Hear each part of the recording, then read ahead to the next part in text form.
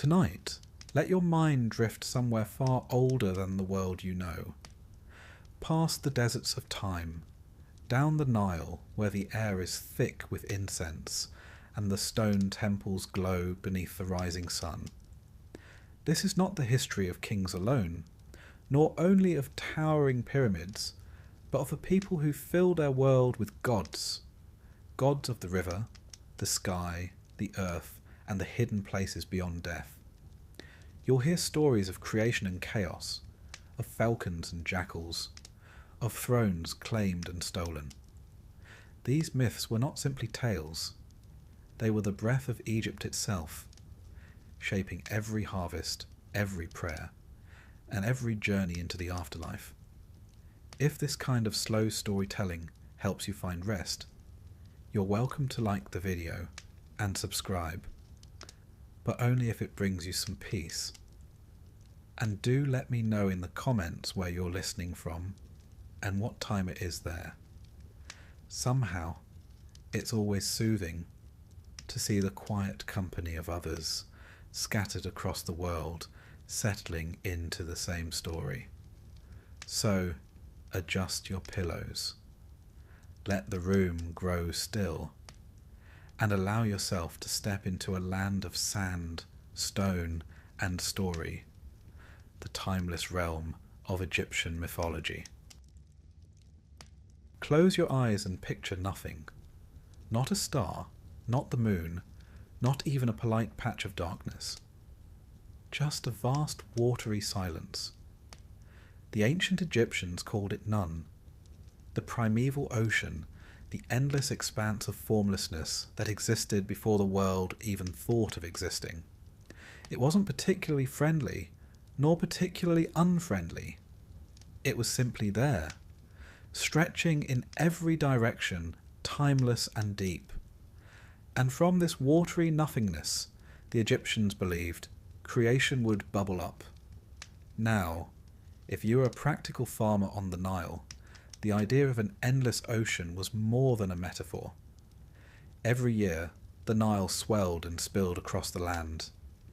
It drowned fields, carried off mud brick homes, and then, when it receded, left behind fertile black silt.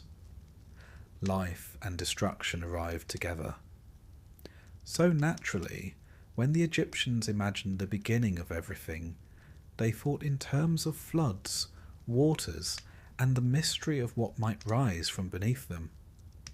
According to the priests of Heliopolis, one of the great religious centres of Egypt, it was from Nun that Atum appeared. He was the first god, a being who somehow created himself, which is impressive by any standard. Atum, they said, emerged on a mound, a raised hill of earth pushing above the waters, like the first island after the flood. It made sense. In Egypt, when the flood waters receded, little mounds appeared first, becoming the foundations for villages and fields. Creation mirrored daily life. But Atum was not content to sit alone on his mound. In one myth, he produced other gods through the slightly awkward method of sneezing and spitting. His children, Shu, air, and Tefnut, moisture, brought with them the beginnings of structure. Air to breathe, moisture to drink. These were necessities, and the Egyptians, practical as always, built their myths around the essentials. Shu and Tefnut, in turn, had children of their own, Geb, the earth, and Nut, the sky. Here, the Egyptian imagination paints a dramatic picture. Geb lay flat, solid, and fertile, while Nut arched above him like a great dome of stars. The two were in love, embracing constantly, which, according to the myths, left no room for life between them. So Atum, sometimes it's Shu instead, pushed them apart, Geb below, Nut above. And in that separation, the world gained space, the air humans would one day breathe, and the gap in which creation could unfold. This moment, the splitting of sky and earth, was a powerful image, and it seeped into Egyptian art. In tombs and temple walls, Nut is often shown stretching across the heavens, her star-speckled body arching protectively, while Geb rests below, sprouting plants. In a way, they're frozen in that eternal separation, a reminder of the sacrifice required for life to exist. But creation myths in Egypt were never entirely straightforward. Different cities had their own versions, each eager to promote their local deity as the true origin of all things. At Memphis, the priests insisted it was Ptah, the great craftsman god, who created the world, not through bodily fluids but through thought and speech. Ptah conceived the world in his heart and spoke it into existence. If that sounds familiar, it's because it has echoes in other traditions. Creation through the power of divine speech. To the Egyptians of Memphis, this made perfect sense. Ptah was patron of artisans, builders, and craftsmen. Their god imagined, and with his words, shaped reality itself, much like a mason envisioning a temple before laying the first stone. Meanwhile, in Hermopolis, the locals told of the Ogdoad, a group of 8 primordial deities who represented the chaos of none in pairs: darkness, hiddenness, infinity, and water, each with a male and female counterpart. From their swirling chaos, an egg or a lotus flower emerged from which the sun god was born.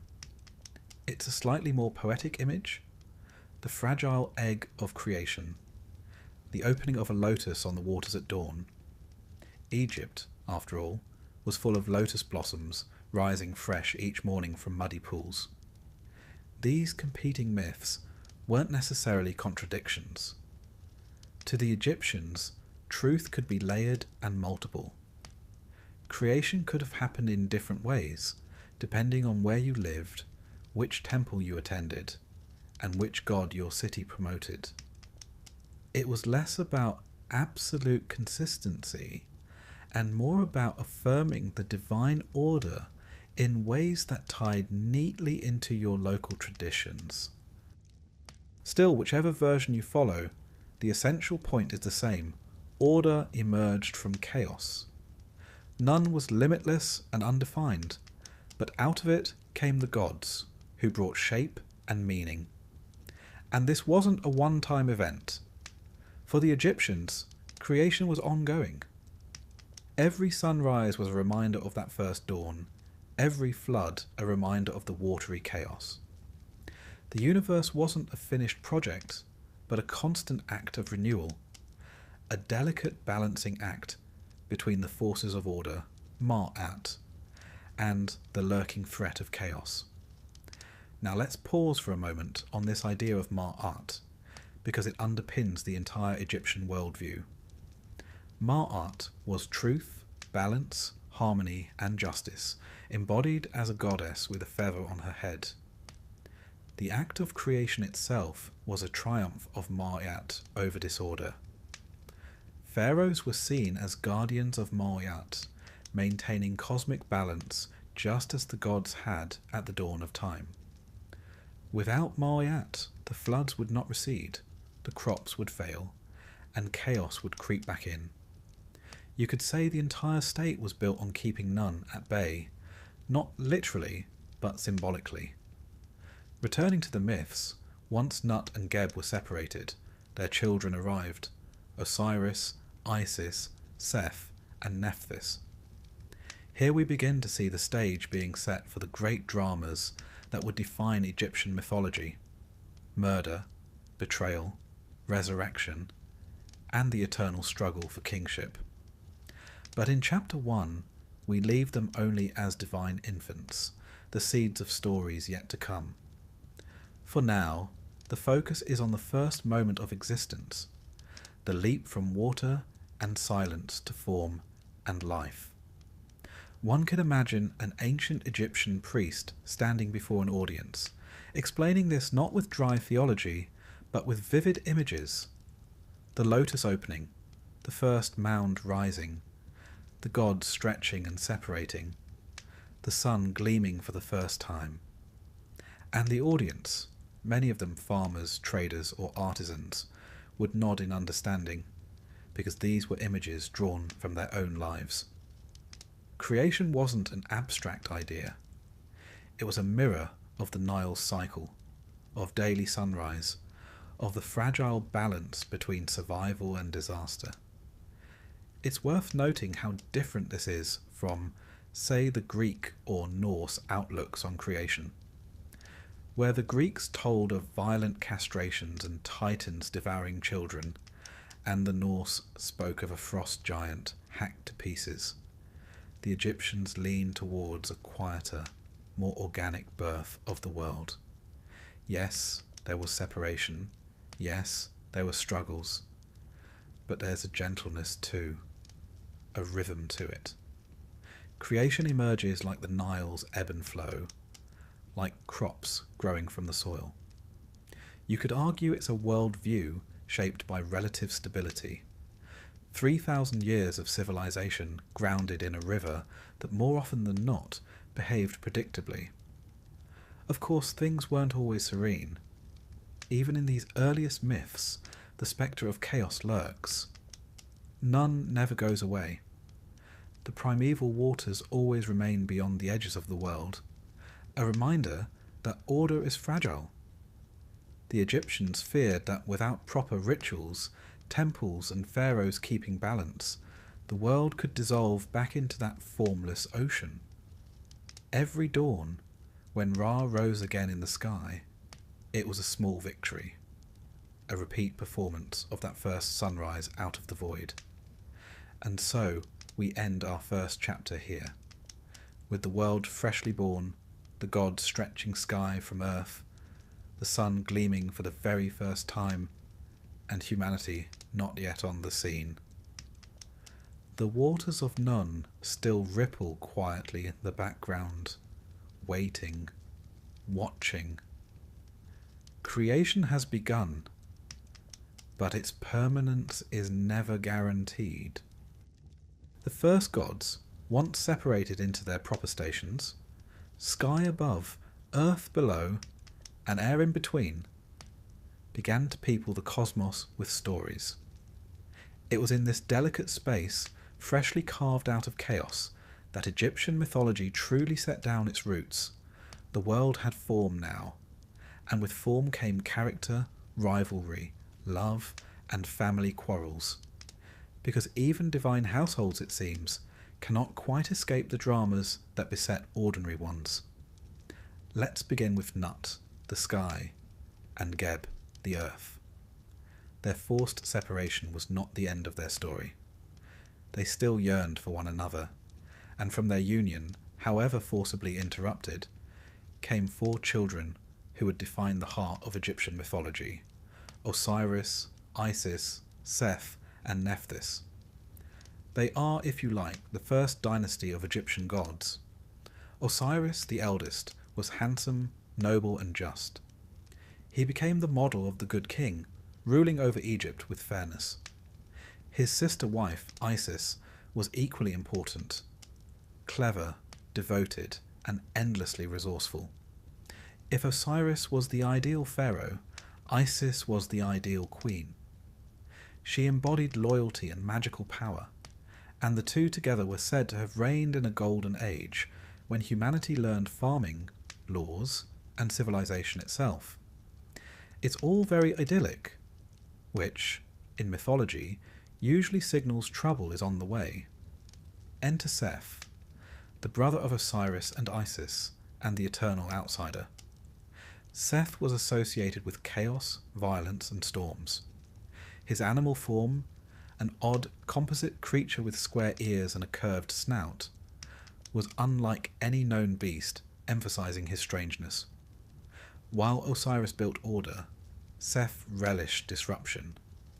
He is one of those characters who, if you invited him to dinner, would overturn the table just to see what happened.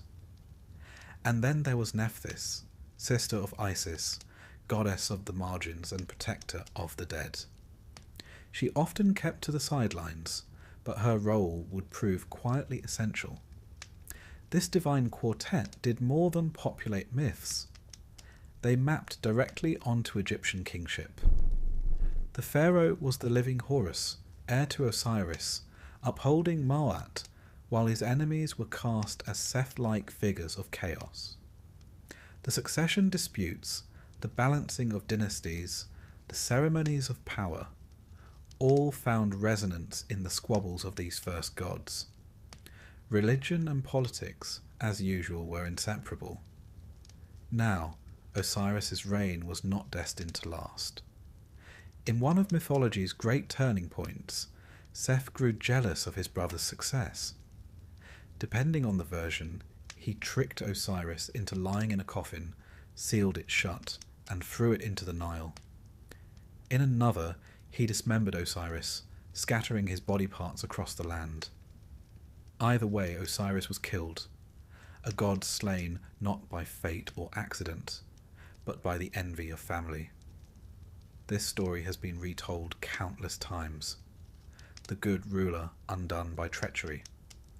But in Egypt, it carried profound symbolism. Osiris became the god of the dead, ruler of the underworld, and the model for resurrection. His death was not final. With Isis's devotion and magical arts, Osiris was reassembled and revived, not as a king of the living, but as king of the dead. This is where Egyptian myth shows its depth. The Nile Valley was obsessed with cycles, floods and recession, sowing and harvest, day and night. Death, too, was not an ending, but a passage into another form of life.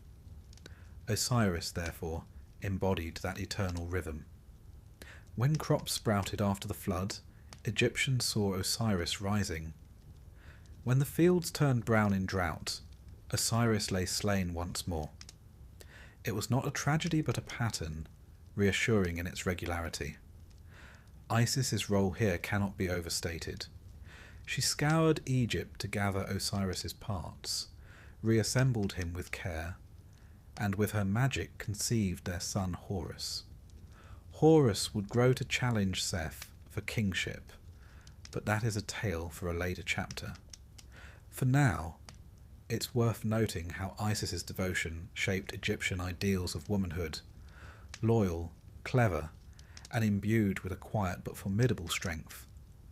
No wonder her cult spread beyond Egypt into Greece and Rome, centuries later.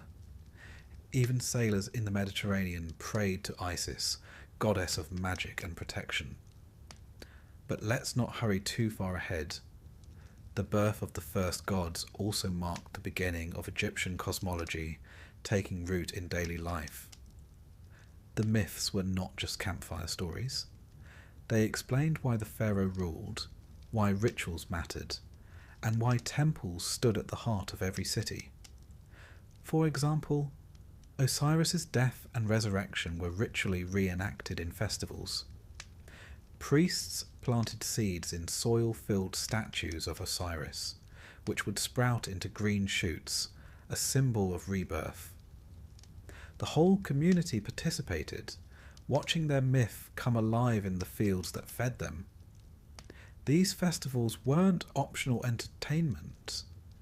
They were spiritual necessities, keeping the cycles of nature aligned with the cycles of myth. And Seth, the eternal villain, wasn't simply banished. He had his uses. Egyptians recognized that chaos could not be eliminated. It was part of the cosmic balance. Seth, after all, helped defend Ra's solar bark against the serpent Apophis in the underworld. Even chaos had its proper place, provided it was kept in check. You could almost say the Egyptians were realists.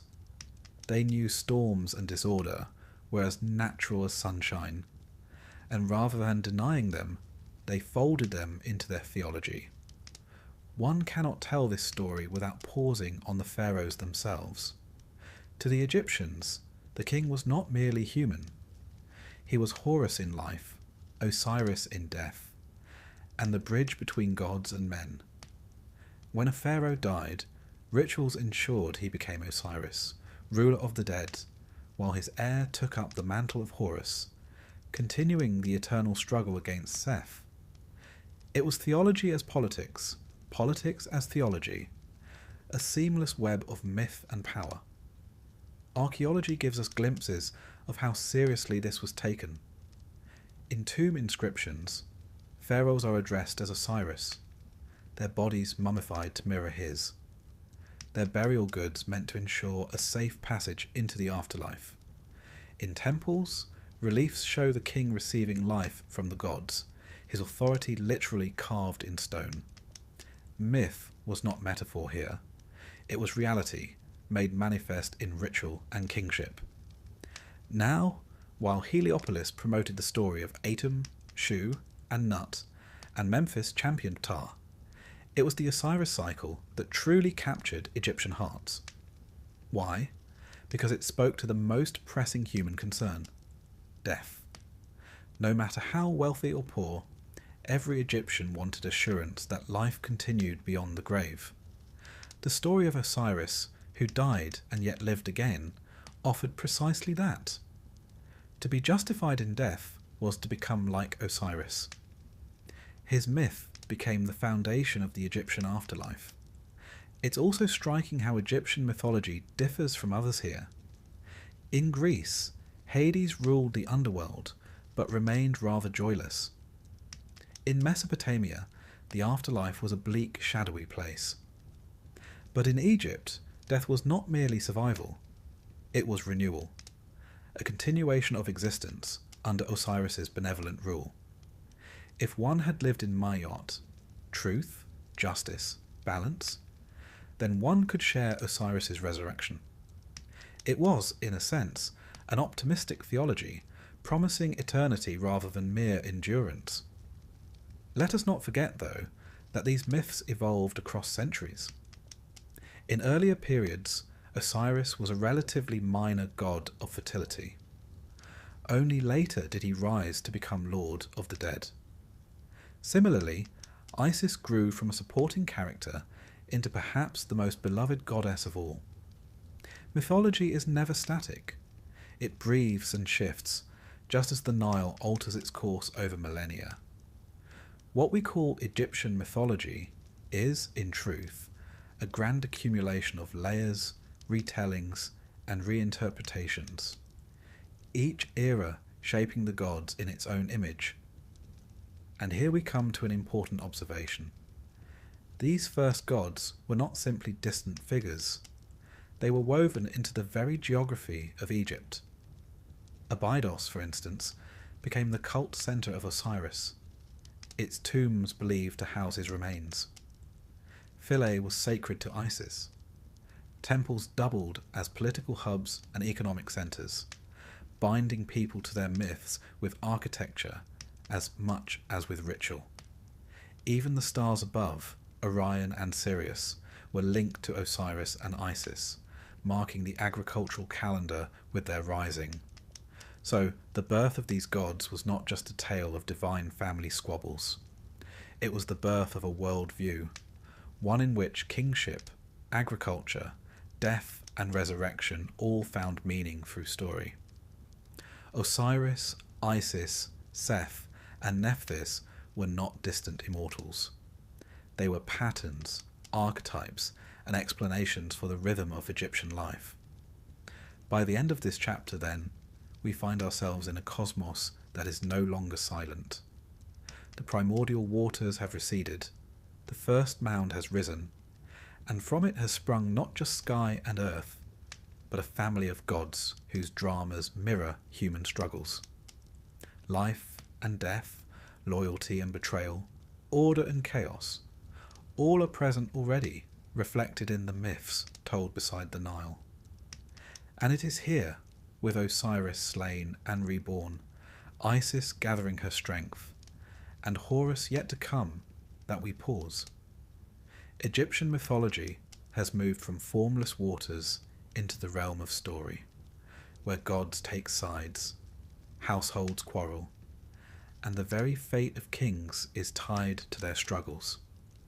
The world is alive now, peopled with characters who will shape not only eternity, but the daily bread and politics of mortal men.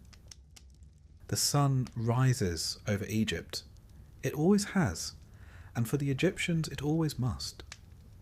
That fiery disk climbing into the sky wasn't just the weather behaving itself. It was the daily journey of Ra, the sun god, the great shining king of the heavens. If chapter 2 gave us the first family drama of gods, then this chapter gives us their centerpiece. The blazing sun, whose cycles told Egyptians that order, life, and kingship were firmly in place. To live in Egypt was to live by the rhythm of the sun. The Nile Valley is a place of extremes. Hot days, cool nights, the sun beating down without interruption for most of the year.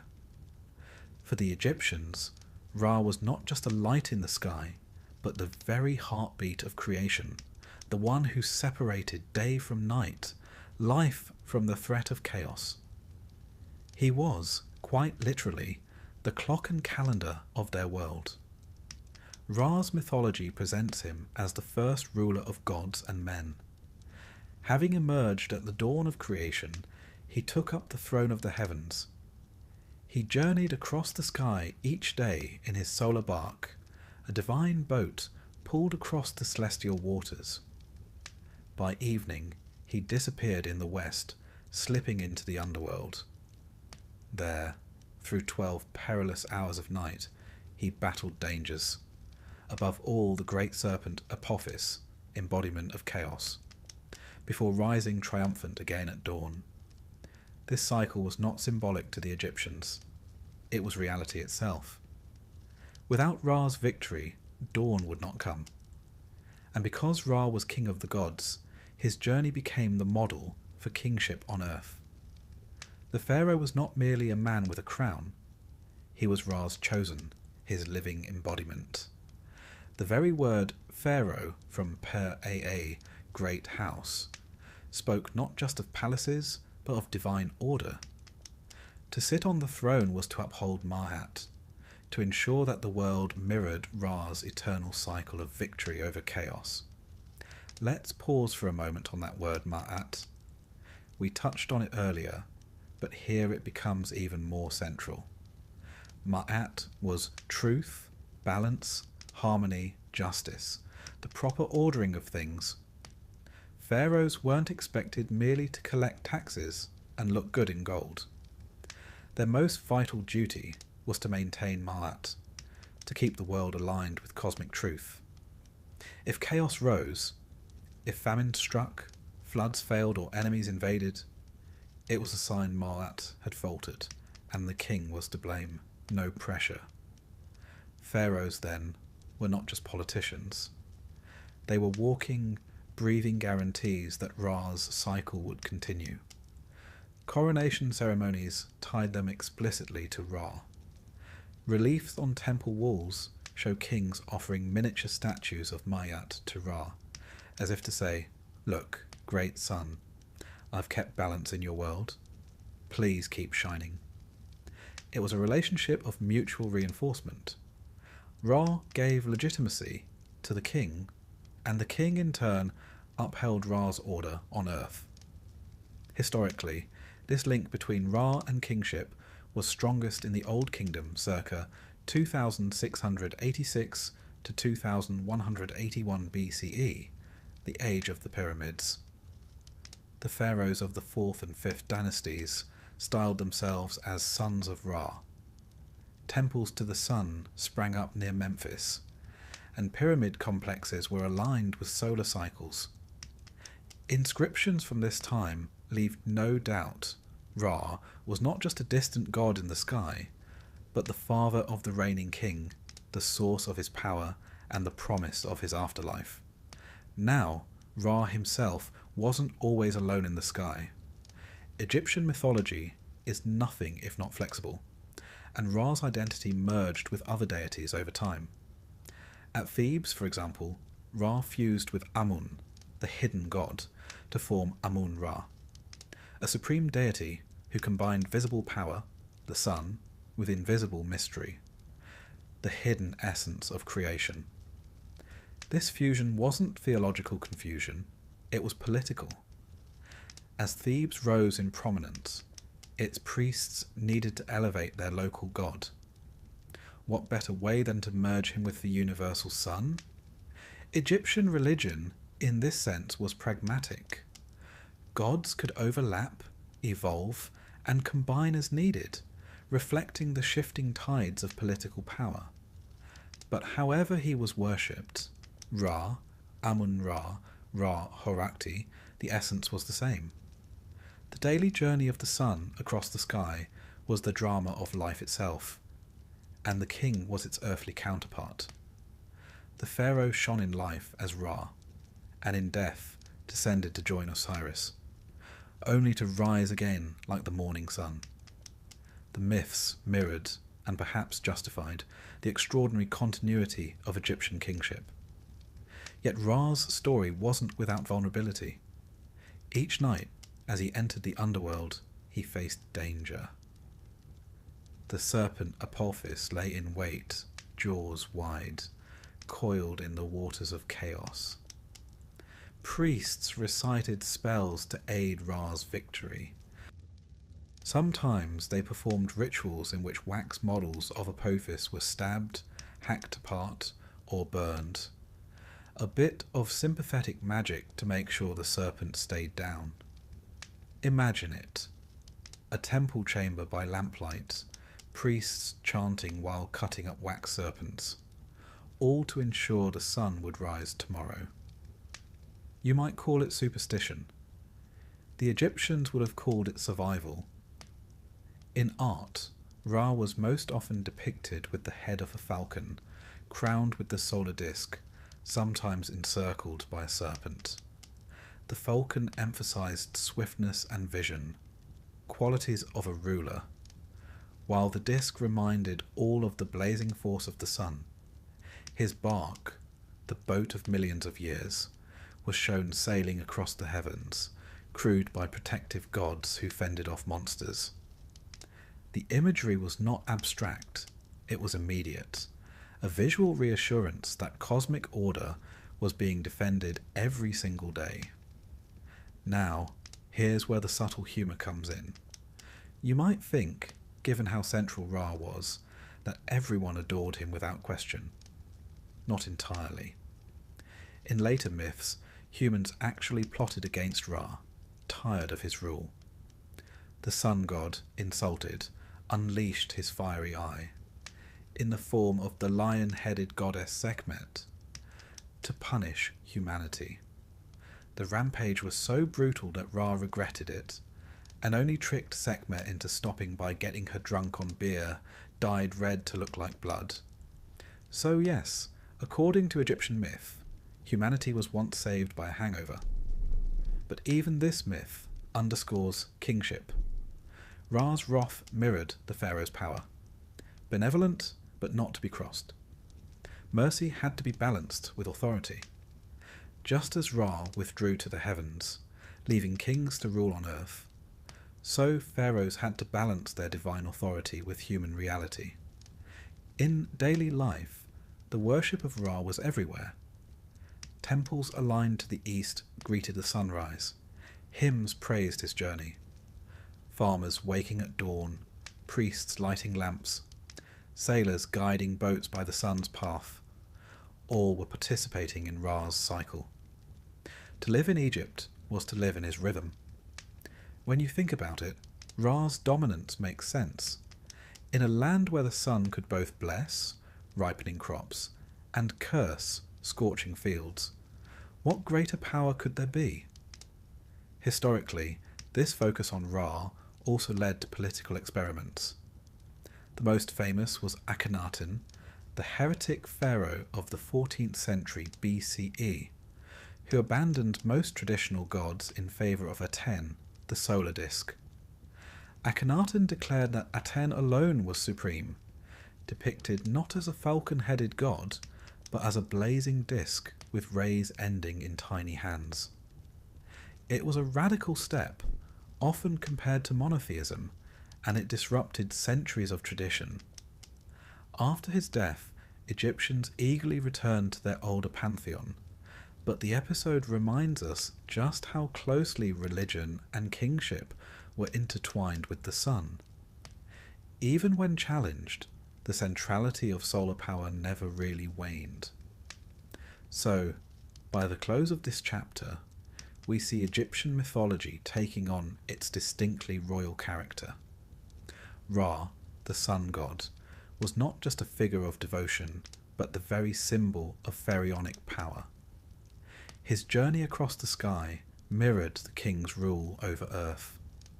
His nightly struggle against chaos reminded Egyptians that order had to be maintained, renewed, defended. And his shining presence reassured them that Ma'at was intact, that the balance between gods and men was still secure. The first gods gave Egypt its family drama. Ra gave it its throne, and with throne came the full weight of divine kingship, a system that would endure for millennia, shining as surely as the rising sun. If Egyptian mythology has a heart, it beats in the story of Osiris, Isis, Seth, and Horus. Creation myths set the stage, and Ra gives us the throne, but it is the tale of Osiris's murder, Isis's devotion, and Horus's struggle for kingship that truly animates Egyptian religion.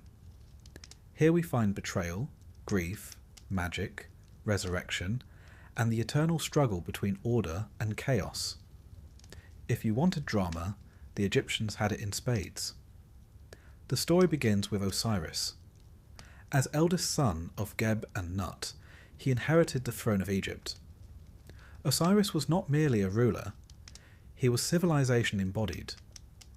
The myths credit him with teaching humanity agriculture, laws, and rituals.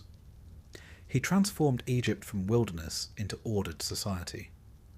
The Greeks, later hearing this tale, compared him to Dionysus, the bringer of cultivation. But in Egyptian thought, Osiris was more than a culture hero. He was the archetype of the just king. By his side stood Isis, his sister wife. Egyptian gods, like Egyptian royalty, married within the family, not because of a lack of imagination, but because divinity was a concentrated essence, best preserved by keeping it close. Isis was as vital as Osiris. She embodied loyalty, magic, and ingenuity. In art, she appears with a throne-shaped crown upon her head, symbolizing her role as the seat of kingship itself.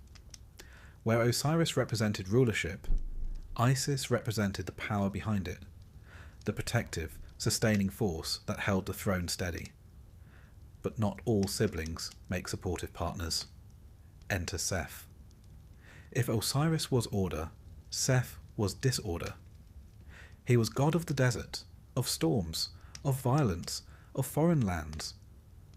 Where the fertile Nile Valley offered abundance, Seth's deserts offered nothing but sand and wind. In his strange animal-headed form, neither dog, donkey, nor any known creature, Seth stood apart. To the Egyptians, he was the necessary outsider, the principle of chaos that could never quite be banished. The quarrel was inevitable. Seth resented Osiris's success. Some versions of the myth tell us he built a beautiful chest, crafted to fit Osiris exactly. At a banquet, Seth invited Osiris to lie in it, promising it as a gift to whoever fit best. The moment Osiris reclined inside, Seth slammed the lid shut, sealed it with molten lead, and cast it into the Nile. In other tellings, Seth went further. He hacked Osiris into pieces, scattering the fragments across Egypt. Either way, the result was the same. Osiris was dead, the Golden Age ended, and chaos reclaimed the throne. This story carried enormous weight. For Egyptians, the murder of Osiris was not just divine gossip, it was a mythic explanation for death itself. Osiris, who embodied life, was struck down by chaos. Every human death echoed his. But this was no final defeat. for here enters Isis, whose loyalty has made her one of the most beloved figures in mythology. Grief-stricken, Isis searched the land for her husband's body. In one version, she found the chest lodged in a tamarisk tree at Byblos in Phoenicia, a detail that hints at Egypt's trading links with the wider world. The king of Byblos had incorporated the chest into a palace pillar, not realizing he had trapped a god inside.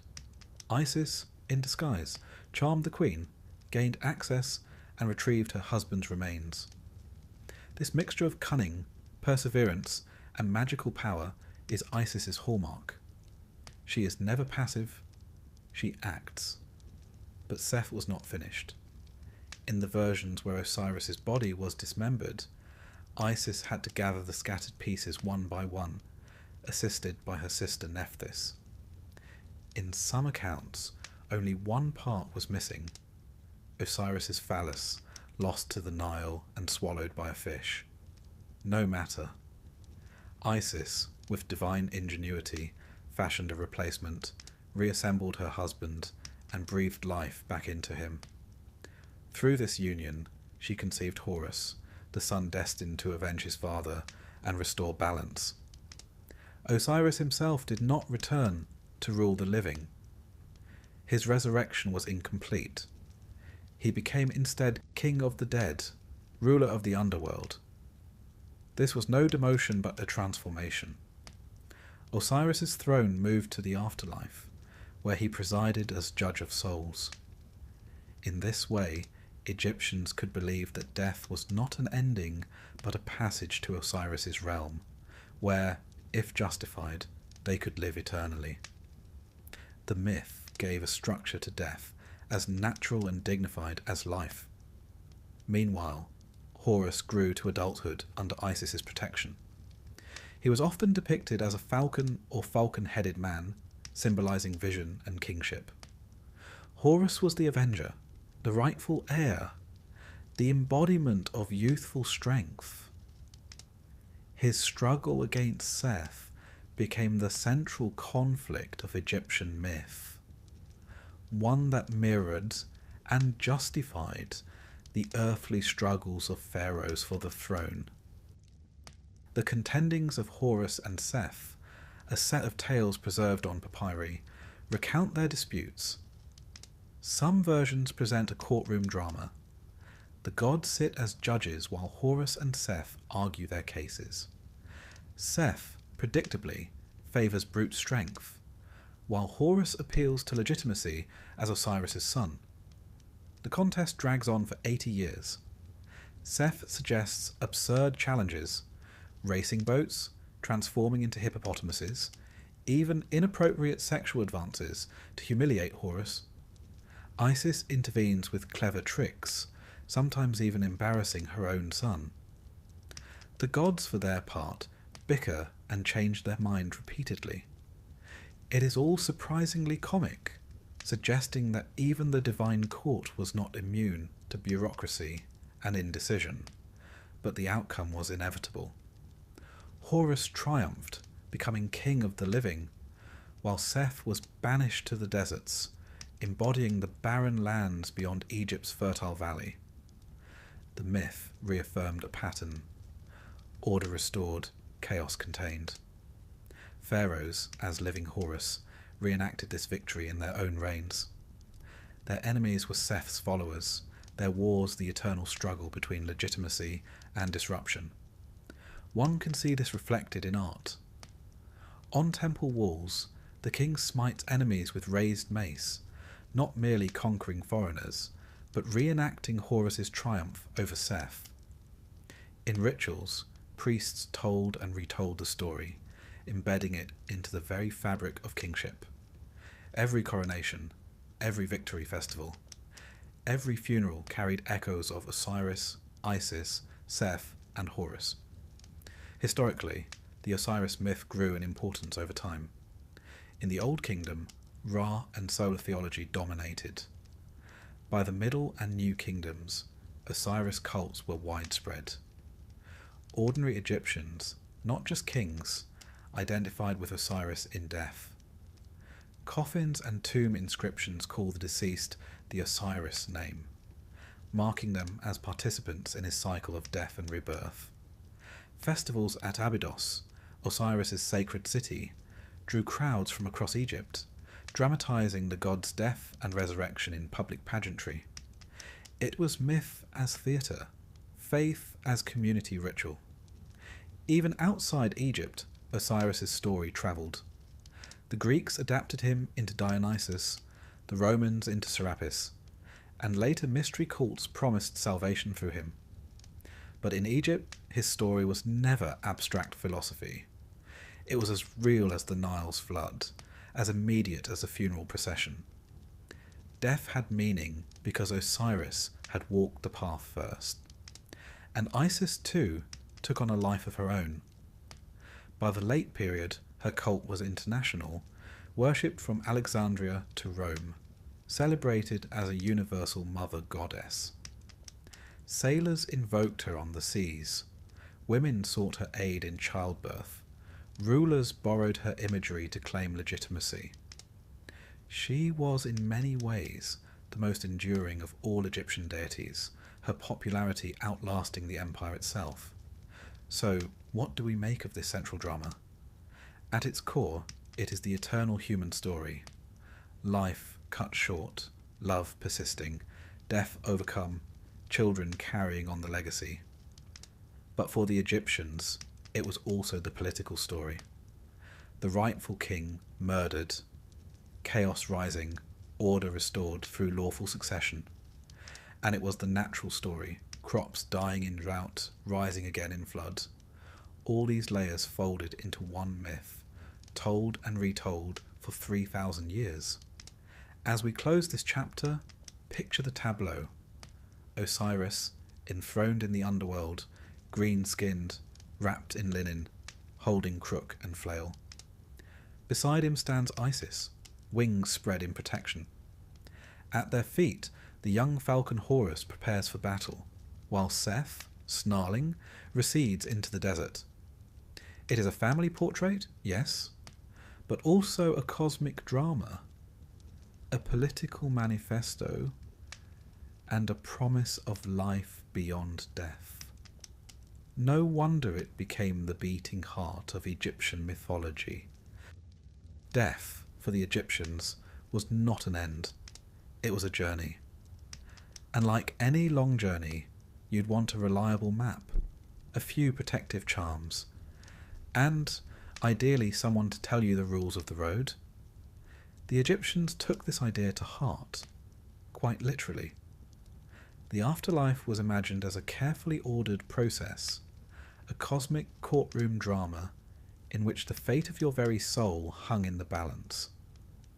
And at the centre of it all was one deceptively simple test, the weighing of the heart. To understand why the Egyptians thought this way, you need to picture their world. Life in the Nile Valley was relatively predictable. Each year the river rose, spread fertile silt across the fields, and retreated. Crops grew, harvests came, and life continued. The cycle was reassuring. Death, then, was not a catastrophic break, but a continuation, another phase of the cycle, just as the sun set only to rise again, or Osiris died only to be reborn.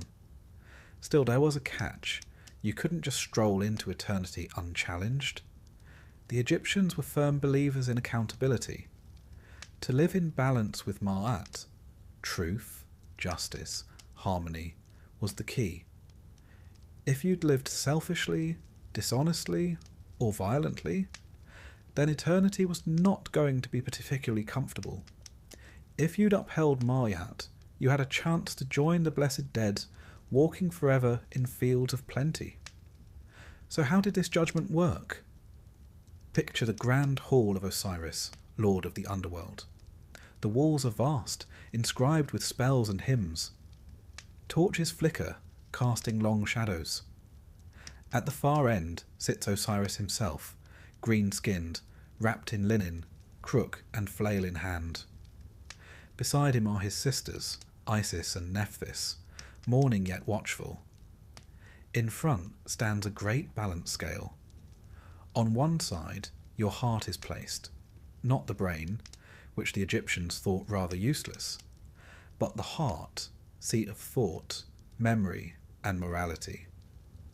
On the other side lies the feather of Ma'at, symbol of truth. If your heart is lighter than the feather, congratulations, you've passed. You are declared Makeru, true of voice, and admitted into the blessed afterlife. If your heart is heavy with lies and misdeeds, well, that's where things get interesting. Waiting beside the scales is a fearsome creature called Amit, whose name means devourer. She is part crocodile, part lion, part hippopotamus. Basically, the most terrifying animals an Egyptian could imagine, all rolled into one. If your heart tips the balance the wrong way, Amit lunges forward, snaps it up, and that's it. No second chances, no appeals. Your soul is annihilated, cast into eternal nothingness. For Egyptians, this was the true horror. Not torment, but total obliteration. The one overseeing this delicate process was Anubis, the jackal-headed god of embalming and protector of graves. Anubis guides you through the hall, places your heart on the scales, and watches the outcome. In later texts, Thoth, the ibis-headed god of wisdom, records the verdict on a scroll, a kind of divine court reporter. It is all rather formal, almost bureaucratic. The Egyptians, great lovers of order, extended it even into death. Of course, one didn't go into this judgment unprepared. Enter the Book of the Dead. This wasn't really a single book, but a collection of spells, hymns and instructions written on papyrus or painted on tomb walls. They served as a guide for the deceased, a sort of lonely planet for the afterlife. Spells could help you avoid traps, answer difficult questions, and, most importantly, make your case in the Hall of Mayat. Among these was the famous negative confession. Standing before the 42 assessors of the dead, minor deities who each specialized in one particular sin, the deceased would declare their innocence. I have not stolen. I have not murdered. I have not told lies. I have not diverted water in my neighbour's canal. It was not enough to mumble generalities. You had to account for specific actions.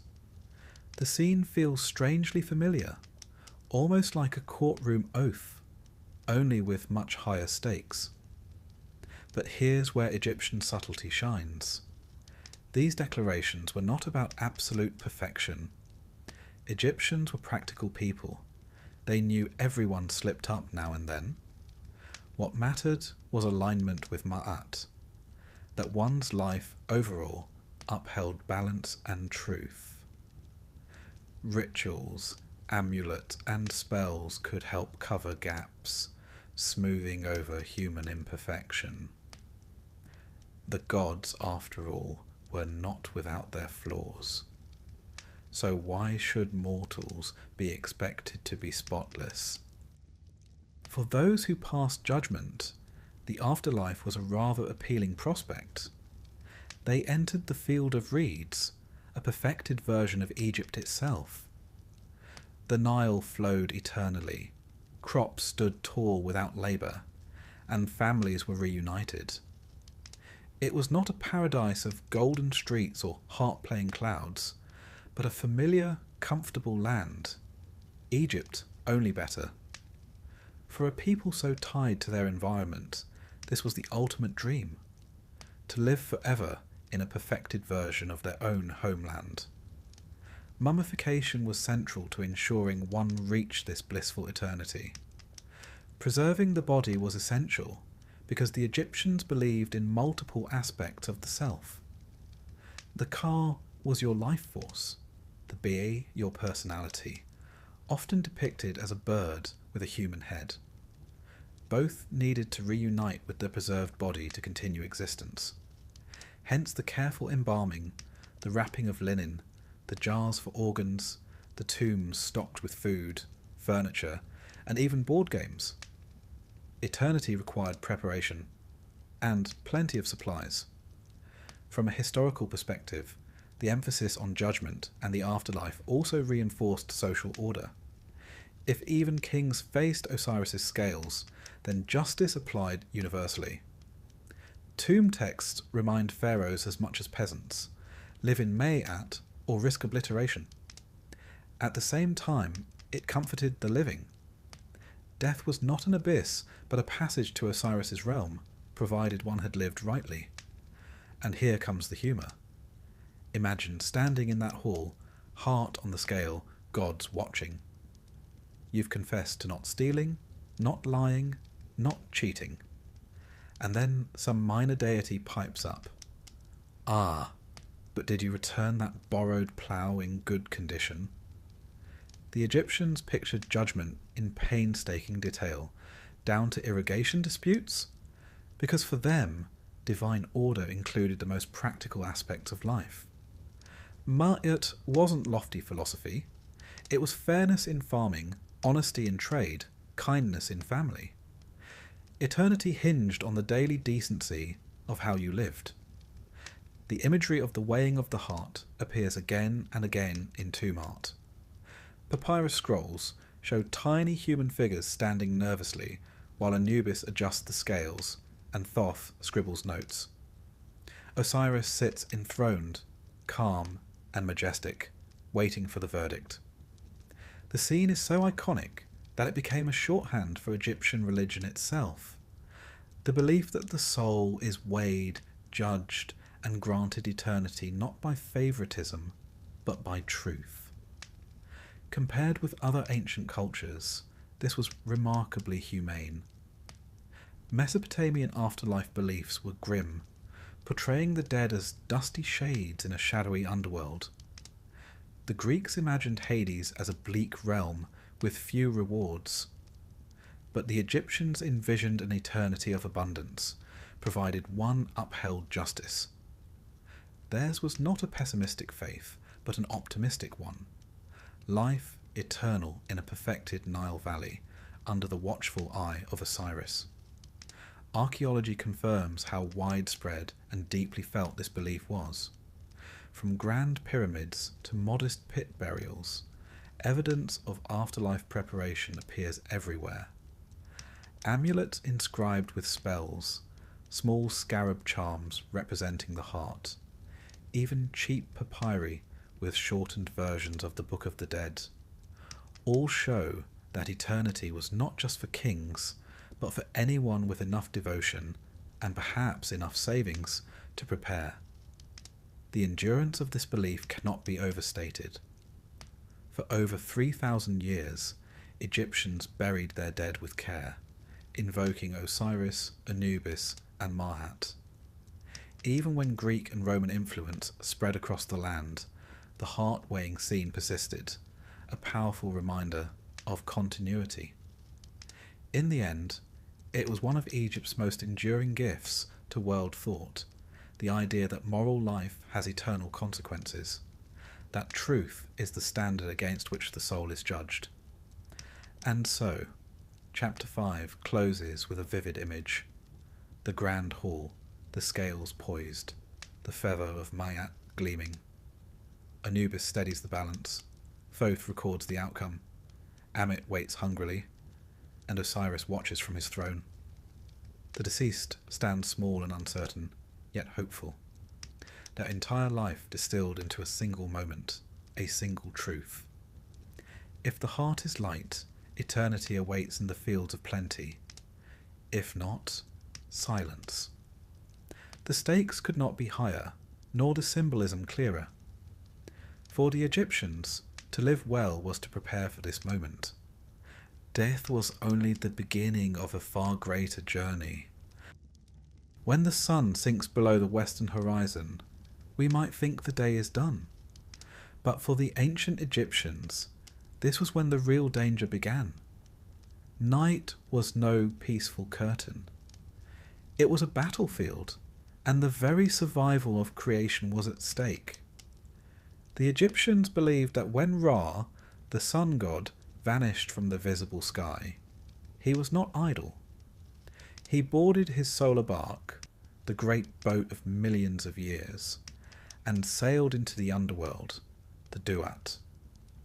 The Duat was no simple cavern, but a mysterious river system, twisting through 12 regions that marked the 12 hours of night. Each hour, Ra faced new challenges: lakes of fire, locked gates, strange guardians who demanded passwords and secret names. But at the heart of this voyage waited his most dreadful foe, Apophis, or Apep, the colossal serpent of chaos. Apophis was not a god in the sense of being worshipped. He was the antithesis of creation itself, a force of disorder, unmaking, and violence. He did not want to rule or to share power. He wanted to swallow the sun, erase time, and return the world to the formless waters of Nun. In Egyptian terms, he was the embodiment of Isfet, chaos, forever opposed to Ma'at, the principle of truth, balance, and order that held the cosmos together. The nightly battle between Ra and Apophis was described in sacred texts like the Amduat and the Book of Gates.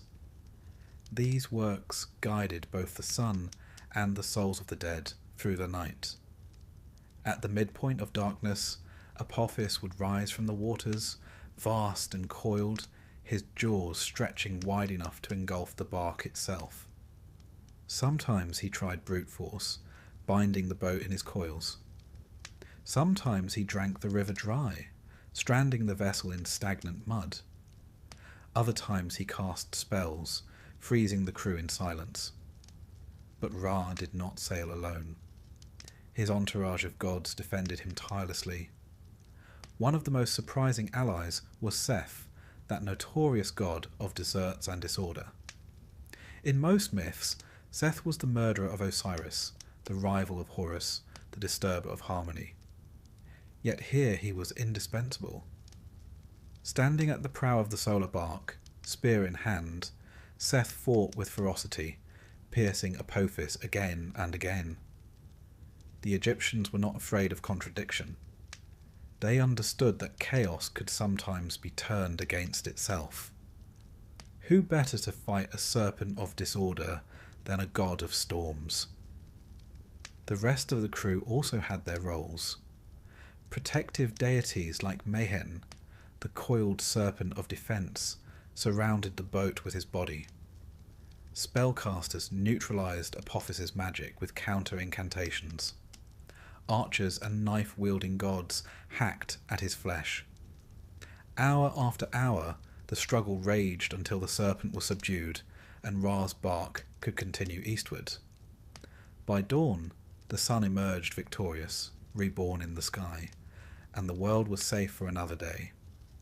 Yet this victory was never permanent. Apophis could not be killed once and for all. Each night he rose again. Each night he had to be fought again. This was perhaps the most Egyptian feature of the myth. Order was never assumed, never final. It had to be renewed, maintained, and defended constantly.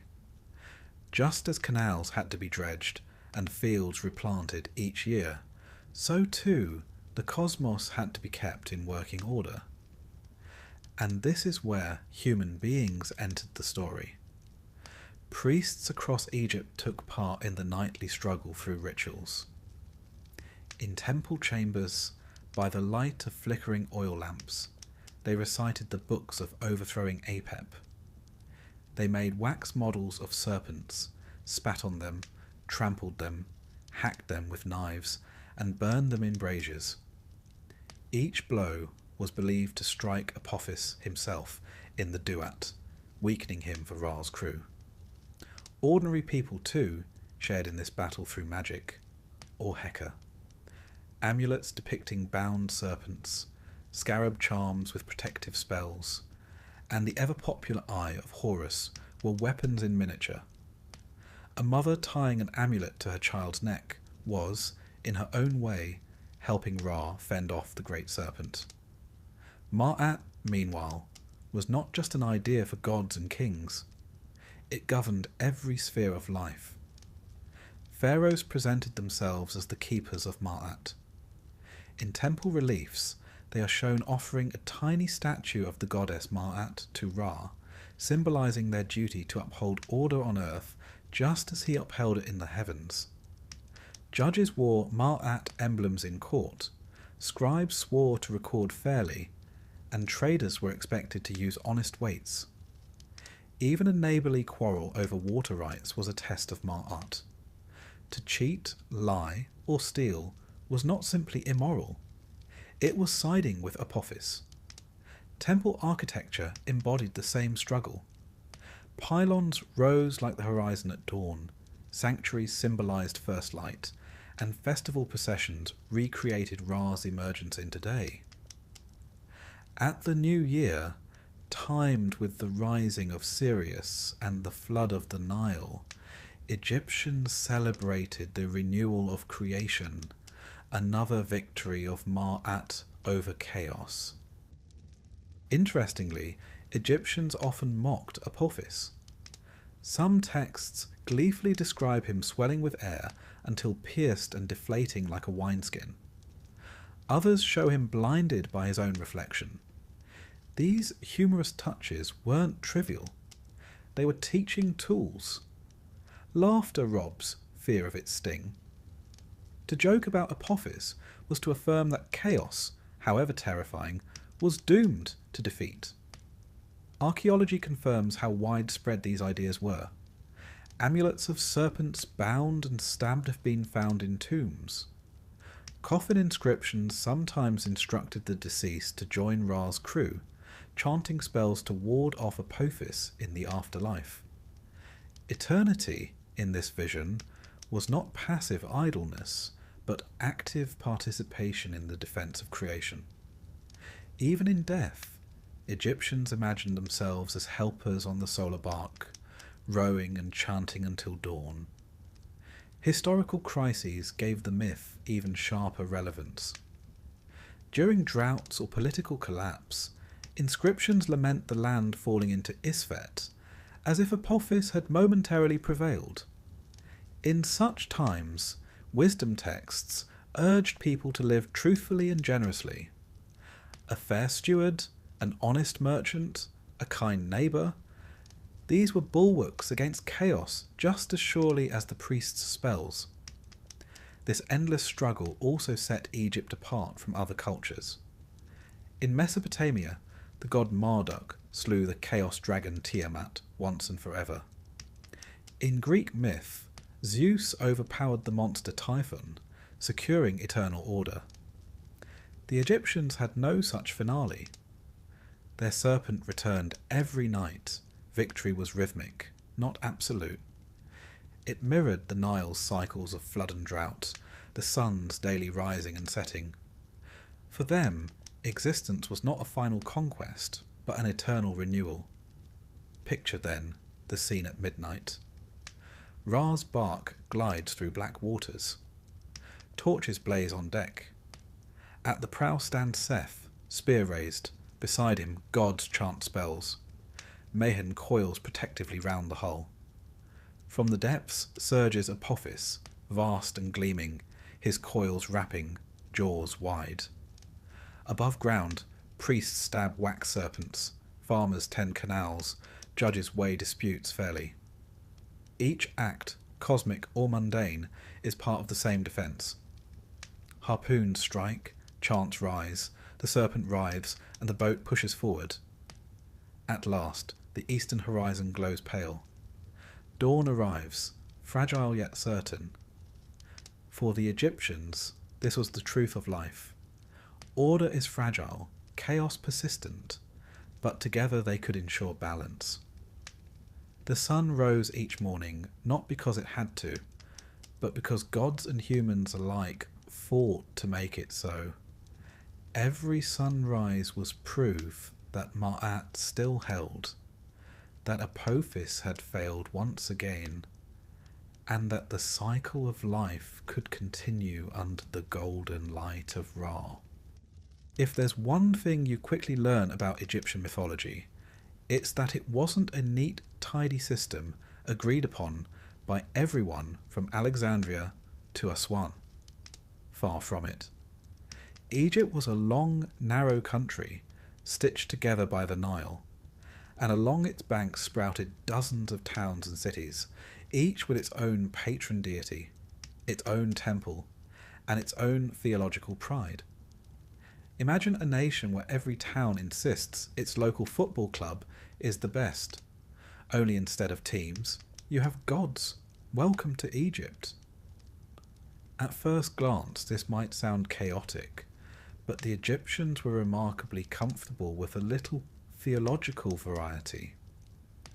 A god worshipped in one city could be acknowledged elsewhere under a different form, or merged with another deity entirely. The result was a religious landscape as fertile and shifting as the Nile itself.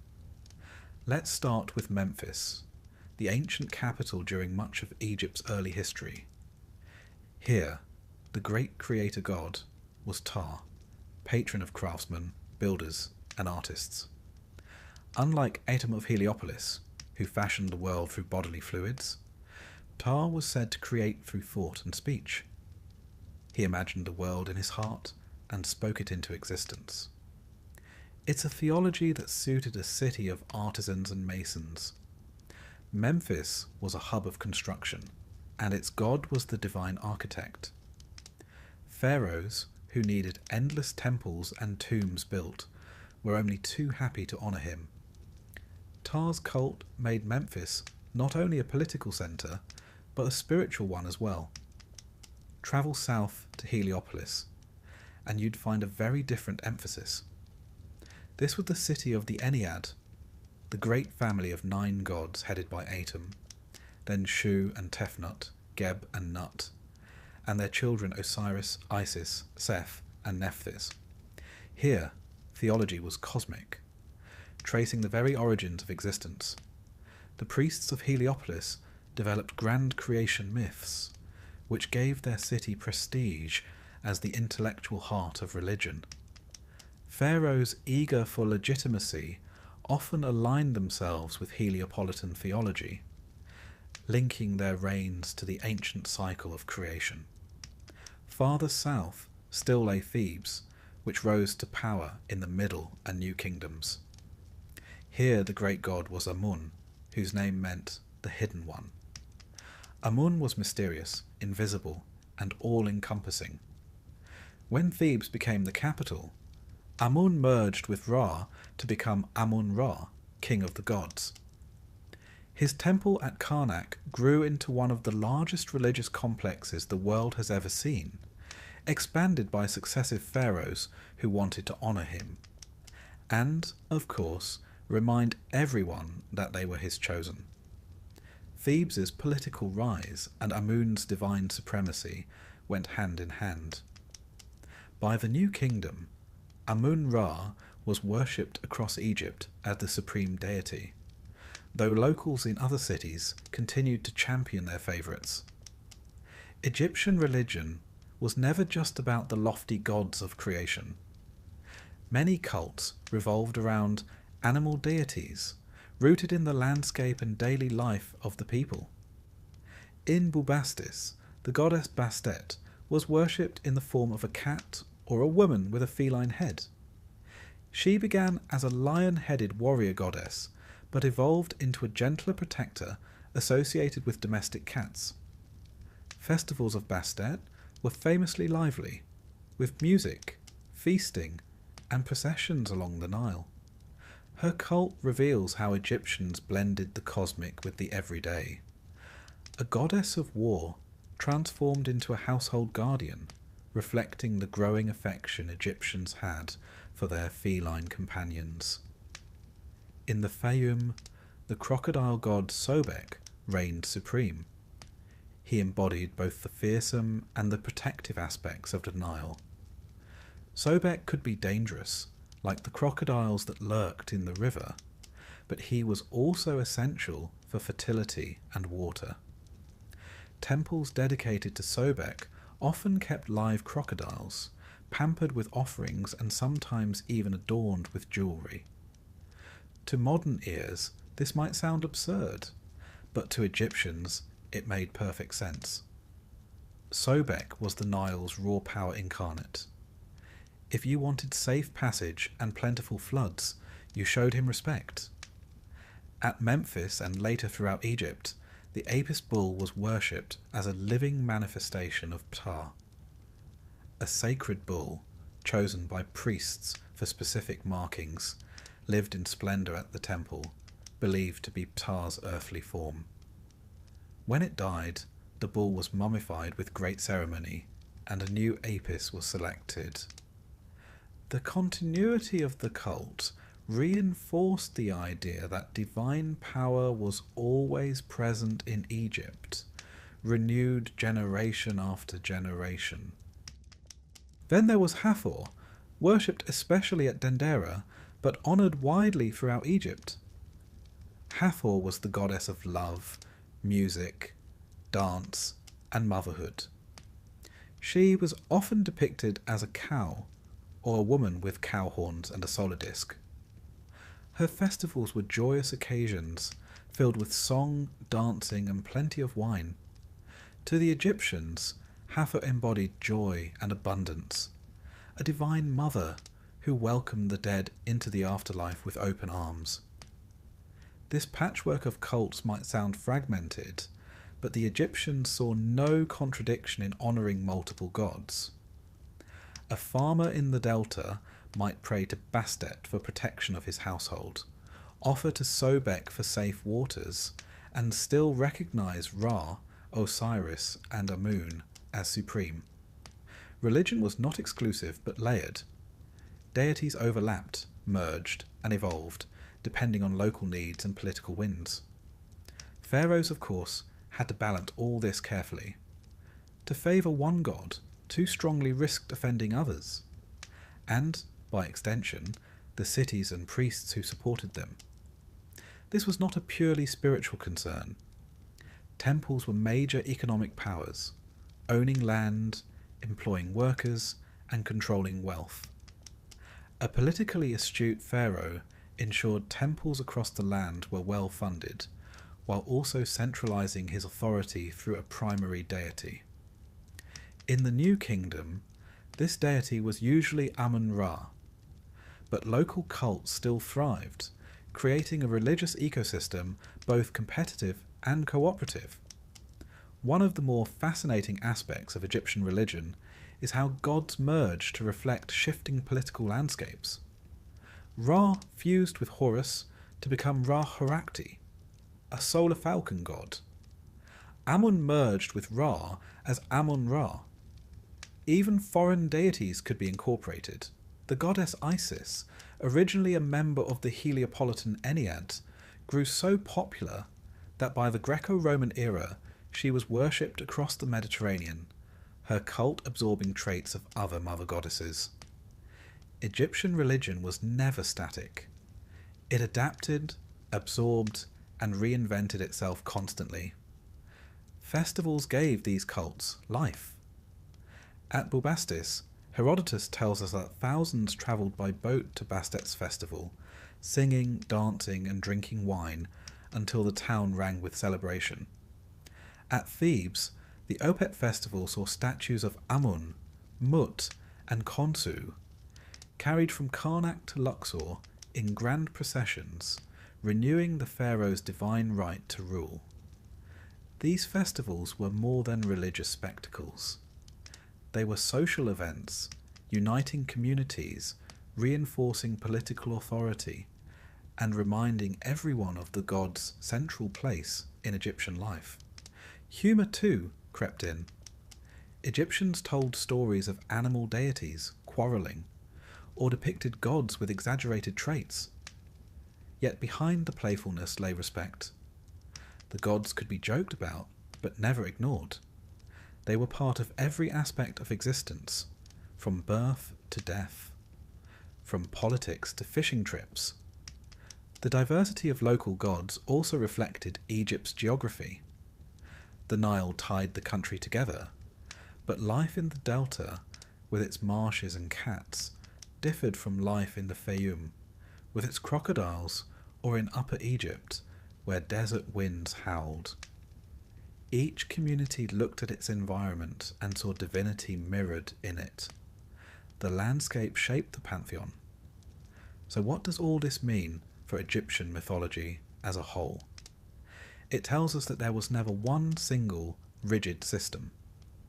Instead, there was a living tradition, constantly reshaped by politics, geography, and daily life.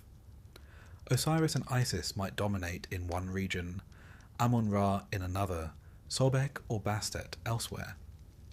Yet Egyptians never saw this as a contradiction. To them, the gods were many faces of the same cosmic truth, different expressions of the divine order that held chaos at bay. Picture Egypt in its prime.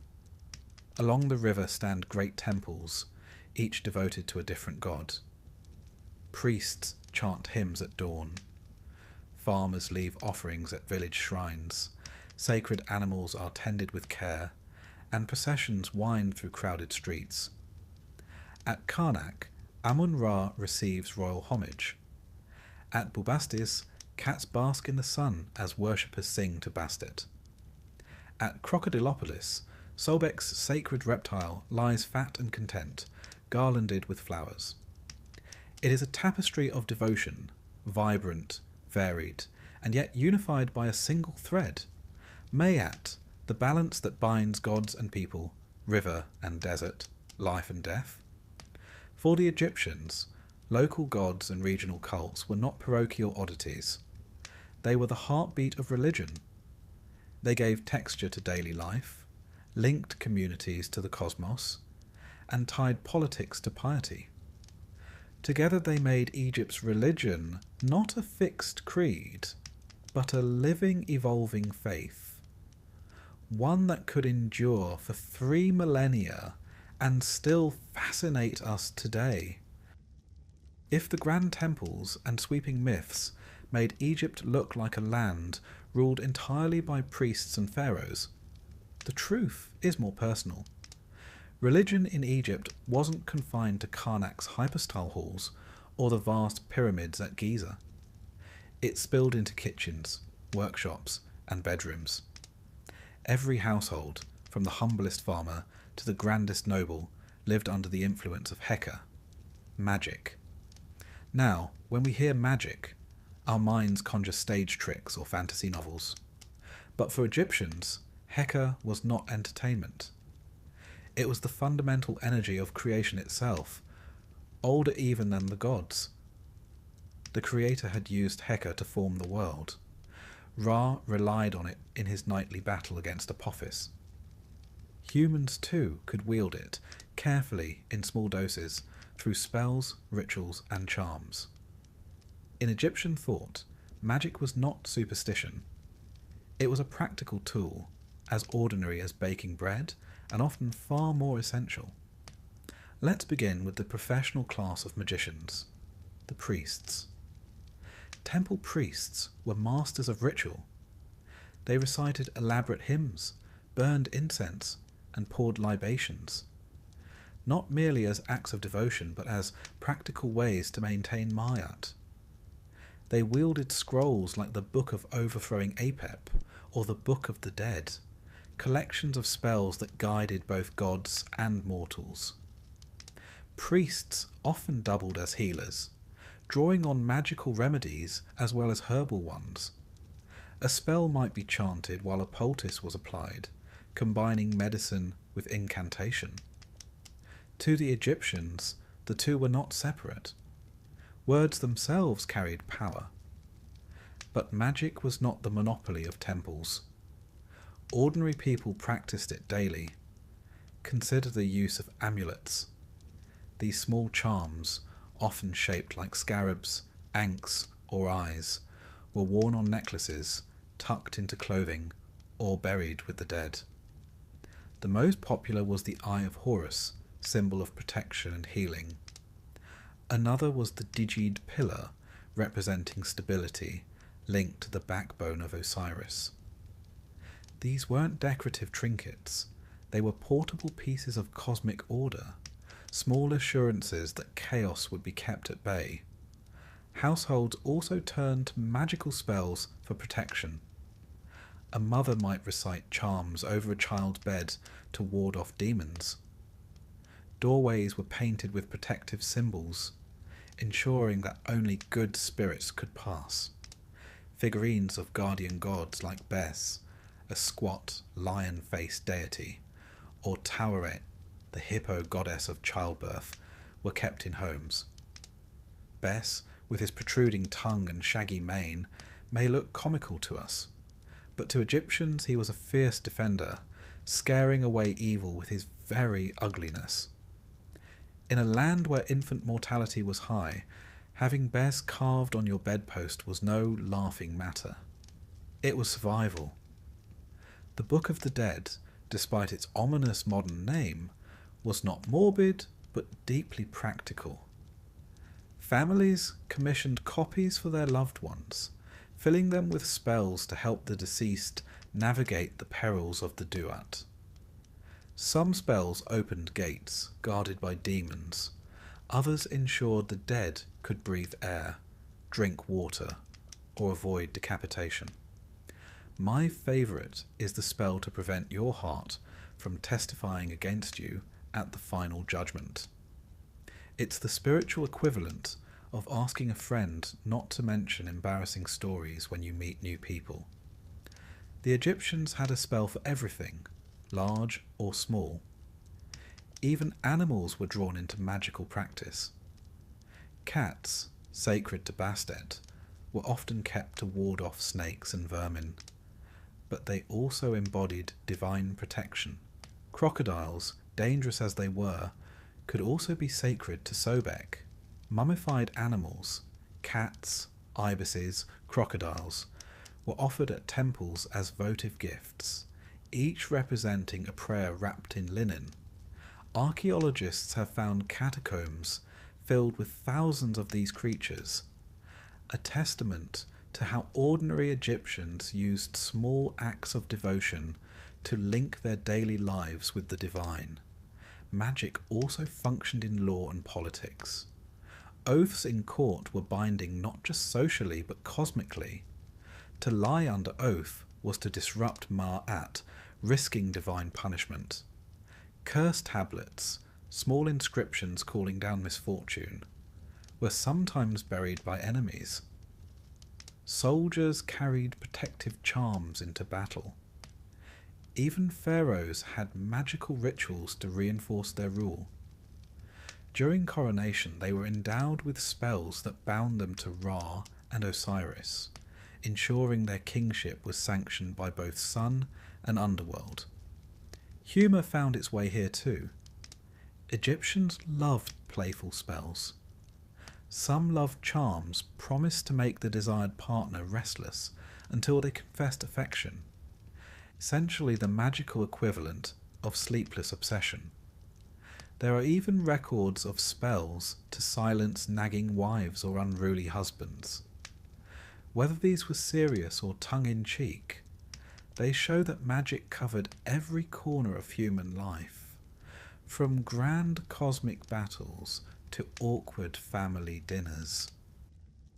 The Hika worldview blurred the line between religion, science and medicine. A typical healing spell might invoke a myth to explain illness.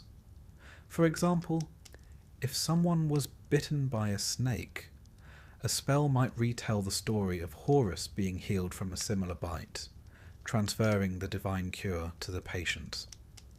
To speak the story was to channel its power. This principle, that words carry creative energy, lay at the heart of Egyptian thought. Speech itself was action. One can't overstate how democratic Egyptian magic was. Yes, the great temples with their priestly hierarchies wielded the most elaborate rites. But the humble farmer's amulet, the mother's bedtime charm, the merchant's scarab seal, all belong to the same continuum. Everyone, from pharaoh to peasant, had access to Heka in some form. It was not a separate branch of religion. It was religion itself in practice. Archaeology gives us vivid glimpses of this. Magical wands carved from hippopotamus ivory, decorated with protective figures, were used to draw a circle of safety around mothers and children. Ostraca, potsherds with hastily written spells, have been found in workmen's villages, showing that even labourers scribbled protective charms during dangerous projects. Amulets turn up in graves across all social classes, from gold-embellished scarabs in royal tombs to humble clay charms in village burials. Of course, some kings tried to tighten control. In the late period, temple priests emphasized their monopoly on the most potent rituals, especially funerary spells. But popular belief was never stifled. If anything, it flourished. Magic thrived precisely because it was practical. When a child fell ill, a mother didn't wait for a royal decree. She reached for Bes, Tawere, and a spell whispered into the night. What makes Egyptian magic so fascinating is how seamlessly it integrated with everyday belief. Unlike in later Western traditions, there was no sharp line between religion and superstition, prayer and spell, medicine and magic. Everything was part of the same fabric. The gods were near, their power could be borrowed, and Mahat demanded constant reinforcement through small, everyday acts. So, picture an ordinary Egyptian household at dusk. The father lights a small oil lamp, placing it near a carved figurine of Bes. The mother ties a protective amulet round her child's neck, murmuring a charm to ward off nightmares. In the corner sits a box containing scraps of papyrus with copied spells, ready to be used in times of illness or misfortune. Outside, cats prowl, half pet, half protector. Above all, the stars emerge, reminding the family that Ra is once again sailing the Duat, aided by priests' rituals in temples far away. Their small acts of magic are part of the same cosmic defense. For the Egyptians, then, magic was not exotic or frightening.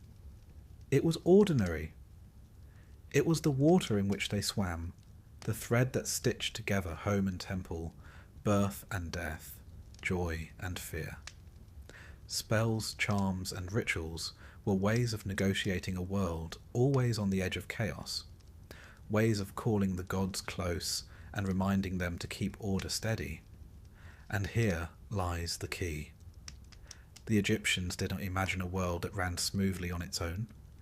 They saw one that had to be maintained by Ra's nightly struggle, by the pharaoh's rituals, and by each family's small acts of Heka. Magic was not escape. It was responsibility, shared by all. So the next time you picture Egypt, don't just imagine pyramids and golden tombs. Picture the humble amulet tucked into a child's blanket, the little figurine on a shelf, the whispered spell before sleep.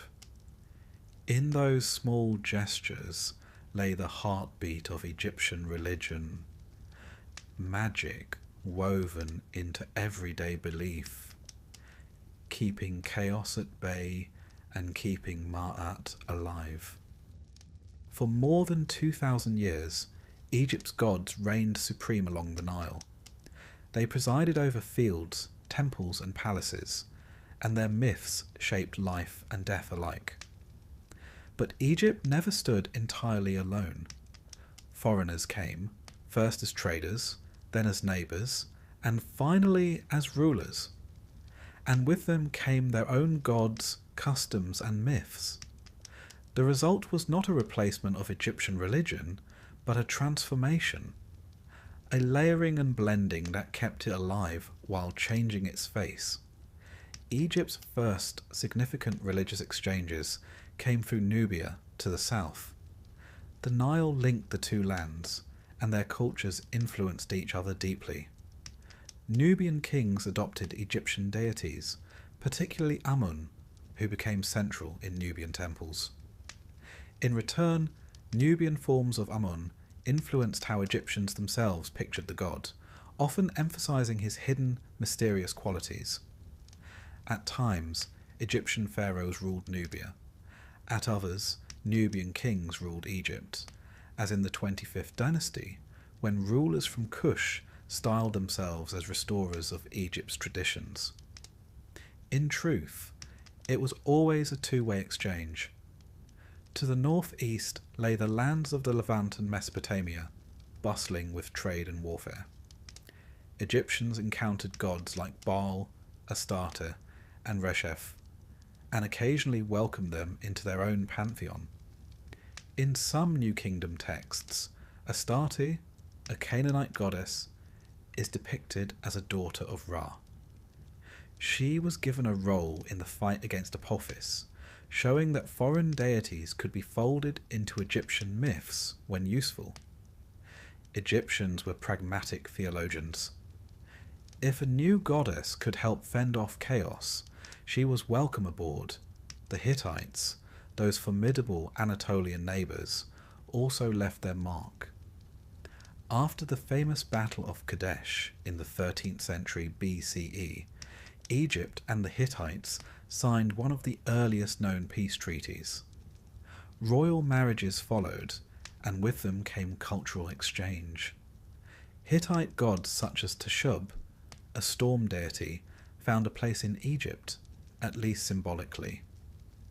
The Egyptians, who had long associated storms with Seth, could easily link foreign storm gods with their own.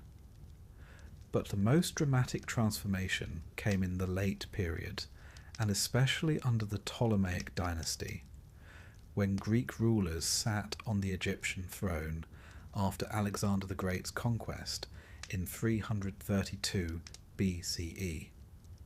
Greek and Egyptian religious systems didn't just coexist, they fused. The Greeks were fascinated by Egypt's ancient traditions, while Egyptians adapted their deities into forms accessible to Greek worshippers. Take Serapis. This was a god deliberately created under the early Ptolemies as a fusion of Osiris and Apis, hence the name, with features of Zeus and Hades blended in. Serapis had the beard and throne of a Greek ruler, but the essence of Osiris, god of the dead and renewal, beneath.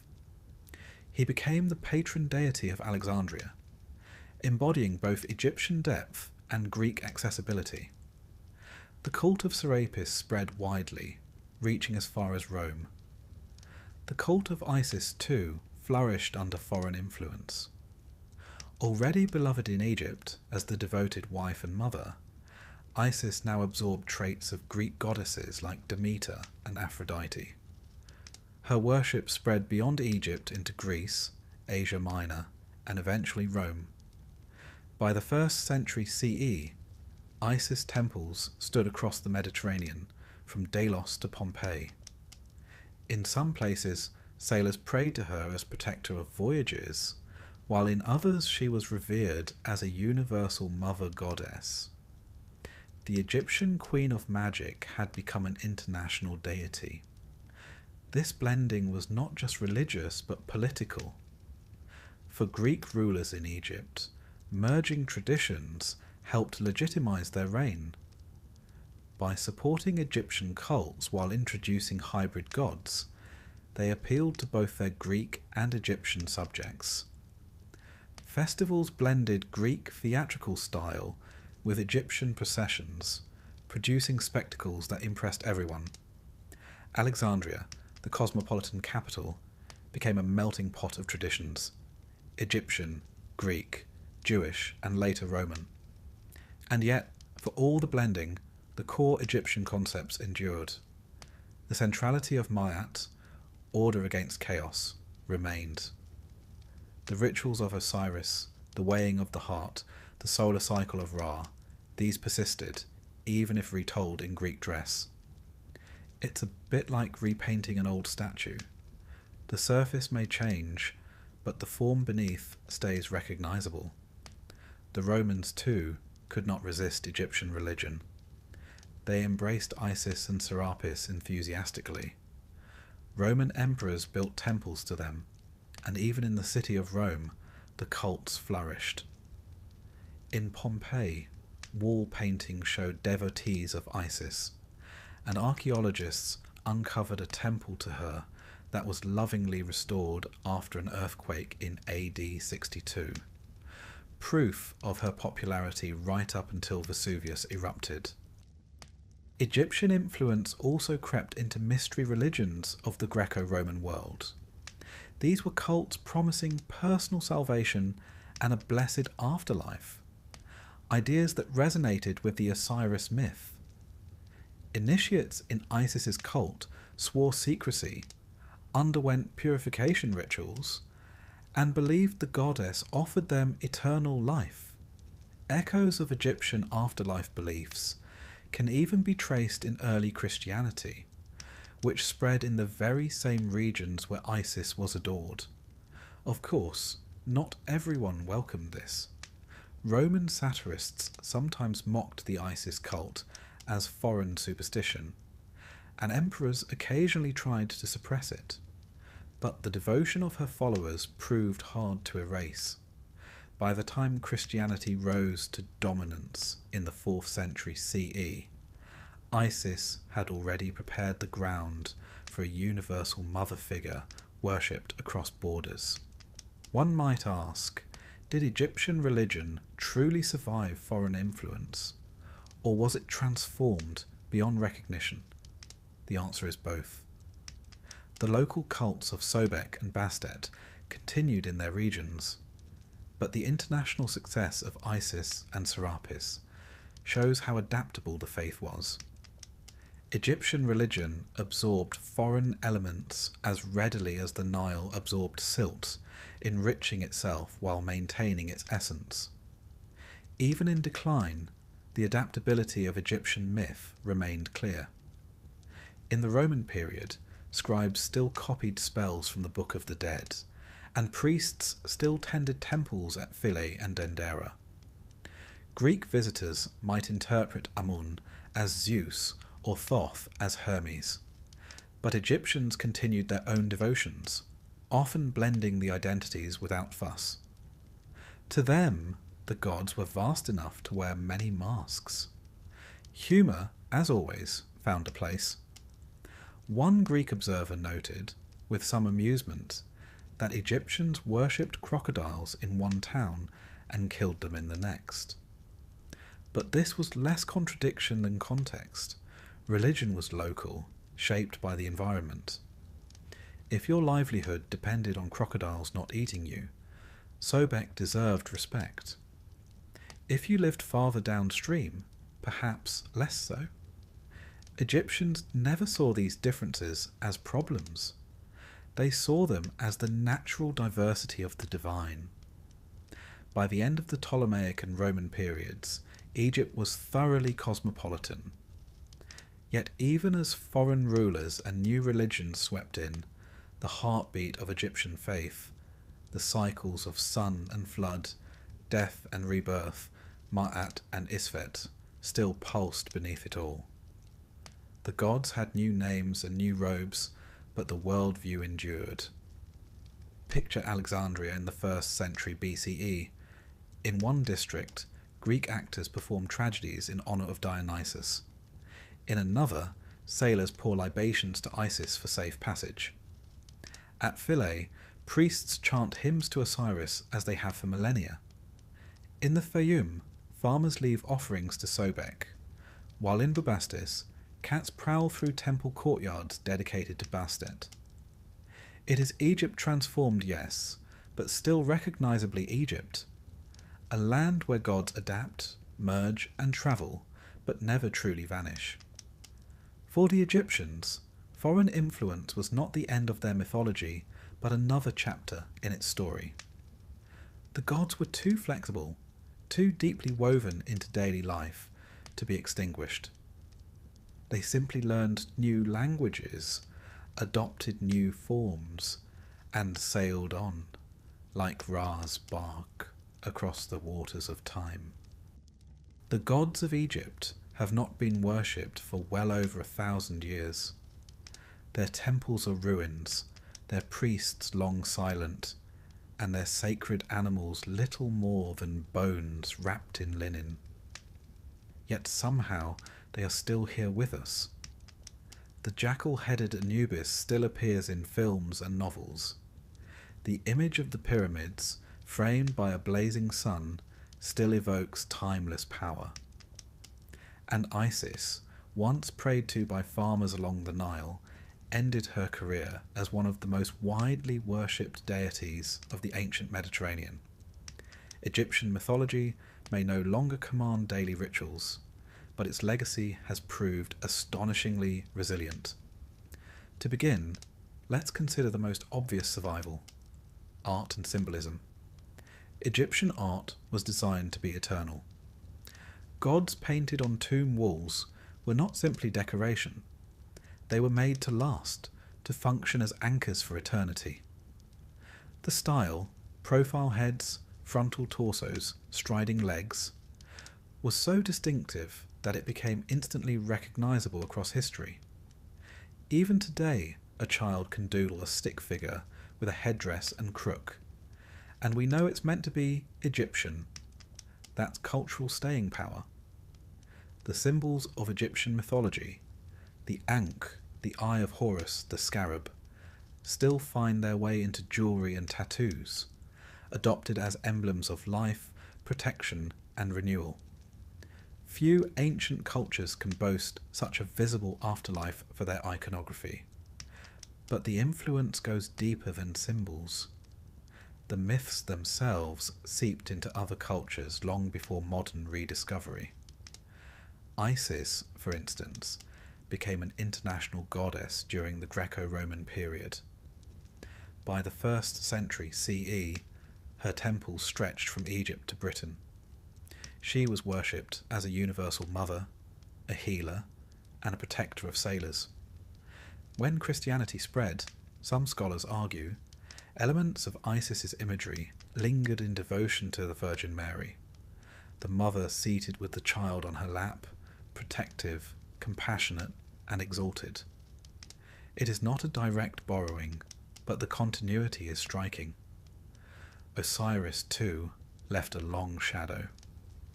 His myth of death and resurrection influenced later Mediterranean mystery cults, religions that promised personal salvation and eternal life to their initiates.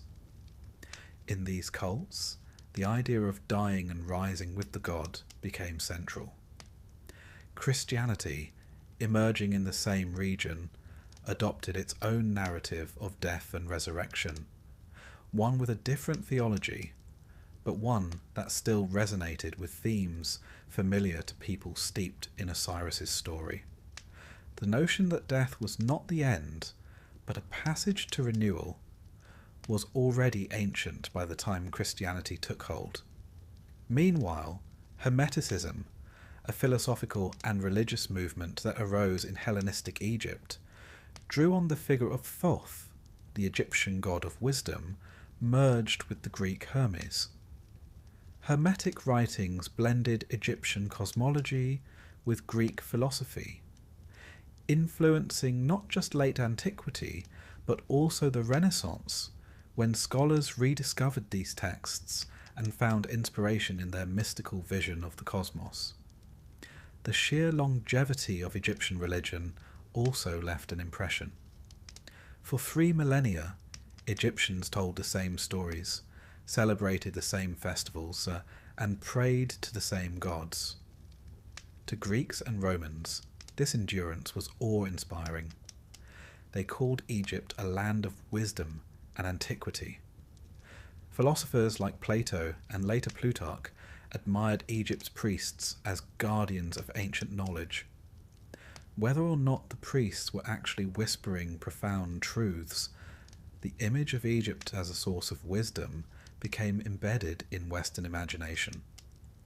Fast forward to the modern era, and we find Egypt's mythology enjoying an unexpected second life. The decipherment of hieroglyphs in the 19th century by Jean-François Champollion opened the floodgates. Suddenly, texts like the Book of the Dead were no longer silent pictures but voices, telling us about spells, prayers and beliefs in the afterlife, archaeological discoveries, Tutankhamun's tomb most famously, captured global attention. Newspapers in the 1920s reported the supposed curse of the pharaohs, proving that the mystique of Egyptian magic had survived intact. Egyptian gods quickly became fixtures of popular culture. In novels, films and video games, Anubis stalks cemeteries, Osiris presides over shadowy realms, and Ra blazes across the sky. Admittedly, Hollywood is not always faithful to the theology. One suspects the ancient priests of Heliopolis would have raised an eyebrow at Brendan Fraser's The Mummy. But the fact remains, these deities are still alive in the modern imagination. There is also the quieter legacy of archaeology and tourism. Millions of visitors each year walk among the temples of Karnak, Luxor, and Abu Simbel, gazing at reliefs of gods carved 3,000 years ago. These ruins were not built as museums, but they function now as spaces where mythology continues to inspire awe. Tour guides retell the myths. Scholars reconstruct rituals. Children stare wide-eyed at statues of falcon-headed Horus. In this way, the gods have gained a new kind of immortality, not as objects of worship, but as subjects of fascination. It is worth noting that Egyptians themselves never saw religion as something confined to the past. Even as new rulers and faiths came, elements of the old ways persisted. The temple at Philae, dedicated to Isis, remained active well into the Christian era, not closing until the 6th century CE. That's an astonishing survival, a full 3 centuries after Constantine converted to Christianity. In Nubia, Isis's cult lived on even longer, showing just how deeply she was loved. There is humour here too, if one looks for it. Roman writers often mocked Egyptians for their animal cults. One town worships cats, another crocodiles, one scoffed, and each laughs at the other. But what the Romans missed was that these local devotions kept religion close to daily life. A fisherman in the Fayum could look at a crocodile basking on the riverbank and see Sobek. A mother in Bubastis could see divinity in the cat that kept snakes away from her children. To Romans, this looked absurd. To Egyptians, it was intimacy with the divine. Today, Egyptian mythology has one final legacy. It continues to shape how we think about mystery itself. Egypt stands in the popular mind as a place of secrets, hieroglyphs, curses, and half-hidden knowledge. It is perhaps ironic, since Egyptian religion was in fact highly public, woven into festivals and markets. But the endurance of its symbols and the strangeness of its gods have made it the archetype of ancient mystery. To say something is as old as Egypt is to say it is timeless. So what do we make of this legacy? Egyptian mythology began as the faith of farmers by the Nile, grew into a complex system of temples and rituals, survived conquests and foreign rulers, and then transformed into an international religion through Isis and Serapis. Even after temples closed and priests dispersed, its ideas seeped into new faiths and philosophies. And now, in the modern age, it lives on in scholarship, tourism, and popular imagination. Few religions can claim such an enduring afterlife. Picture, then, a final image, the sun setting over the Nile, temples silhouetted against the sky. Priests chant hymns to Ra as he sails into the Duat. Farmers leave small offerings by their fields. Cats curl at doorways, Crocodiles lurk in the water, and somewhere in a tomb, a papyrus copy of the Book of the Dead rests beside a mummy, promising safe passage to eternity. 3,000 years later, we still tell these stories. The gods are no longer worshipped, but they have not been forgotten. That, in the end, is their greatest victory. Against the serpent of time, against the oblivion that swallows most ancient faiths, Egyptian mythology has endured. Ma'at still balances the scales, Isis still spreads her wings, and Ra still rises each morning in our imagination. The Egyptians sought eternity, and in their myths they achieved it. Imagine a land of sun-drenched stone and shimmering river reeds, where the great Nile slices through the desert like a living god, where gold glints beneath linen veils and the scent of blue lotus drifts through towering palace halls. You are in ancient Egypt, not as a faceless peasant, nor even as one of the ever-bickering scribes. Number today, your fate is sealed with coal-lined eyes and a crown of lapis lazuli. You are to become great royal wife, Queen of Egypt, consort to the living god upon the throne. It is, as they say, an honour. Though whether you will still feel so honoured by the end of your days is another matter entirely. From the moment the high priest's messenger arrived at your family villa with trembling voice and sealed papyrus scroll, your life has been spinning faster than the potter's wheel. Your father, a nobleman of the court, one of the few who might have hoped for such a match, nearly choked on his pomegranate wine. Your mother wept tears that seemed part pride, part dread. You yourself? You smiled, because that is what one does. Inside, a strange knot began to twist beneath your ribs, a knot that even the finest perfumed oils cannot soothe. And so here you are, carried aloft upon a gilded litter borne by 6 of the Pharaoh's finest soldiers, your linen robes trailing like a river of light behind you. The streets of Thebes swarm with onlookers, their voices rising in a wave of acclamation. Or is it curiosity? They shout your name, though many do not know your face. They know only that today a new queen will be crowned. And perhaps, privately, they know too that such queens do not always remain queens for long. The great temple of Karnak looms ahead, colossal columns thick as cedar trunks, each etched with the exploits of kings long dust. The air hums with incense and anticipation. As your litter is lowered before the towering gates, you feel the first flutter of real fear. Once you pass through, there is no turning back. You are met by the high priest, an ancient figure so gaunt he seems to have been carved by the same artisans who built these walls. His smile is thin as papyrus. "Come, daughter of Egypt," he intones, voice echoing through the stone. It is time. You follow him beneath the massive lintels, feet bare upon cool alabaster tiles. Ahead, the inner sanctuary shimmers with lamplight. Statues of Isis and Hathor gaze down upon you, serene and pitiless. Here, the rites of queenship will bind you to the throne, and to all that comes with it. The coronation ritual is long, deliberate, and thick with meaning. You are washed in sacred water, drawn from the Nile at dawn. You are anointed with oils, whose recipes are known only to the temple's innermost circle, oils meant to confer not just physical beauty, but spiritual protection.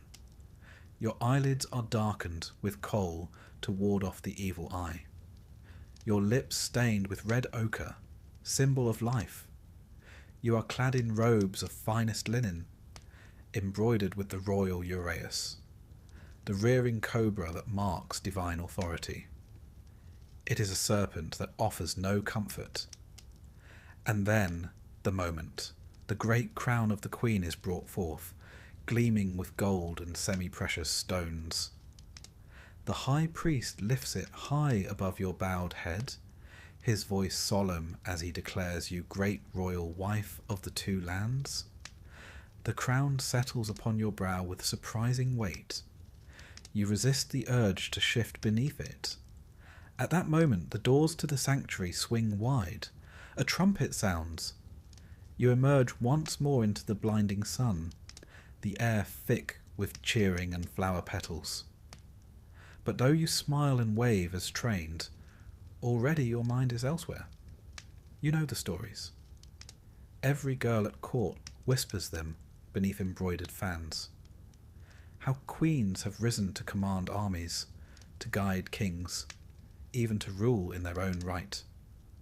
And how they have been poisoned, betrayed, erased from memory as though they had never been. There was Nefertari, beloved of Ramses the Great, whose face still gazes serene from her tomb, yet whose life was marked by bitter rivalry within the palace. There was Nefertiti, queen beside the heretic king Akhenaten, whose very fate remains an enigma. Some say she ruled after him, others that she was cast aside. And there was the formidable Hatshepsut, who seized the throne itself, and whose stepson later chiselled her name from monuments in furious retribution. Such is the double-edged sword of queenship in Egypt. For all the silks and perfumes, the days spent drifting through shaded colonnades or presiding over temple rites, the queen walks a knife's edge, too visible, and she courts jealousy. Too passive, and she invites replacement. Producing an heir may secure her place, or simply paint a target upon her back. And the harem? Ah, the harem. You have not yet set foot within it, but already you know its whispered reputation. A gilded prison where royal wives and concubines jostle for influence, their children pawns in a game older than the pyramids. There, poison is a language as fluent as gossip. Favours are won not with smiles, but with alliances. The queen reigns supreme, or so it seems, until the day she does not. Yet for now, outwardly at least, the world is yours. You are presented to the court in a grand ceremony within the palace's pillared audience hall. The pharaoh himself, a living god in gold and lapis, eyes outlined in kohl, takes your hand before the assembled nobles. His grip is warm, firm, his smile unreadable. Together you stand before the throne of Horus. Together you receive the acclamation of the court. Yet beneath the ceremony's splendour lies another truth. From this day forth, your life is no longer your own. Your days will begin with ritual ablutions, washed in Nile water and anointed anew. You will preside over festivals and offerings, your image paraded before the people as living embodiment of Isis. You will dine in halls of gilded reliefs, where servants move in silence and every glance is weighed for hidden meaning. You will attend councils, your voice measured carefully, too forceful, and you risk seeming grasping, too meek, and you invite dismissal. At night, within your private chambers, you may gaze upon the moonlit courtyards and wonder how many of your predecessors once stood in this very place, dreaming of freedom. The servants who dress your hair and pour your wine know better than to speak of such things. But in their eyes, perhaps, you catch a flicker of understanding. And then there is the matter of an heir. For all a queen's titles and honours, this is the role upon which her true power rests.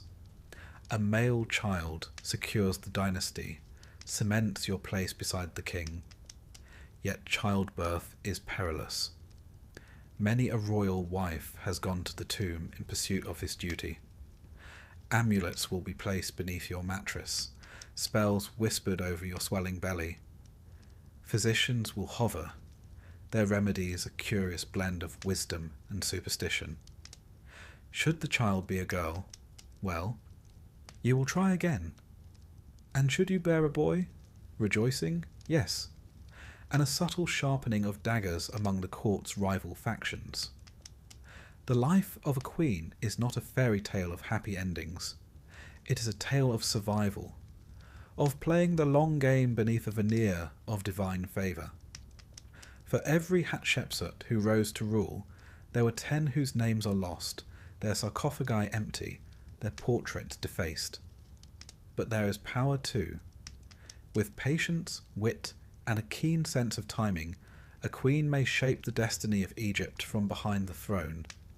She may command armies through her son, sway the priesthood, forge alliances that outlive her rivals. The wise queens do not reach for power too soon, nor wait too long. And so, as the sun sets upon this day of days, you sit within the palace's perfumed inner chambers, your crown newly polished, your fingers stained faintly with henna. The court musicians play softly beyond the screened doorway. The king dines elsewhere tonight, no doubt consulting with his viziers or inspecting temple plans. You sip date wine from a chalice shaped like a lotus. Sweet, yes, but laced with the bittersweet taste of all that lies ahead. You are great royal wife of Egypt, adored, envied, watched from all sides. Behind the silks and gold lies a simple truth. Here, power and peril are one and the same. Sleep well, queen, while you still can. Morning comes not with a gentle nudge, but with the deliberate chime of bronze bells in the dark. You are awake before the first blush of sun gilds the horizon, before even the acolytes have swept the sand from the temple courtyards. The queen must be seen, polished, radiant, otherworldly, before the realm itself stirs. In the stillness of your private chambers, carved cedar screens filter the early light. The air is cool and sweet with lotus and frankincense, for servants have spent the better part of the night burning cones of resin to ensure that no foul spirit lingers come dawn. One can never be too careful, especially when so many around you would delight in your misstep or your sudden absence. A quiet tap at the door signals the arrival of your handmaidens. They enter in perfect silence, their linen robes whispering against the polished stone. The tallest carries a silver basin filled with Nile water and petals of blue lotus. The youngest, a fresh robe spun from linen so fine it is said to be fit for the goddess Hathor herself. Another bears the precious jars, oils of myrrh and cinnamon, sacred unguents meant to anoint the queen and protect her from both harm and blemish. You are guided to the ceremonial bath, an alabaster pool inlaid with turquoise. The water is cold at first, a reminder that even divine skin must endure its earthly trials. Hands smooth and sure cleanse away the oils of the previous day, tracing each limb with practiced reverence. It is not a task performed for comfort, but for symbolism. To remain pure, to remain worthy in the eyes of the gods and of Egypt, one must be reborn with every sunrise. Once dried and wrapped in linen, you are seated before a low mirror of polished copper. Here the transformation begins. Coal is ground fresh, blended with malachite for its vivid green sheen. Not merely cosmetic, but protective, shielding the eyes from the sun's harsh glare and the ever-watchful gaze of rivals. Lips are tinted with ochre, cheeks with a subtle dusting of rouge. A queen must never appear fatigued, no matter the burdens she carries, or the sleepless nights spent listening for the scrape of sandals in the corridor. Then comes the hair, an elaborate ritual unto itself. Though your natural tresses are healthy, they are supplemented with strands of imported hair, woven skillfully to achieve the desired length and volume. Some strands may well have been clipped from the heads of foreign captives, a thought you wisely keep to yourself. As the final ornament, a broad collar of gold and faience is clasped about your neck. You glance at the figure in the mirror. Is this still you, beneath the layers of artifice? A fleeting thought. Queens do not indulge in such luxuries as self-reflection. By the time the temple bells toll the first hour, you're ready to face the day. Your appearance must suggest a woman untouched by mortal concerns, serene, gracious, above the petty dramas of court life. Of course, beneath this polished exterior lies a mind that cannot afford a moment's rest. You are not alone in the palace, not by a long measure. It is a world unto itself, a maze of columned halls and sun-dappled courtyards, vast enough to house an army of courtiers, scribes, priests, and artisans. Within these walls pulse the hidden currents of power and intrigue. Your chief rival may greet you with a smile at this morning's offering ceremony, a smile that does not reach her coal-darkened eyes. She, too, knows that every gesture, every glance is part of an unspoken game. To falter is to invite whispers. To stumble is to risk everything. The harem, though called such, is no mere den of idle pleasure. It is a complex political engine, its chambers echoing with the laughter of children who may one day rise to challenge the line of succession. Among the king's wives and favoured concubines, alliances are forged in secret, loyalties shift with the desert wind. The wise queen learns quickly to cultivate both friends and informants, and to trust neither. There are rituals to attend this morning. The Opet festival draws near, and preparations consume the palace. You will be expected to appear before the high priest of Amun, to offer rich garments and rare spices in the name of divine harmony. A minor ceremony, some might say, but one that offers a stage upon which influence is measured. The queen whose offerings gleam brightest, whose comportment seems most blessed, will find her star rising. And so you glide through the halls, trailing a faint scent of rose and cinnamon. The lesser wives bow low as you pass, their eyes carefully averted. Yet you feel the weight of their gazes upon your back the moment you move beyond sight. In the temple, beneath towering papyrus columns painted in vibrant hues, you kneel before the god's image. Priests chant in ancient tongues as you place your offerings upon the altar. Silks from Byblos, lapis from far-off Afghanistan, unguents crafted by the palace's finest perfumers. Every gift is a message, not only to the gods, but to those who watch from the shadows. As the ritual concludes, you catch the eye of one of the king's chief advisors. He inclines his head with a subtle smile, a gesture of deference, or a warning. One must always wonder. By midday, you are summoned to the Queen's council chamber, a rare privilege granted only to those of highest rank. Here you will hear reports from the palace stewards, matters concerning the granaries, the textile workshops, the progress of temple construction. Dry subjects, perhaps, but each a thread in the greater tapestry of power. Your decisions must be swift, yet careful. Approve too many requests, and you risk appearing weak. Deny them all, and the whispers of tyranny will begin anew. You walk a careful line, each word weighed as though it were gold upon a scale. Among the day's matters is news from the workers' village near Deir el Medina. An illness has swept through the sculptor's quarter, delaying work upon your future tomb. A trivial concern to some, but you know better.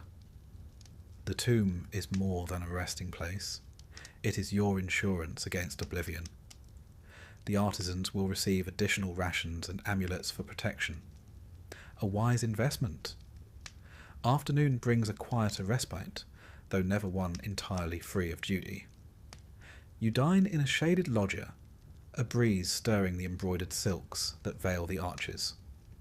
Servants present delicacies, honey cakes, roast duck, figs dripping with nectar. You eat sparingly, as is expected of one so elevated. A queen must never appear greedy. Indulgence is for the lesser sort. As you sip cool barley beer from a slender goblet, a trusted handmaiden kneels beside you with whispered news. A new consort has arrived from the northern provinces, young, beautiful, and gifted with a voice said to rival the songbirds of the Nile. Already she has caught the king's eye.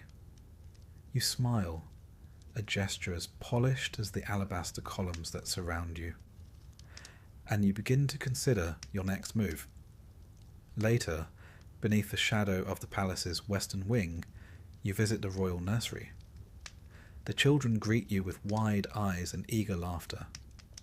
Here, among these innocent faces, the true future of Egypt stirs. You kneel to kiss the brow of your son, a prince yet too young to grasp the weight of the crown that may one day rest upon his head. You will teach him, in time, the art of ruling and surviving. Evening falls with a golden hush. The palace grows quieter, though within its stone heart the wheels of intrigue never cease their turning. You retreat to your private apartments, where oil lamps flicker against painted walls depicting lotus and papyrus, symbols of eternal life.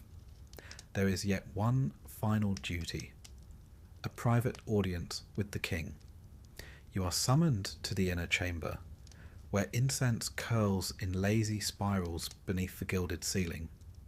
The king greets you with the measured affection of a man who must divide his time among many. Your words are chosen with care, your gaze demure yet knowing. You are queen, but you are also counselor, diplomat, enchantress. The roles shift as swiftly as the Nile's current. When at last you return to your bedchamber, the moon rides high above the palace. You sit for a time beneath the open latticework, watching its pale light shimmer upon the stone below. In this quiet hour, the trappings of queenship feel both distant and suffocating. For all the silks and jewels, all the deference and titles, the palace is a cage, one wrought not of iron, but of expectation and vigilance. A single misstep, a whispered rumour, and the queen may find herself cast from its heights to its darkest depths. Yet you are here. You remain. And tomorrow, as the bronze bells chime once more, you will rise again to meet the day's challenges with the grace and cunning that have brought you this far. For such is the life of a queen in ancient Egypt. A dance upon the blade's edge, cloaked in beauty and peril alike. There is a single truth in the palace, that all queens, whether newly crowned or silver-haired with experience, understand from the moment they first pass beneath its painted lintels. Your value lies not in your beauty, nor in your wisdom, nor even in the favour of the king. It lies in your womb. You are great royal wife, yes, but if you cannot produce an heir, and preferably a male heir, your days in these gilded halls may be numbered. No one says it aloud, of course. Court etiquette forbids such crassness. Instead, the expectation settles upon your shoulders like the heavy, broad collar you wear at every ceremony, a constant weight at once ornamental and oppressive. Already the whispers have begun. You hear them between the polished pillars where handmaidens exchange knowing glances. You see it in the eyes of the lesser wives and concubines, who watch your every step with thinly veiled anticipation. 1 month has passed since your coronation, then 2. The court astrologers mark the movements of the stars with increasing scrutiny, as if they might coax a royal conception from the heavens themselves. And so begins the most delicate and dangerous chapter of your queenship. It is no simple matter of nature taking its course. No, in Egypt, where the lines between the mortal and divine blur with every sunrise, even the act of producing an heir is shrouded in ritual and superstition. You are bathed in sacred waters drawn at dawn, infused with petals of lotus and fragments of lapis. Priests recite incantations over your garments, your bed, your very breath. Amulets are strung beneath your linen shift, the eye of Horus to guard against miscarriage, the Ankh for life, the frog-headed goddess Heket, midwife of the gods, to ensure safe delivery. Physicians, whose knowledge is equal parts herbal remedy and hopeful guesswork, prescribe strange concoctions, dates soaked in beer and honey, ground pomegranate mixed with frankincense, the occasional live fish, yes, live, pressed gently against the belly to divine the likelihood of conception. One must keep a straight face through such rituals. After all, queens are not afforded the luxury of skepticism. And the king? He too is aware of the stakes, though his attention is divided among many chambers, many women. Still, he dutifully appears when summoned, the union of king and queen being not merely a private affair, but a reenactment of cosmic creation itself. The priests say that in your embrace you embody Isis and Osiris, restoring the divine balance of the land. You try to think of this as you gaze up at painted stars on the ceiling, willing your body to cooperate. When at last the signs of pregnancy appear, a mist moon, a flutter in the belly, the court erupts in barely concealed relief. Musicians play in the courtyards, offerings are made at the temples. You are showered with gifts, fine linens, perfumed oils, and statuettes of Taweret, the hippo goddess of childbirth, her toothy grin meant to ward off evil. But celebration soon gives way to caution, for childbirth, even in the palace, is fraught with peril. The annals of Egyptian history are replete with queens who entered the birthing chamber as goddesses and left it not at all. You are moved to special apartments near the temple of Hathor, patroness of motherhood and joy. Here, midwives attend you day and night, their weathered faces betraying both experience and unspoken concern. The floor is strewn with woven reeds and soft mats, the air thick with incense. One corner of the room is reserved for offerings, dates, honey, and the occasional small figurine of a crocodile, a nod to Sobek, whose protective ferocity is invoked at such times. You might wonder at this eclectic collection of guardians, but when faced with the shadow of death, one cannot be too selective in seeking allies. As the months progress, the court holds its breath. The Queen's pregnancy is no private matter. Every noble, every servant, every soldier watches for signs of progress and of danger. Should you miscarry, the blow to your standing would be immediate, perhaps irreversible. Such was the fate of many a royal wife. History whispers of queens quietly dismissed, their names stricken from records after a series of failed pregnancies. Others fared worse, poisoned by rivals eager to clear the path for their own offspring. One cannot overlook the tale of Queen Mutnejmet, wife of the usurper Horemheb, whose repeated miscarriages were immortalized in temple reliefs, and who vanished from a court soon after. Even a successful birth is no guarantee of lasting security, for if the child is female, the court's rejoicing will be muted, the king's gaze perhaps already drifting to younger, more promising consorts. Should the child be male, the stakes rise immeasurably. When your time comes, the palace enters a hush, broken only by the rhythmic chants of the midwives. You kneel upon birthing bricks, inscribed with spells of protection, gripping amulets so tightly that their impressions remain upon your palms long after. It is said that queens do not cry out, that they bear the ordeal with the stoic grace befitting a living goddess.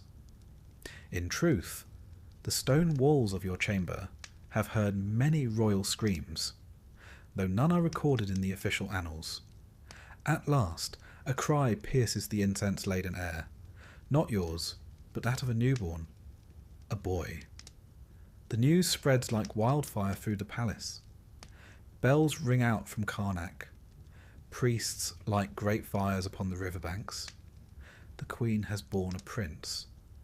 The dynasty is secured, for now. But this victory is tempered by reality. You know that even royal infants are not immune to the frailties of flesh.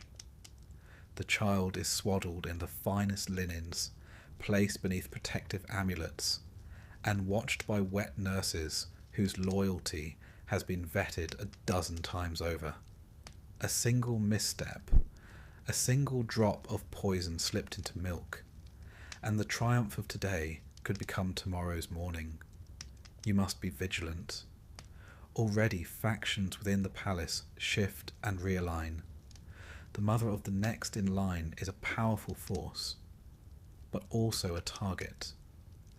One need only recall the fate of Queen Tia's daughter, murdered in infancy amid court intrigue, her name deliberately forgotten by the chroniclers. Even as you recover, your duties resume. You appear at public ceremonies, the infant prince cradled in your arms beneath a canopy of ostrich feathers. Statues are commissioned in your likeness, inscriptions proclaiming you mother of the god's son. Yet in the shadows, rival eyes glitter with envy.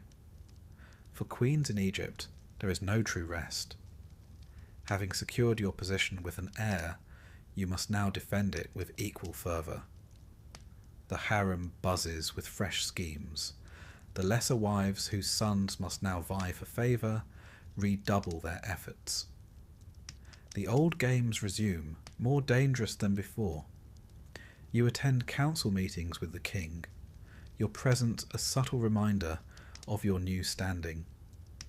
You cultivate alliances among the priests and the nobility, ensuring that should calamity strike, as it so often does, you have the means to protect both yourself and your son. In private moments, you gaze upon the sleeping child with a mixture of fierce love and cold calculation. This tiny, squirming creature is your greatest triumph and your greatest liability. To raise a future pharaoh is to walk a perilous path, one where each tutor, each nursemaid must be scrutinized, each playmate considered a potential threat. And should the king take another great royal wife, not unheard of should you fall from favour, your task will become even harder. The court has long memories and short loyalties. One must never grow complacent. In time, if fortune favours you, your son will grow strong and wise. You will guide him through a labyrinth of palace politics, teaching him whom to trust and whom to watch with smiling suspicion. And if the gods are truly kind, you may one day witness him ascend the throne, the double crown resting upon his brow. But that day is far off. For now you remain within the palace's painted cage, every breath a measured act of survival. You have borne an heir. The court's favour is yours. The songs of the priests praise your name. Yet beneath the gold and incense, the game has only just begun. For in Egypt, a queen's worth must be proved anew with each passing moon. To fade from the king's favour, to bear no further children, to falter in the ceaseless dance of courtly intrigue, is to risk the most chilling fate of all, erasure. And so, as the sun sets beyond the desert horizon, you cradle your son beneath the flickering light of oil lamps. You sing softly, an ancient lullaby older than the pyramids themselves. Yet your gaze is not fixed upon the sleeping child alone. It shifts, now and then, toward the shadows that gather at the chamber's edge. For a queen of Egypt, the night is never truly still, and the game is never truly over. The palace is vast. Towering stone colonnades stretch into cool shadowed corridors. Gardens bloom in neat geometric rows, where papyrus rustles in the breeze, and fountains murmur beneath the gaze of carved lions. Courtiers bow and drift past in linen and gold. From a distance, it looks serene, a world ordered and harmonious, as befits the heart of the greatest civilization on earth. Step a little closer, though. Listen beyond the tinkling of harps and the solemn drone of priestly chants. There is another current running through this place, one not spoken of in the official inscriptions. The palace breathes intrigue, and within its breath it whispers one eternal truth. You are never alone. You are great royal wife, mother of a prince, and that makes you a prize target. Around you swirl the other women of the royal household, secondary wives, concubines, foreign princesses sent as diplomatic gifts, and their formidable retinues of ladies-in-waiting and ambitious relatives. Each one has a stake in the unspoken game, and many will not hesitate to play it boldly. There is no official map to this web of rivalries. You must learn its paths and pitfalls through experience, instinct, and trusted spies, though trust itself is a rare and fragile commodity. Even the servants who anoint your brow with sacred oils may carry news of your private moments to ears you'd rather not imagine. By custom, the king's harem occupies a separate quarter of the palace, a walled enclave of luxurious apartments, gardens and pavilions. Here, many of the royal wives and concubines reside when not summoned to court or to the king's side. In theory, it is a space of beauty and refinement. Music lessons, embroidery, poetry recitations beneath the shade of date palms. In practice, it is a simmering crucible of ambition. You walk the paths of these gardens with measured grace, always with attendants, of course. A queen is never seen wandering alone. That would invite gossip. And gossip here is more dangerous than any serpent lurking in the reeds. There are faces you greet with carefully polite words, eyes you meet with a bland smile that conceals your watchfulness. You know the histories. Nefertari, beloved queen of Ramses the Great, ruled the harem like a goddess in flesh. Yet even she faced the unending rivalry of Isetnofret, a secondary wife whose own son would eventually inherit the throne. The two women vied not only for the king's affection, but for the shaping of Egypt's future. Their courtiers manoeuvred behind silken screens. Their allies whispered in temple halls. At Nefertari's death, her tomb was vandalised. Whether by jealous rivals or the cold hand of courtly politics, none can say. What remains today is both splendid and wounded. You think of such stories often now. They serve as both warning and inspiration.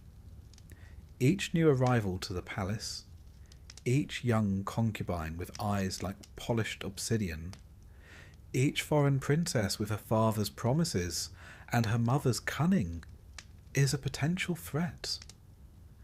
The king's heart is easily turned, as history has shown time and again. Queens have been set aside for less than a careless glance at the wrong banquet. Even sisters are not immune to this game. Consider Cleopatra the Seventh, the last and most famous of Egypt's queens. In a world no less treacherous than yours, she eliminated her own siblings to secure the throne. Her brother-husband Ptolemy the 13th was drowned in the Nile after their bitter civil war. Her younger sister Arsinoe was paraded through Rome and later executed at Cleopatra's request. It is a grim reminder that in matters of power, blood offers little protection. You take tea today in one of the palace's shaded gardens, the sandstone walls hung with woven garlands. A small gathering of royal women has been arranged, ostensibly to celebrate the upcoming Opet festival. In reality, it is a subtle test of alliances. The Queen's tea, like all things here, carries its risks.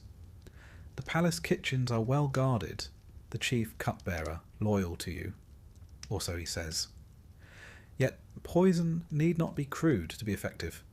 A tincture that clouds the mind, a powder that weakens resolve, a slow-acting venom masked by sweet honeyed dates. You sip carefully, smile lightly. The cup never leaves your sight. Conversations drift around you. A young concubine boasts of her skill with the harp. Another praises the king's latest hunting exploits. All harmless on the surface. But beneath the words flow subtle currents of status and intent. Every compliment is a probe. Every glance, a calculation. One of the lesser wives leans forward, her eyes gleaming. "Your son grows strong, my queen. I hear he bested his tutor in wrestling last week." A harmless comment, or a veiled threat. To draw attention to your son is to draw attention to the ambitions that circle him like vultures. "He is a child," you reply smoothly. "He enjoys his games." You shift the topic with practiced ease, asking after the health of her daughter. To accept flattery is dangerous. To appear defensive, fatal. Such exchanges are endless, their stakes invisible to the casual observer. Many queens of old failed to master them and paid dearly. Queen Ankhesenamun, widow of Tutankhamun, sought alliance with a foreign prince to secure her safety. A bold move that ended with her vanishing from the record. Was she betrayed by a rival? Silenced by the priests? No one knows. Even now, you must wonder which smiles around you conceal knives. The old adage holds true. A quiet tea in the garden can be more dangerous than a battlefield. Your allies are few, and must be cultivated with care. A trusted lady-in-waiting whose family owes you loyalty. A eunuch whose discretion has been purchased with gold and promises. A priestess whose whispered prayers carry double meanings. You build your network slowly, patiently, for haste invites exposure. Yet alliances shift. Friendships sour. Today's confidant may be tomorrow's betrayer. The palace records are rich with such cautionary tales. In quieter moments, you walk among the statues of past queens. Their faces, serene in alabaster or painted with fading pigments, offer no counsel. Yet their stories linger. You think of Tie, wife of Amenhotep III, who wielded immense influence and corresponded with foreign kings. yet whose legacy was nearly eclipsed by the rise of Akhenaten and his religious upheaval. You think of Hatshepsut, who dared to rule as king, donning the false beard of Pharaoh. For years she outmaneuvered her rivals, until her memory was almost entirely erased by the jealous Thutmose III. Such are the lessons you must heed. Power is never given freely. It is seized, defended, and, if one is wise, relinquished only at death. As evening falls, the gathering disperses. Courtiers retreat to their quarters. Musicians pack away their lyres. You linger a moment beneath the stars, the scent of jasmine thick in the air.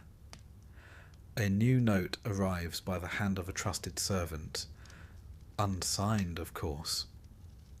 It speaks of a foreign envoy scheduled to arrive in secret tomorrow, bearing gifts for one of the king's newer favourites. Another ripple in the pond, another game to watch. You retire to your chambers, where attendants remove your ornaments and unbraid your hair. In the quiet, you allow yourself a moment of reflection. The palace is beautiful, yes, but it is no sanctuary. It is an arena, one of subtle wars and shifting alliances.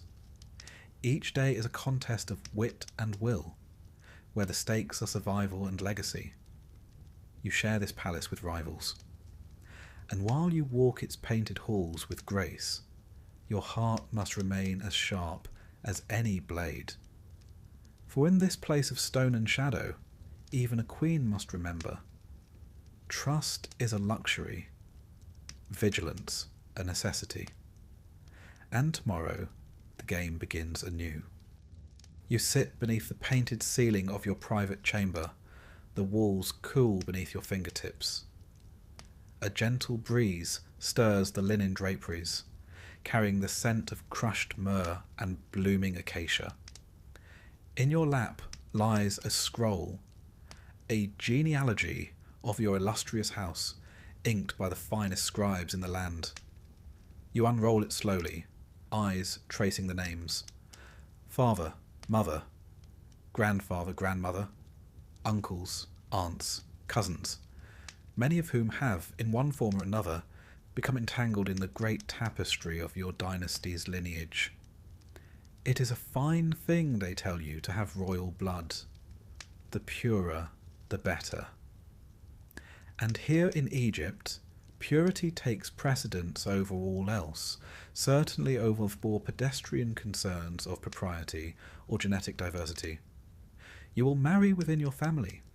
You know this. Every girl born beneath the palace roof knows this. It is not a matter of preference or affection. It is a duty, a cosmic necessity woven into the very fabric of kingship. The gods themselves set the precedent. Isis and Osiris, sister and brother, husband and wife, created the divine order. To imitate their union is to uphold Ma'at, the sacred balance that holds the universe together. That the practice also serves to consolidate power and property within the royal house is, of course, a fortunate coincidence. Your own match was announced with great ceremony. The court heralds proclaimed it a union of destiny. The high priests invoked the blessings of the pantheon. Privately, you reflected that the match was more likely the result of several tense negotiations behind closed doors. Still, the marriage was sealed, and sealed with blood as well as gold. Your new husband is your brother, or perhaps your half-brother. The lines blur. You have known him since childhood, chased sunbeams across the palace courtyards together. Now you meet beneath the heavy weight of crowns and expectations. The wedding itself was a spectacle. Musicians played beneath canopies of palm fronds. Dancers performed in honour of Hathor, goddess of love and joy. Incense smoke curled toward the heavens as you knelt before the altar. Hands joined beneath a net of golden thread. The priest's voice echoed through the temple halls. By this union the house of Horus is strengthened. By this union the land shall flourish. You smiled as expected, your gaze serene beneath the weight of elaborate headdress. The court watched, whispering beneath painted fans. It is the Queen's duty to set the tone after all. Behind the smiles, the truth remained unspoken. Marriages such as this carry risks, as well as rewards. The royal family tree is a twisted thing, its branches curling back upon themselves like the tendrils of a papyrus plant. Sibling marriages, uncle-niece unions, even the occasional pairing of aunt and nephew, all are recorded in the annals of kingship. The line of the Ptolemies would later make an art of such unions, but they were hardly innovators. Consider Akhenaten, the heretic king, and his great royal wife Nefertiti. While their exact relationship remains a matter of scholarly debate, their daughters were later wed to their own relatives, perpetuating a cycle that would culminate in the tragic figure of Tutankhamun. Ah, poor Tutankhamun, the boy king, crowned before his bones had fully hardened. Modern science has laid bare the consequences of his inbred lineage. A cleft palate, a clubfoot, fragile bones prone to breakage. His family line was riddled with genetic maladies, the result of generations of insular unions. Even the treasures of his tomb, glorious though they are, could not conceal the frailty of the young pharaoh they enshrined. You cannot help but wonder what price your own bloodline might yet pay. It is not a thought one can voice within these walls. The priests will tell you that royal blood must not be diluted, that the gods themselves demand it. The courtiers will nod and murmur in agreement, ever eager to align themselves with orthodoxy. Still, the palace midwives whisper tales in the dark. They speak of stillborn infants, of twisted limbs and breathless babes laid silently to rest. The tombs of queens tell a similar story. Many a consort has been interred with tiny coffins beside her, tragic echoes of an unbroken line's hidden cost. And yet the cycle continues. To marry beyond the royal bloodline would be unthinkable, a breach of divine order. The occasional foreign princess may be taken as a secondary wife, her presence a symbol of alliance rather than affection. But the true lineage must remain pure, its sacred essence undiluted. Your own marriage proceeds as court marriages do. You and your brother husband share formal meals beneath painted stars, exchange carefully chosen words in public settings. In private, the dynamic is more complex. Affection, rivalry, duty, resentment, all mingle beneath the silks of your marriage bed. You are aware that your husband's eye wanders. It is expected. No one rules the heart of a king. The greater danger lies in the ambitions of his other consorts, who watch your union with keen interest. A brother's wife may be queen today, but tomorrow, who can say? You have allies, of course. The High Priestess of Hathor, whose loyalty has been secured through generous patronage. The captain of the palace guard, whose daughter serves as your handmaiden. Such bonds are as vital as any marriage. Still, you tread carefully. The fate of queens who misstep is no secret. The walls of the palace remember tales that the official chronicles prefer to forget. There was Cleopatra II, whose marriage to her brother Ptolemy VI ended in bitter civil war. Their sibling bond, once celebrated in public ceremony, could not withstand the pressures of shared rule and competing ambitions. Their eventual reconciliation was as much a matter of political necessity as familial affection. Then there was Arsinoe II, who married first the king of Thrace, then her own full brother, Ptolemy II. Her intelligence and political acumen were unmatched, yet her life was marked by the endless necessity of navigating the treacherous waters of court intrigue. You study such examples with care. They offer not only cautionary tales, but blueprints for survival. In moments of private reflection, you wonder how the common people perceive these unions. The artisans who carve your likeness upon temple walls, the scribes who inscribe your name in golden cartouches, do they whisper of the unnatural closeness of the royal house? Or do they accept it as part of the great cosmic order, as immutable as the flooding of the Nile? It matters little. The perceptions of the common folk do not shape palace policy. Power does. And so you play your part. You stand beside your husband at public festivals, your hand resting lightly upon his arm. You present offerings to the gods as a united front. You cultivate the image of harmony and divine favour. Yet beneath the surface, you remain watchful. Should a rival consort bear a son, the balance of power may shift in an instant. Should your own union fail to produce an heir, your position may falter. In this game, there are no guarantees, only the certainty that the dance will continue. Even now, scribes record your marriage in glowing terms. The scrolls will speak of divine union, of the strengthening of the royal line. They will not speak of your private doubts, of the knowledge that the path you walk is both gilded and perilous. You roll the genealogy scroll once more, its inked names seeming to twist beneath your gaze. The gods demand purity, the court demands heirs, the people demand spectacle. Between these demands, the queen must navigate a path as narrow as a knife's edge.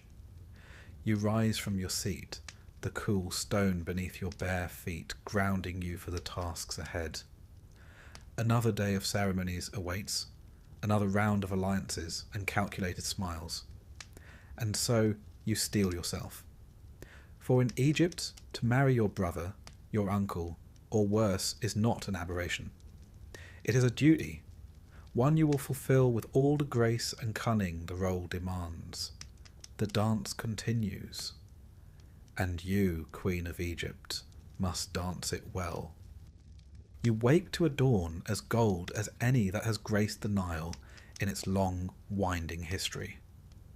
The stone columns outside your chamber are bathed in soft light, their painted reliefs of lotus blooms and soaring falcons glowing faintly in the early warmth. It is a beautiful morning, though beauty, as you well know, counts for very little in the halls of power. As great royal wife, you are mistress of the palace in name, favoured consort in ceremony. But beneath the bright surface of this life, you have been cast into a game, one vast, intricate, and merciless. And in this game, even a queen is but a pawn. You did not ask to be moved across this board. Few do, but that will not save you. The viziers plot with soft words and watchful eyes. The priests chant hymns in the open while whispering curses in the dark. Even your own family, whose blood flows in your veins, see you as an asset to be deployed, a prize to be wagered in alliances that may or may not survive the next full moon. And you? You smile, you bow, you move your own pieces in turn, for there is no other choice. You were raised on such stories, of course. What girl of noble blood has not heard of Queen Nefertiti, the favoured wife of Akhenaten, the heretic king who dared to defy the ancient gods? At first, her role was ceremonial, a queen, nothing more. But as Akhenaten's grip on the old order faltered, Nefertiti's power grew. In temple reliefs, she is shown smiting enemies, an honour few queens ever claimed. Some believe she ruled in her own right after his death, under the name Neferneferuaten. Others whisper darker endings, a palace coup, a convenient disappearance. The lesson is simple. A queen may rise in this game, but her ascent is neither guaranteed nor safe. You are summoned this morning not to the king, but to his vizier, a man whose years have taught him the art of masking threats with courtesies. The message is polite, the appointment unavoidable. You seat yourself upon a low, cushioned throne in the audience chamber of the vizier's quarters, flanked by carved images of Ma'at, the goddess of truth and balance. The irony is not lost on you. He greets you with florid compliments, inquires after your health, your son's progress, the upcoming festivals. Then, with a smoothness born of long practice, he begins to circle the true subject. A marriage, perhaps, between one of your cousins and a minor prince of the Levant. A gift to secure the alliance. Your approval, your involvement, would lend the match the weight of royal favour. You smile, nod, and give the expected answers. And silently, you consider what is not being said. Who benefits from this marriage? What loyalties are being purchased? Which factions will rise or fall if you support this match? And, most importantly, what trap may be woven into the request? Queens are convenient messengers. They are even more convenient scapegoats. You leave the vizier's chamber with polite words exchanged and many more questions unspoken. Your thoughts turn to other examples. Consider Queen Mutemwia, mother of Amenhotep III.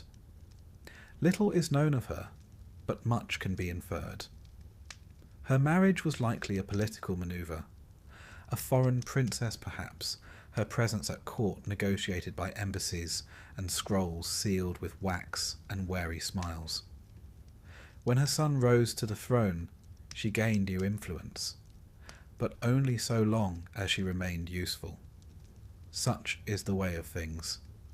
Or take Cleopatra VII again, a master of this deadly game.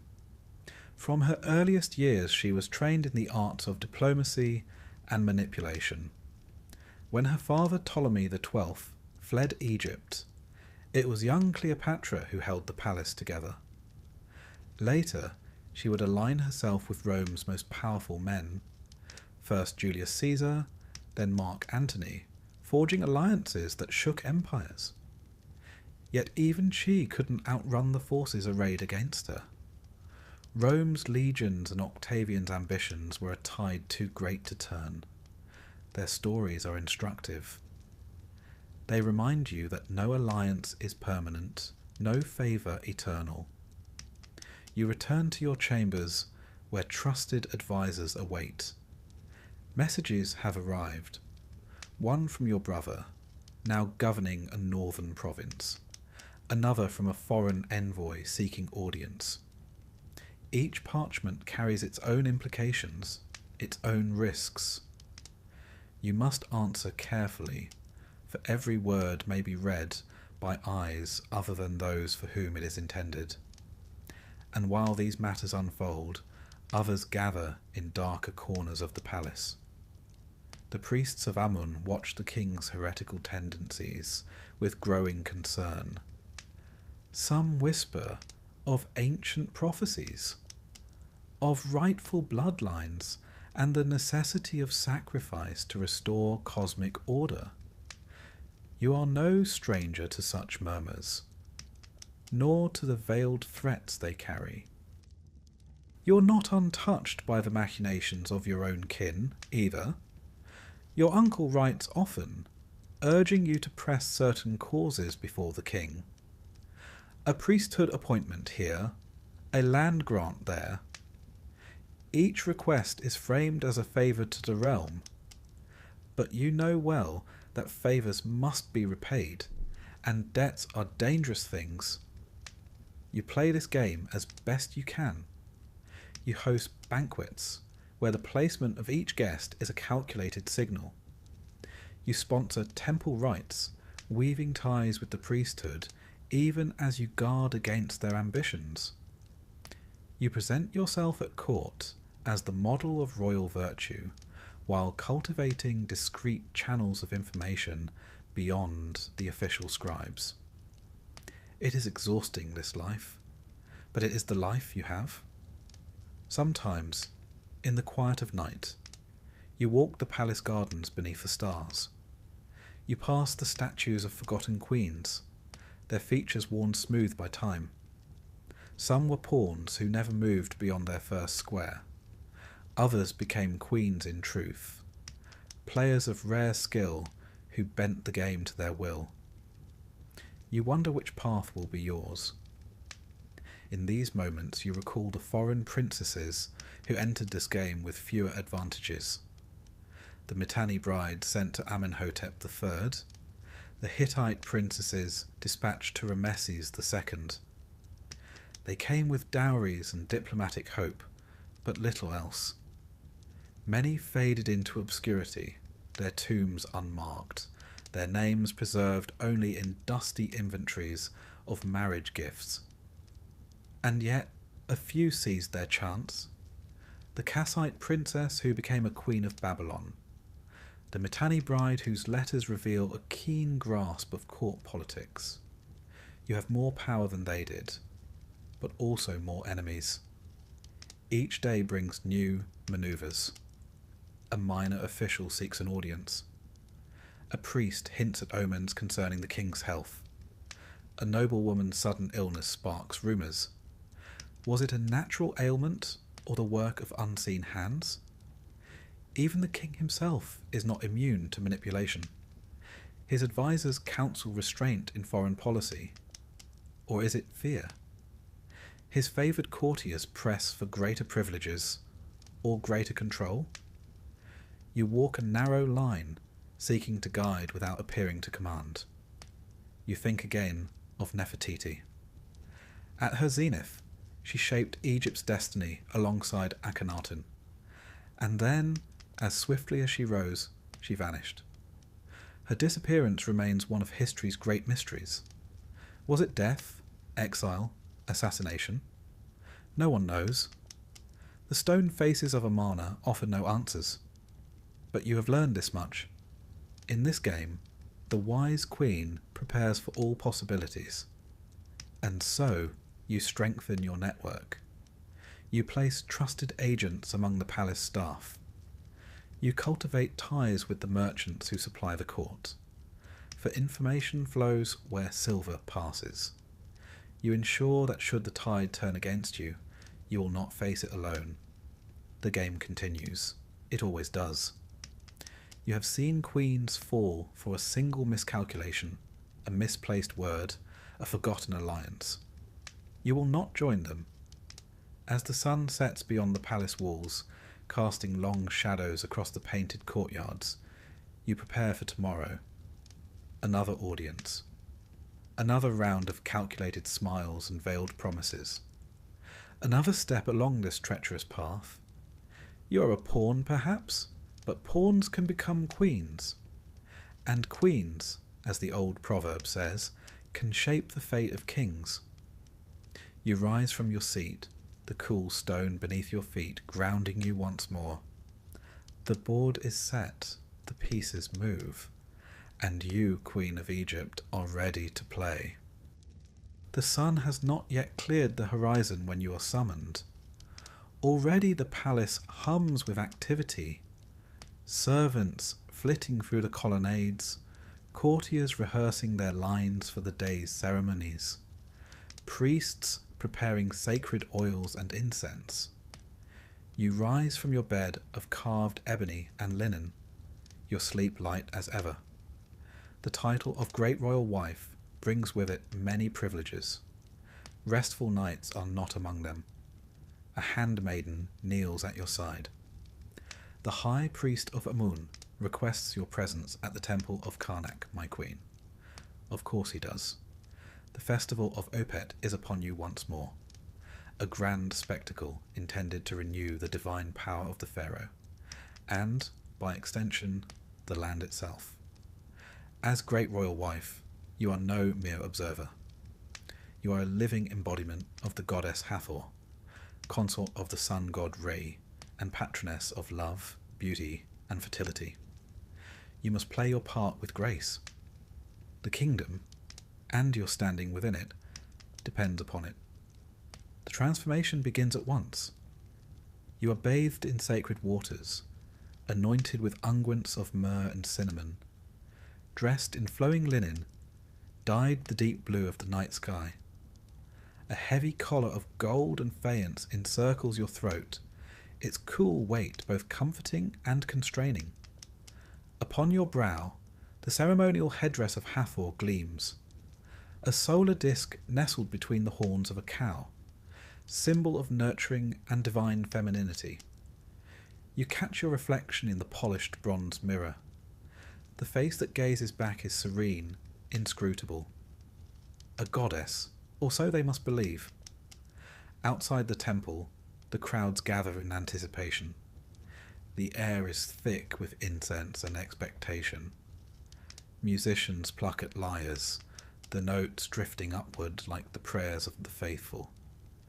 Priests chant hymns older than the pyramids themselves, their voices echoing through the stone corridors. You make your entrance beneath a canopy of ostrich feathers, flanked by priestesses and guards. The people prostrate themselves as you pass, their cries rising in a tide of devotion. Behold Hathor incarnate. Behold the Queen, beloved of the gods. It is a heady experience, this public adoration. Yet beneath the gilded surface lies an undeniable truth. Worship is no shield. If anything, it invites sharper knives. You recall the fate of Queen Amos Nefertari, revered in her lifetime as a divine figure. Statues of her stood in temples across the land. Offerings were made in her name centuries after her death. Yet in the volatile years following her reign, her descendants were swept aside by rival factions. Veneration did not prevent betrayal. You step carefully through the temple's great hypostyle hall, each footfall a study in controlled grace. The king awaits beneath the towering columns, a living god in gold and lapis. Together, you perform the rituals of renewal, presenting offerings, pouring libations, reciting sacred texts. The air vibrates with reverence and scrutiny. For every priest who bows in devotion, another watches with calculating eyes. Popularity, after all, is a dangerous thing. The queen who commands too much affection from the people may find herself accused of overstepping, of eclipsing the king himself. History offers no shortage of cautionary tales. Consider Queen Tia, wife of Amenhotep III. A woman of remarkable intellect and political acumen, she wielded influence beyond the palace walls, corresponding with foreign rulers and advising her husband on matters of state. Her statues were erected alongside the king's, an unprecedented honour. Yet, when her son Akhenaten began his radical religious reforms, Tyr became a convenient target for those seeking to undermine the royal house. Her legacy was tarnished by association, her memory contested. Even the divine are not immune to public opinion. As the procession winds its way through the temple complex, you offer measured smiles to the assembled dignitaries. A well-placed glance here, a gracious nod there. Each gesture is calculated, each moment an opportunity to reinforce alliances, or to remind potential rivals of your enduring presence. Among the crowd you spot a familiar figure, the high priest of Amun, resplendent in ceremonial garb. His eyes meet yours, a flicker of something unreadable passing between you. Respect? Resentment? A mixture of both, perhaps, The priesthood wields power nearly equal to the throne. Their favour is invaluable and fickle. Too close an association invites suspicion. Too distant a stance invites hostility. You walk a narrow path indeed. Later, in the cool shadows of your private chapel, you offer prayers of your own. The goddess Hathor smiles serenely from her gilded shrine. You wonder, not for the first time, whether the divine truly intervene in mortal affairs, and whether they find amusement in the tangled games of palace life. Your attendants bring news as you recline upon a cushioned bench. Whispers circulate of a rival consort's rising favour. A lavish new estate granted by the king. A private audience that lasted well beyond the expected hour. You mask your reaction with practised ease. Such tides rise and fall daily. The wise queen remains steady, unmoved. Yet you take note. The game is relentless. A single misstep, a single lapse in vigilance, can unravel years of careful positioning. Consider Queen Nefertari, beloved of Ramses the Great. Her beauty and wisdom were immortalized in her magnificent tomb, adorned with celestial imagery and hymns of praise. Yet even she faced rivals within the harem. Chief among them is Etnofret, whose son would ultimately succeed to the throne. Nefertari's enduring legacy did not shield her from courtly intrigue. You instruct your attendants to prepare gifts for the high priest. A subtle reminder of your piety, a gesture to maintain favour. Influence, like incense, must be continually renewed, lest it dissipate into nothing. As evening falls, the festival reaches its zenith. Torches blaze along the processional route, casting flickering shadows upon the stone walls. You ride in a ceremonial bark, the people thronging the banks of the Nile, their chants echoing across the water. Hathor lives, the queen is her vessel. In this moment, you are adored beyond measure. Yet the weight of the headdress upon your brow serves as a constant reminder. Adoration is fleeting. Safety is an illusion. You think of Cleopatra once more, a queen who mastered the art of public image, cultivating her persona as Isis reborn. Her charisma captivated rulers and subjects alike.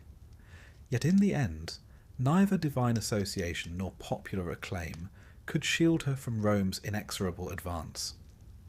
Returning to the palace, you dismount with composed grace. Behind the smiles and accolades, you feel the familiar undercurrent of tension.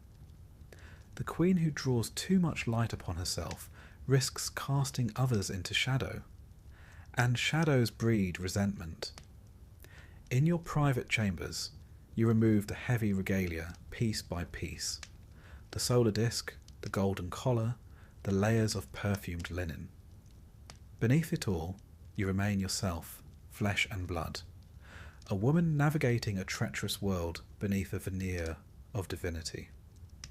You know that tomorrow will bring fresh challenges. The favour of the gods may be eternal, that of the court decidedly less so. And so you prepare once more. For in Egypt, a queen may be worshipped as a goddess, but she is never, ever safe.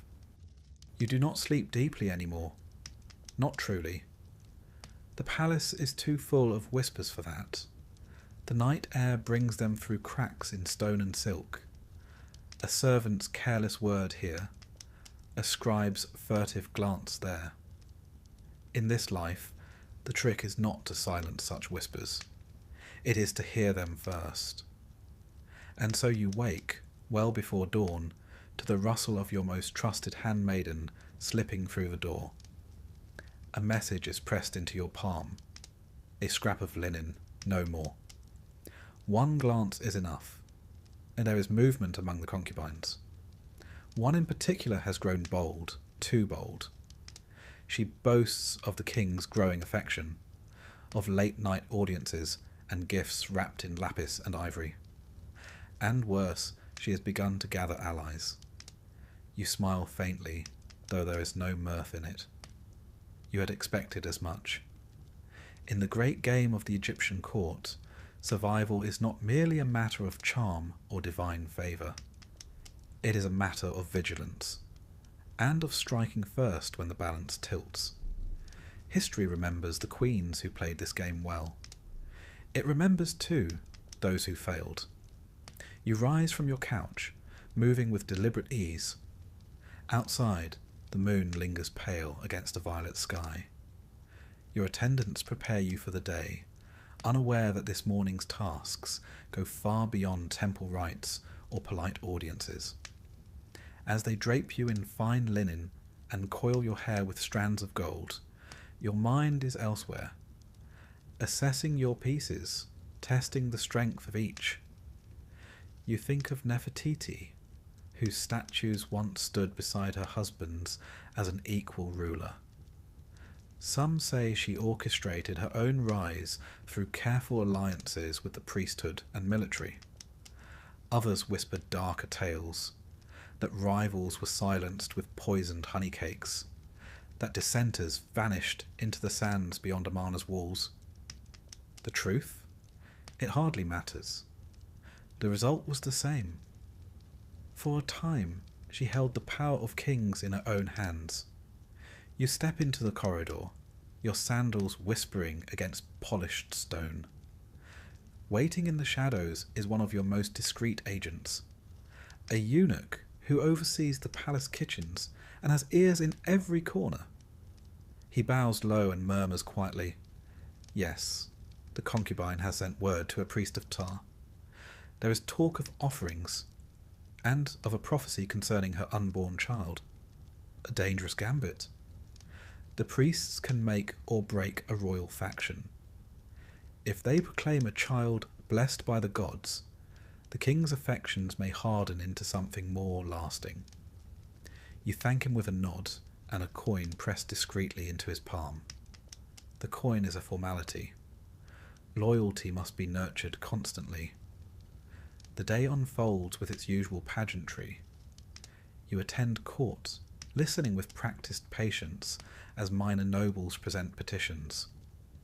You exchange polite words with the king, noting the tired set of his shoulders, the lingering touch of his new favourite's perfume.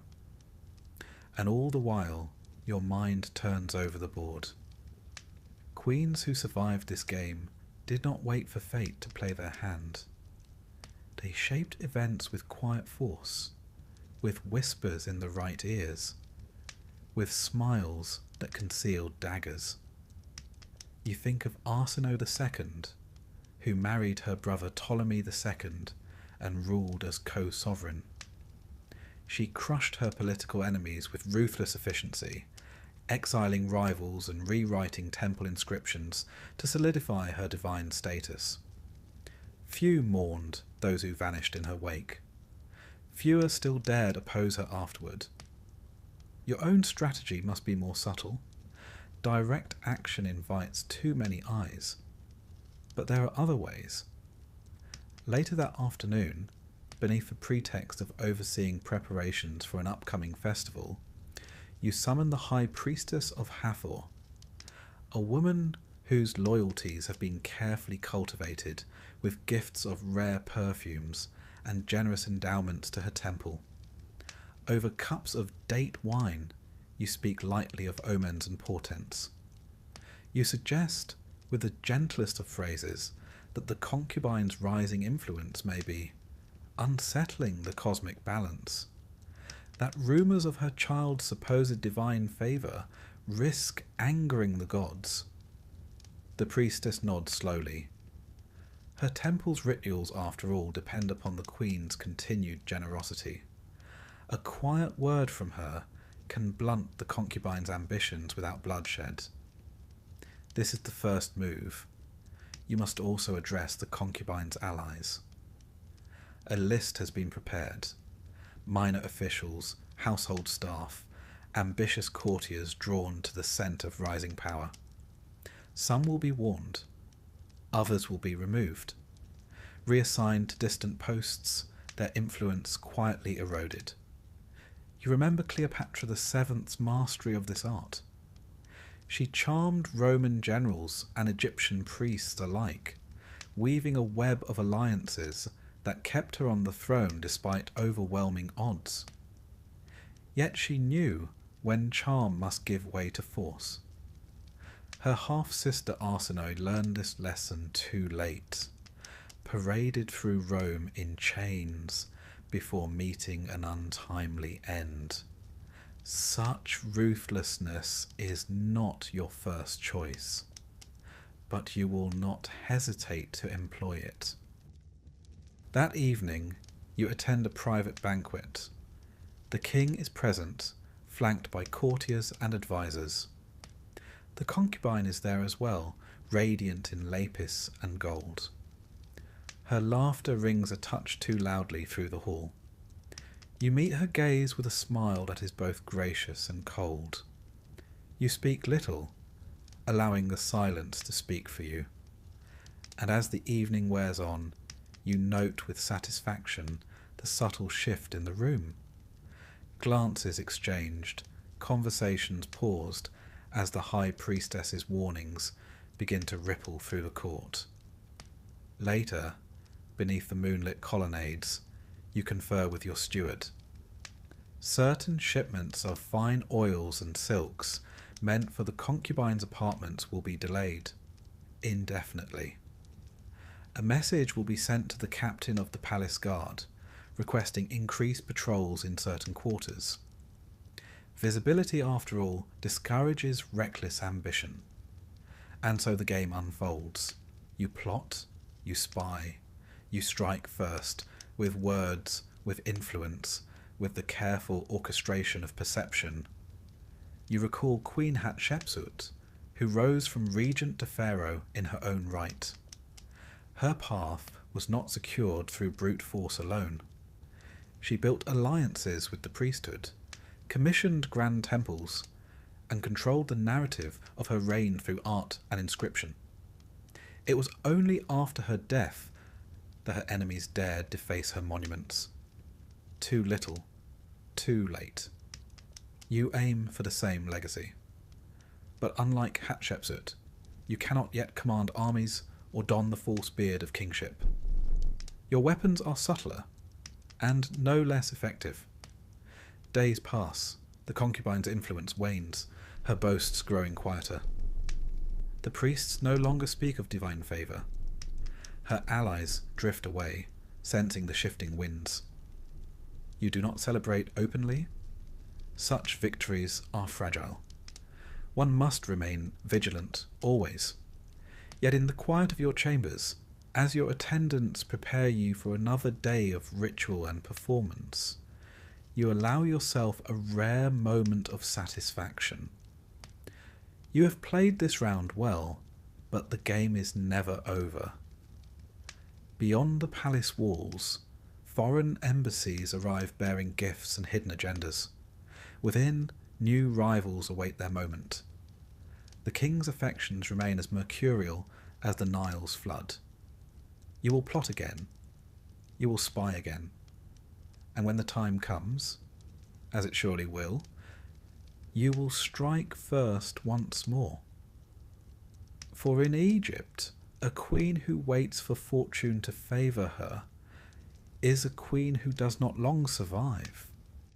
There comes a day when even the brightest queen in Egypt begins to glance more often toward the west, not toward foreign lands or shifting alliances, but toward the golden arc of the setting sun.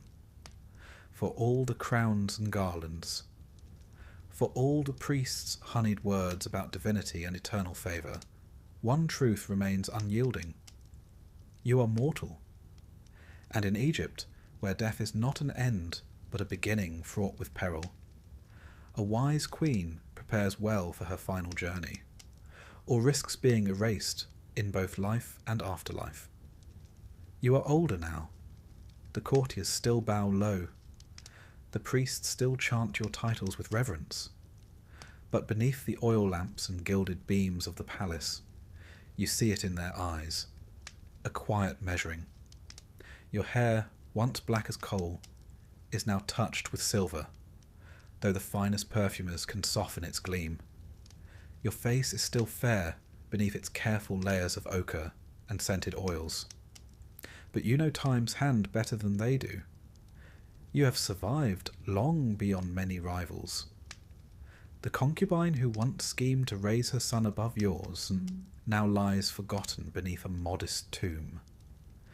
The vizier who dared plot against you has long since been sent on an extended pilgrimage from which he will not return.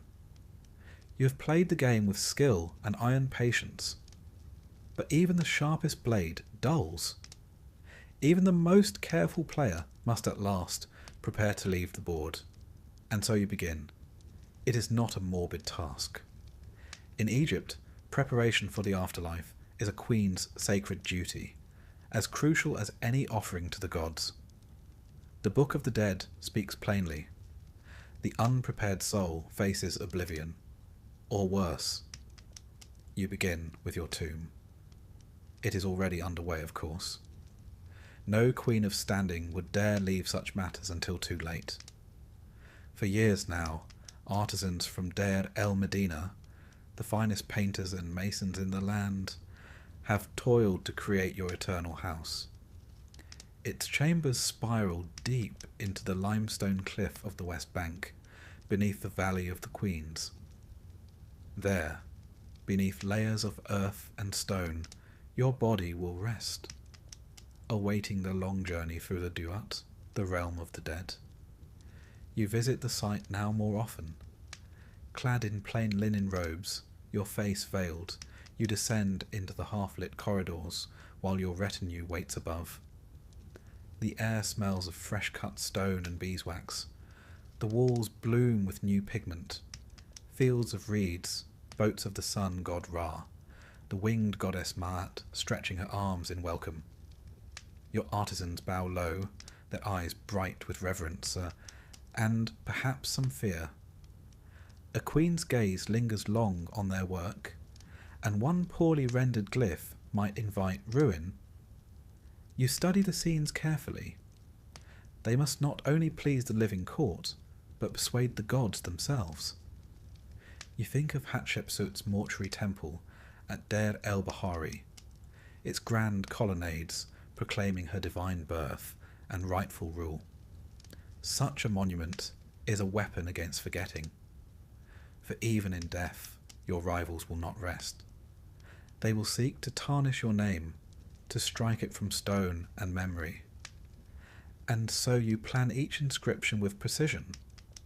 Your titles, Great Royal Wife, Mother of the King, Mistress of the Two Lands, must be chiselled deep, so no careless chiseller can erase them lightly. Your image must appear not only on the main walls, but in hidden panels, known only to your most trusted priests. Should the outer paintings be defaced, these secret images will preserve your claim to eternity. You select the item that will accompany you, not merely gold and jewels, though there will be plenty of those, if only to deter tomb robbers by their sheer weight, but more personal treasures. A beloved necklace gifted by your mother, a set of carved alabaster jars, their lids shaped like protective goddesses, a simple wooden board for playing senet, the game of passing through the afterlife. You consider, too, the more potent artifacts. A dagger of meteoric iron, its blade dark as the night sky. Amulets inscribed with ancient words of power. Scrolls bearing the most secret chapters of the Book of the Dead. Words known only to a handful of living priests. Every object is a tool. Every spell a shield. For the journey beyond is no peaceful sleep, but a gauntlet of trials. You have seen what happens to those who do not prepare. In a forgotten chamber beneath Karnak, you once glimpsed the shattered coffin of a queen whose name no one speaks. Her sarcophagus had been cracked by rivals. her face and cartouches scraped away. Without her name, she wanders the afterlife nameless, a shadow among shadows. Worse still are those whose tombs are desecrated by enemies. The valley is full of such stories. Tombs opened in secret, their treasures looted, their occupants left adrift in the eternal void. Queens who once ruled in splendour now lie in fragmentary remains. Bones scattered by jackals, their spirits lost. Even the great Nefertari's tomb, most splendid of all, suffered damage through the ages. Yet her beauty endures upon its walls, a testament to the care she took in her preparations. You will take such care. Beyond the tomb, you plan your mortuary cult, the priests who will tend your spirit and perform the offerings that sustain it. The king's favour ensures the best among them will serve you, but you secure their loyalty with gifts of land and silver, binding their interests to your eternal well-being. You commission stelae to be placed in the temples of Isis and Hathor, reminding future generations of your piety. If the royal court forgets you, the common people must not. The voice of a single farmer praying for your name may tip the scales when your heart is weighed in the hall of Ma'at. And your heart, it will be protected. Among your burial treasures, you order the finest heart scarab to be crafted, its spell clear and forceful. Do not stand against me at the weighing of the heart. You will not leave such matters to chance. As the years pass, you witness the truth of Egypt's oldest wisdom, that the living wage war upon the dead. You hear of rival queens' tombs ransacked, of priests bribed to neglect their cults, of names erased from the king lists.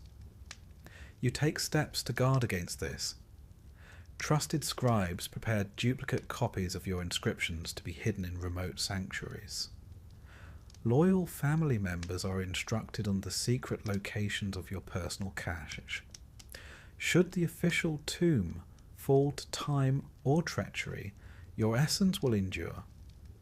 It is a strange fate, this double life of a queen preparing for death. You attend court as ever, your smile serene, your posture flawless. You preside over festivals, make offerings to the gods, advise your son the king with measured words. Yet in quiet moments, beneath the gilded trappings, you're already walking the shadowed path toward eternity. You oversee the carving of your canopic jars. Each lid must bear the correct goddess, Nephthys, Selket, Isis, Neith. Their protection is no mere symbol. Their vigilance is vital. You instruct the embalmers in secret preferences. The oils to be used, the linen to be woven with spells, the placement of the Shabti figures, tiny servants who will labour for you in the fields of the afterlife. And you compose a personal prayer to be recited beside your body at the final rites. It will speak of your love for Egypt, your loyalty to the gods, your worthiness in the eyes of Ma'at. Not all queens receive such care. The evidence is stark. Archaeologists have uncovered countless examples of queenly tombs whose sanctity was violated, mummies stripped of their wrappings, bones broken, names obliterated. Sometimes this was the work of common robbers. Often it was sanctioned from within the court itself. Hatshepsut's name was hammered from her monuments by her stepson. Nefertiti's fate remains one of Egypt's great enigmas. Some believe her tomb was deliberately hidden to prevent such desecration. Even in death, the game does not end. And so you plan, layer upon layer of protection and remembrance. A net of spells and offerings, inscriptions and hidden truths, designed to anchor your spirit in the world beyond. You understand the stakes. The soul that is forgotten ceases to exist. The name that is not spoken fades into oblivion. And you have not spent a lifetime mastering this perilous world only to be consigned to the darkness. You prepare for death, but not for rest. For in Egypt, the afterlife is a realm of struggle no less fierce than the court you leave behind. You will face it with the same will that carried you through the palace intrigues and shifting alliances of the living world. You will not be forgotten. You will not be erased. And as you gaze one last time upon the setting sun, you whisper a final vow beneath your breath. I will endure. There comes a moment, no matter how strong your spirit, no matter how carefully laid your plans, when your breath falters for the final time. The flesh that wore crowns and gold lies still upon the polished stone slab, anointed and wrapped beneath layers of linen and spell. The queen is dead. And yet, is that truly the end? In Egypt, death is a doorway, but not a simple one.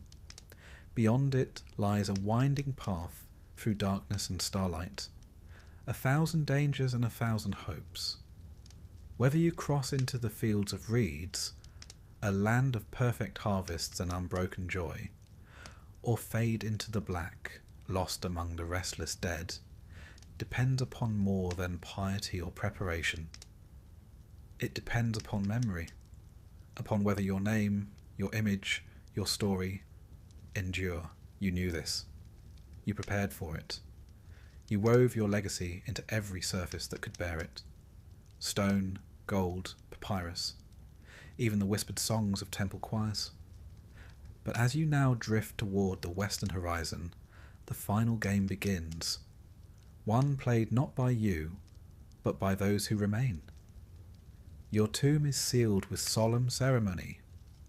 Priests chant the ancient spells. Oil lamps flicker in the darkness as the final stones are set. Outside, the mourners wail and scatter sand upon their heads. Your son, now king, promises that offerings will be made for evermore. For a time, all is well. The first year, your mortuary cult burns incense and pours milk upon the altars. Songs are sung in your honour. The weavers of the palace still speak of your grace. The priests of Hathor remember your generous gifts. But memory is a fragile thing. Even now, in the second year, the tides begin to shift. A new great royal wife adorns the palace. Her charms are praised, her likeness commissioned in fresh stone. Courtiers bow low to her now. Your name is spoken less often in the great halls. You are no longer present to remind them. You think of those who managed to defy this slow erosion. Queen Nefertari, beloved of Ramses the Great, whose tomb is a jewel of colour and light. Her image, arms outstretched in prayer, endures across the ages. The queen who became a goddess in the hearts of her people. Or Hatshepsut, whose mortuary temple still rises against the cliffs, defying the attempts of her successor to erase her legacy. Though her statues were broken and her name struck from many records, the grandeur of her works forced Egypt to remember. You dared hope for such endurance. Yet for every Nefertari or Hatshepsut, there are 100 others. Queens whose names are now no more than a faded cartouche on a broken shard, or a mention in a scribe's forgotten account. Already you feel the tremors of erasure. The rivalries you once outplayed still echo in the shadows. The descendants of your enemies whisper to the king, "Why lavish offerings upon one so long departed? Why spend temple resources on a queen of the last reign when new alliances must be forged?" A subtle shift here, a missed offering there. The priests grow tardy in their duties. a scribe fails to copy your name upon the festival lists. You see it unfolding, and there is nothing you can do save hope that the seeds you planted will bear fruit. You think again of Cleopatra VII, a queen who defied Rome, who held emperors in thrall, who ruled with cunning and brilliance. Her end was tragic, her body lost, her tomb a mystery. Yet her name lives on, burnished in the world's memory like a polished gem. Even the might of Augustus could not erase her entirely. This, too, is a form of immortality. But it is not granted to all. In the centuries that follow, your fate may take many forms. Perhaps a young priest, stumbling upon your image in a half-forgotten shrine, will pause to speak your name. A simple act, yet one of profound power. For the Egyptians believed that to speak a name is to make it live again. Or perhaps your tomb will be found by robbers in the dark of night. They will strip it of gold and ivory, leaving your carefully prepared body exposed to the dust. Your name may be scrawled upon a ledger, sold with your stolen jewels to the highest bidder. Worse still, perhaps an enemy, rising in a future court, will order your name erased entirely. The artisans will chip away your likeness. The priests will be forbidden to utter your titles. You will become one of the damned forgotten, wandering the afterlife, rootless and unremembered. And yet, even this is not the full truth. For Egypt is a land where the past lingers beneath every stone. Names thought lost have been found again. A cartouche buried beneath sand. A fragment of hymn preserved in a crumbling scroll. The archaeologists of this new age, strange priests in foreign garb, uncover the works of queens long vanished. They brush away the dust of centuries, read aloud the ancient words. And in that moment the old magic stirs again. Your voice may yet be heard. You reflect on this as the millennia unfold around you. Time, here, has no meaning. You drift between moments, glimpsing flashes of a world that has forgotten much but remembers just enough. One day, perhaps, a team of scholars will descend into your tomb, torches blazing against the carved walls. They will marvel at the richness of your burial, the artistry of your stele. They will photograph your face, preserved by sacred oils and ancient skill. Your story will be told anew, perhaps with errors, perhaps with embellishments, but told nonetheless. This is the strange afterlife you inhabit now, a dance between fading and remembrance. You know that some queens were not so fortunate. The tomb of Queen Mutnojmet, once adorned with scenes of royal triumph, was stripped bare. Her body left to moulder in obscurity. Her name nearly lost to history. Others fared little better. Tombs desecrated, bones scattered. Names ground from temple walls. Forgotten entirely, save for a few tantalizing hints in dusty archives. And yet, even they are not beyond hope. For as long as the stones of Egypt endure, there remains the chance of rediscovery. Of a voice, however faint, calling out from the depths of time. And so you watch. You wait. You think of your son, now an old man himself, his face lined with years and cares. Does he still honour your name? Does he instruct his children to do the same? Perhaps, perhaps not. In the end, your immortality lies not only in blood, but in story. You recall the ancient proverb, "A man is not dead so long as his name is spoken." It is a truth deeper than the Nile itself. As the modern age dawns and the strange new scribes pore over ancient texts, you feel a flicker of hope. Your cartouche appears in a scholarly tome. A replica of your jewellery gleams in a glass case. A visitor, gazing upon your likeness, speaks your name aloud, imperfectly, but with wonder. And for that moment you live again.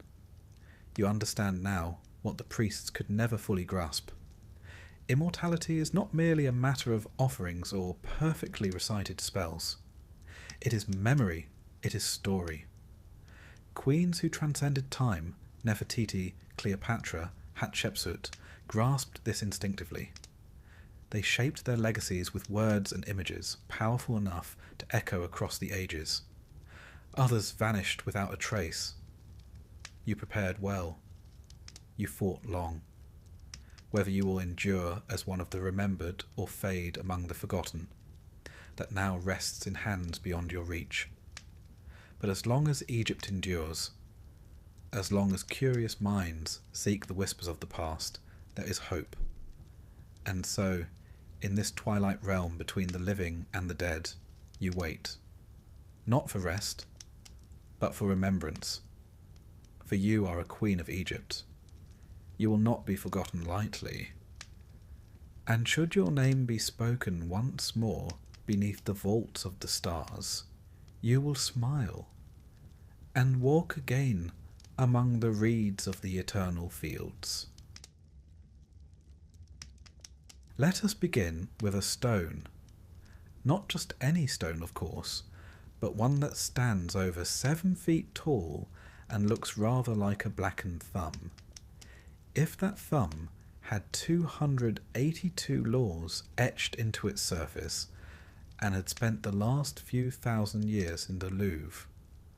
This is the Code of Hammurabi, carved around 1754 BCE in ancient Babylon, under the regal direction of King Hammurabi himself, a man who, if the stone is to be believed, was chosen by the gods to bring about the rule of righteousness in the land, to destroy the wicked and the evildoers, so that the strong should not harm the weak.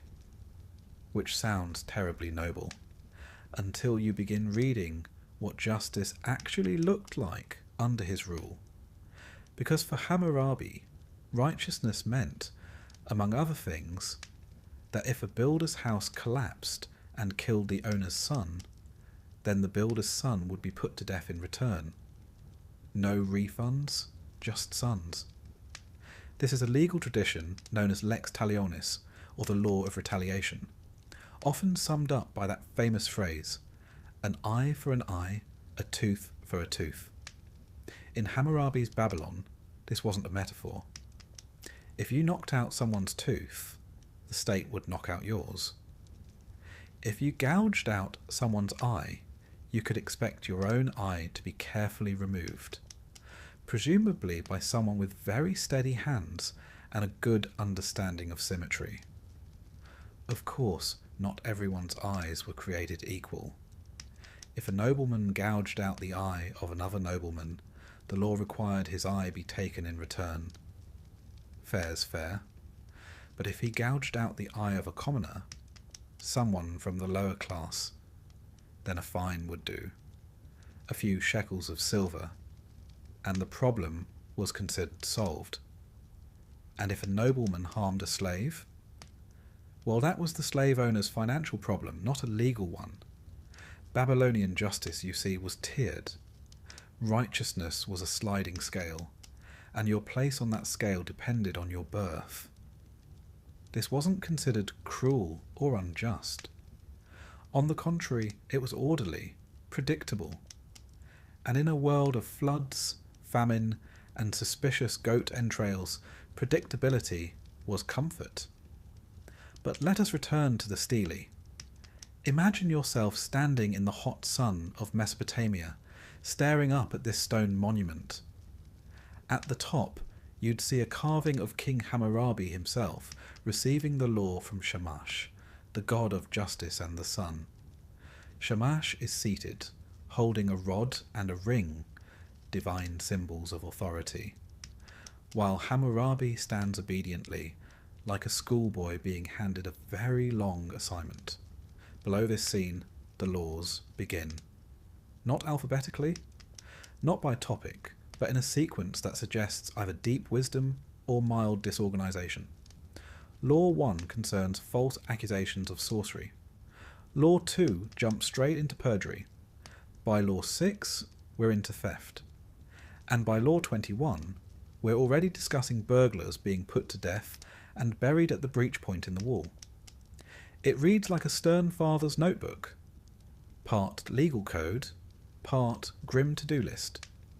Now, one might expect the earliest legal systems to be obsessed with murder, theft, and general mayhem.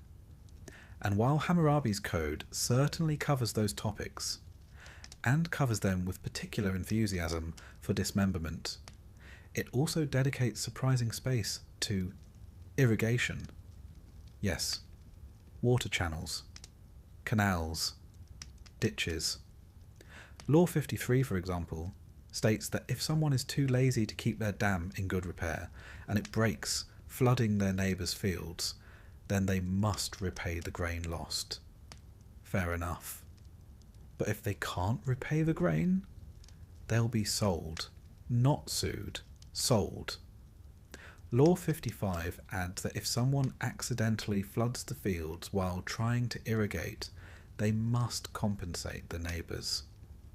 This all sounds terribly modern until you remember that the tools used for irrigation were often little more than sticks, clay pots, and hopeful guesses.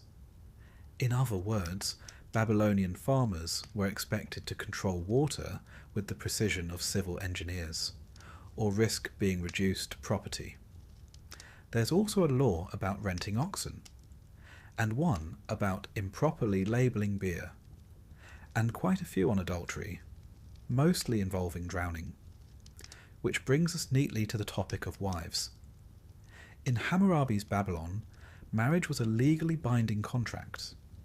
It came with obligations, punishments, and, in the case of infidelity, some truly inventive consequences. Law 129 is especially famous. It states, if a man's wife is caught lying with another man, they shall bind them and throw them into the water. Presumably not a spa. However, there's a small but revealing clause. If the husband decides to pardon his wife, the drowning can be cancelled. A sort of by royal permission on a local scale. The law didn't say why she might be pardoned. Perhaps she baked excellent bread. Or perhaps he didn't fancy being single again. But the power lay with him. Still, Babylonian law wasn't entirely without nuance. If a woman was neglected, if her husband left her without food or care, she could file for separation and, if proven, return to her father's house. Even here, control and hierarchy were everything. She could leave, but only with permission, and only to a sanctioned destination. Another favourite is Law 218, which concerns surgeons. If a doctor performed a major operation on a nobleman and the patient died, the doctor's hands were to be cut off. Not sued, not disbarred, just handless. It's worth noting that this applied only if the patient was a nobleman. If the doctor killed a commoner, the penalty was a fine. And if the patient was a slave, the doctor had to pay the owner for the value of the slave. In Babylon, even death had market value, and a very specific receipt.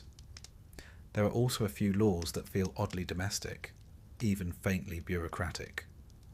Law 196. If a man destroys the eye of another man, they shall destroy his eye. Law 197. If he breaks another man's bone, they shall break his bone. Law 198. If he destroys the eye of a commoner, he shall pay 1 mina of silver. The pattern becomes clear. Babylonian justice was deeply transactional. If you had enough silver, you could buy forgiveness. If you didn't, your body paid the price. This created a world in which justice wasn't blind. It was rather exacting in its bookkeeping. Now, before we judge too harshly, we must remember the environment from which these laws emerged. Babylonian society was complex, hierarchical, and deeply religious. The gods were believed to oversee every aspect of life, from harvests to sickness, to the precise width of your neighbour's boundary stone. Law was not simply about fairness. It was about maintaining cosmic order. Punishment wasn't vengeance. It was alignment. The idea was not to comfort the victim, but to rebalance the moral universe. If someone stole a goat and the punishment wasn't administered, the gods might take offence and punish the entire community. Better to drown one adulteress than suffer a drought. And so, these laws, written in cuneiform, carved onto basalt, and displayed in the public square, weren't just practical guidelines. They were theological architecture. Every verdict, every amputation, every flooded field was part of a divine ledger. And woe betide the man who tampered with it. Hammurabi himself ends the code with a long and rather self-congratulatory warning. He invokes the gods, calls himself the King of Justice, and curses anyone who dares alter his words. May the great gods of heaven and earth tear out his seed, judge his case, and destroy his land. Strong feelings for a man who just wanted people to label their beer properly. As you drift off now, imagine a world where every disagreement, from land disputes to bad medical outcomes, was handled by reference to a stone monument, where class decided your value, and the gods were assumed to be extremely interested in your plumbing problems. It was orderly, yes. Fair? That's another matter. But above all, it was strangely human, trying in its own severe way to bring justice to a world of chaos. One eyeball at a time. Sleep well. If Babylon gave us laws carved in stone, then Sumer gave us something even more impressive. Clay tablets, hundreds of them, baked to permanence by the Mesopotamian sun, inscribed in cuneiform, those neat wedge-shaped marks made by pressing a stylus into soft clay, and quietly catalogued by scribes who, one assumes, were very good at sitting still. We're going back further now, to around 2100 BCE, to the dusty sun-baked city of Ur, in what is now southern Iraq. This was a time before alphabets, before coins, and, crucially, before the concept of separating gossip from crime. The Sumerians, though overshadowed in textbooks by their Babylonian successors, were rather remarkable. They invented writing, or at least a version of it. They built cities with irrigation, organized temples with priests, and filled their lives with contracts, inventories, and the deeply held belief that everything, from land boundaries to whispers behind closed doors, needed documentation. They also gave us one of the earliest legal codes we know of, the Code of Ur-Nammu. Written nearly 3 centuries before Hammurabi, it is both more lenient and somehow more peculiar. And it begins, as so many things did in ancient Sumer, with the gods. King Ur-Nammu of Ur, the man behind the code, claimed divine authority, not modestly. His law code opens by declaring that the gods Nana and Utu appointed him to bring peace, order, and justice. One imagines Utu, the sun god, sighing as he handed down a to-do list that included regulating the behaviour of millers and resolving donkey thefts. Ur-Nammu's laws, though fewer in number than Hammurabi's, were striking in their own way. There were no eyes for eyes here, no sons executed for the sins of their fathers. Instead, punishments tended to involve silver fines, physical punishment, or occasionally death by drowning, though that last one was reserved for special occasions, usually involving adultery. It all starts out quite sensibly. If a man commits a murder, he shall be killed. Director. No arguments, but then it turns quickly into the realm of the oddly specific. If a man divorces his first-time wife, he shall pay her 1 mina of silver. If a man is accused of sorcery, and it is not proven, he shall pay 3 shekels. What's striking is not just the punishment, but the precision. The law doesn't say the man is innocent of sorcery, just that it wasn't proven. And in that lack of proof lies a fine, a sort of penalty for being suspiciously magical. This brings us neatly to the Sumerian obsession with slander. The legal code suggests that gossip was not a hobby. It was a prosecutable offence. Whispering about someone's conduct could land you in court, or worse, in a canal. The Sumerians seemed deeply concerned with what people said, how they said it, and whether a third party might be quietly listening through a curtain of reeds. The gods, after all, were always watching. And if they weren't, your neighbours certainly were.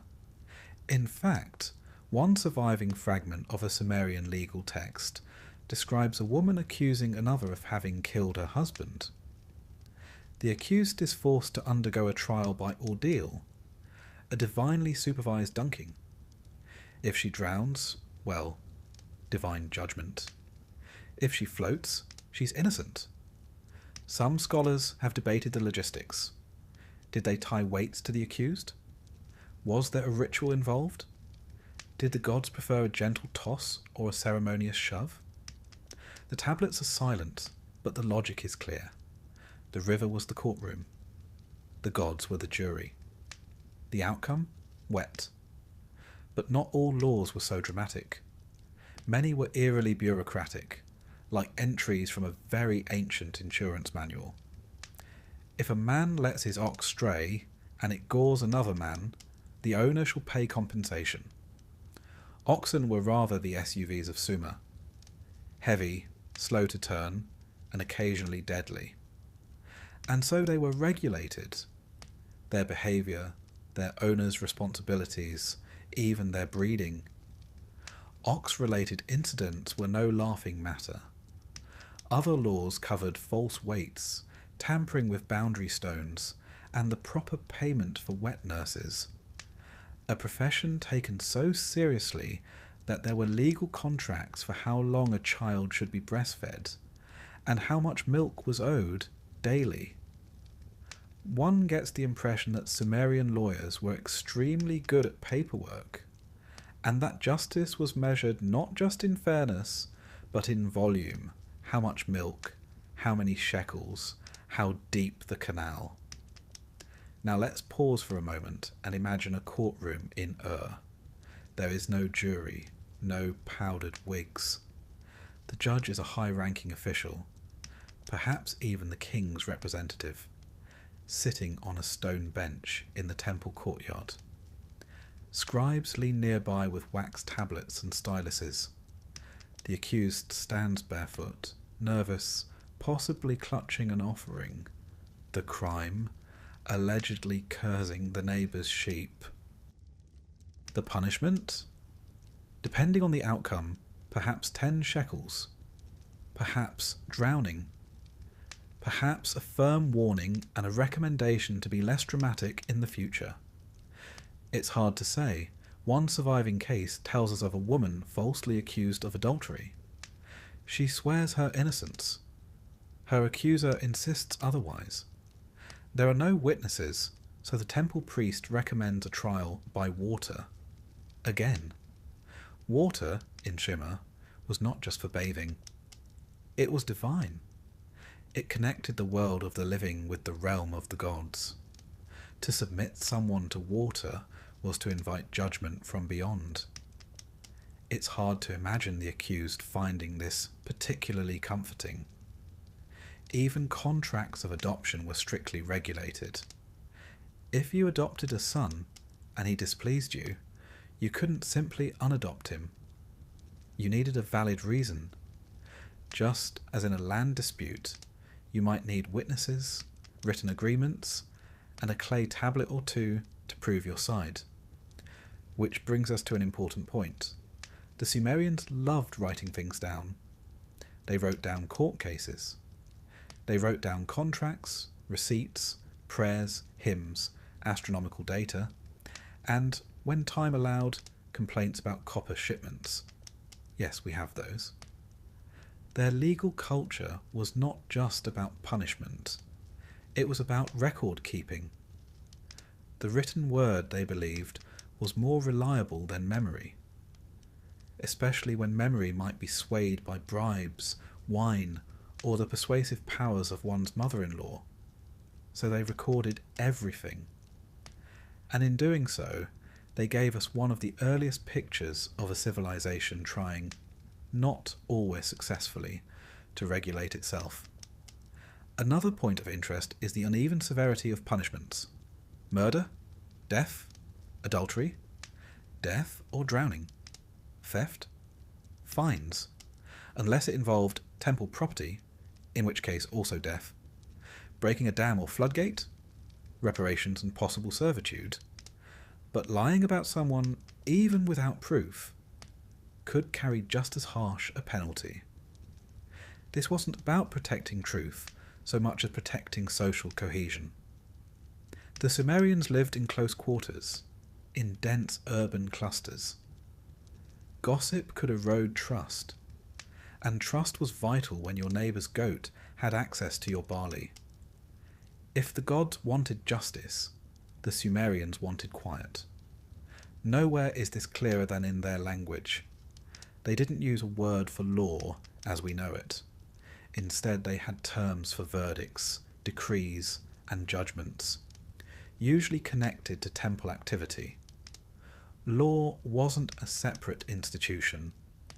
It was an extension of divine will, administered by scribes and priests on behalf of the gods. And those gods had very particular preferences. They disliked disorder.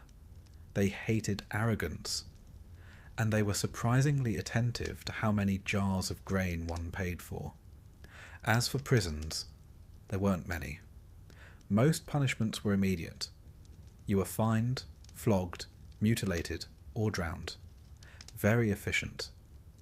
Long-term imprisonment didn't yet exist as a widespread tool of justice. Why feed someone for months when a canal and a rope were faster? That said, it wasn't all brutality. Many fines were modest. Compensation could be negotiated. In some cases, the goal was reconciliation, not revenge. And there's even evidence of legal forgiveness, a practice where wrongs were formally forgiven and recorded. Not out of mercy, but to maintain balance, so the gods wouldn't become cranky. So, to summarize, ancient Sumer was a world of contracts, fines, trials by water, suspicious oxen, and the ever-present threat of divine opinion. Justice was not blind. It was written in clay, witnessed by scribes, and administered by people who genuinely believed that gossip could bring down a city. The law was not about fairness, it was about balance, about making sure everyone stayed in their place, kept their oxen tethered, and didn't accuse their neighbours of witchcraft without cause. And if you must lie, at least do it quietly. As you drift off now, picture the bustling city of Ur at dusk, the mud brick homes, the ziggurat towering in the distance, the scribes finishing up their tablets before the oil lamps burn low. Somewhere, a man is arguing with his brother over a stolen goat. A priest listens. A judgment is passed. A fine is paid. Order is restored. And the gods for the moment are pleased. Sleep well. Let us now travel to a land of sun, sand, and extremely patient civil servants. Ancient Egypt, land of pyramids, papyrus scrolls, and the firm belief that even death required documentation. Unlike the Babylonians, who carved their laws in stone, and the Sumerians, who baked them into clay, the Egyptians preferred to keep their laws a little more flexible. There is, as it turns out, no single surviving Egyptian law code, no equivalent of Hammurabi's stele looming in the town square. But that's not to say the Egyptians lacked laws. Far from it. They had oaths, court proceedings, contracts, judges, tax assessors, and enough legal scribes to make even the most modest dispute feel like a minor festival. They just didn't feel the need to engrave every rule on basalt. Instead, they trusted in a concept far older and far more sacred than statute. They called it Mayat. Mayat was many things. A goddess, a principle, a feather. She represented truth, balance, justice, and the order of the cosmos. Pharaohs swore to uphold Ma'at. Judges were said to administer it. And at the end of your life, when your heart was weighed in the Hall of Two Truths, it was Ma'at's feather they used as the counterbalance. If your heart was lighter than the feather, congratulations, eternal paradise awaited. If not, you were devoured by a demoness with a crocodile head and a lion's backside. So no pressure. But what Ma'at meant in practical terms was this. The Egyptians preferred ethical harmony over legal rigidity. Their justice system was based less on written codes and more on what seemed fair, appropriate, or divinely pleasing at the time, which, as you might imagine, made for some fascinating court cases. Consider a simple dispute. Two farmers are arguing over a boundary stone. One accuses the other of moving it during the night to steal land. There is no GPS, no satellite imaging, no surveyor with a clipboard. Just a few dusty witnesses and a stone that's clearly not where it used to be. The case is brought before a local official, perhaps a village mayor, perhaps a provincial governor. The official listens, questions the parties, perhaps consults a record keeper. Then he renders a verdict. Was it fair? Reasonable? Consistent with Ma'at? That was the goal. Not legal consistency, but cosmic correctness. Of course, not everything could be handled by philosophy and feathers. For larger cases, there were official judges called Sashemu. They were often priests, scribes, or royal appointees. Men of learning, which in Egypt meant men who could write without smearing ink across their linen kilts. Judges worked in temples, courts, and administrative buildings. They were known for their calm demeanour, extensive memory, and ability to keep a straight face while listening to a goat herder accuse his neighbour of casting spells on his sheep. Some trials were held in public, others in quiet chambers, and nearly all of them required paperwork. The Egyptians, more than almost any other ancient civilization, believed in the power of writing. They wrote everything down. Contracts, confessions, wills, marriage agreements, even grain loans, complete with interest tables and repayment terms. In one surviving case, a man defaulted on a barley loan and tried to flee the region. He was caught, dragged back to court, and ordered to repay the debt plus one additional donkey for his trouble. Justice, as always, had a price, and sometimes it had hooves. Egyptian law was especially meticulous when it came to property.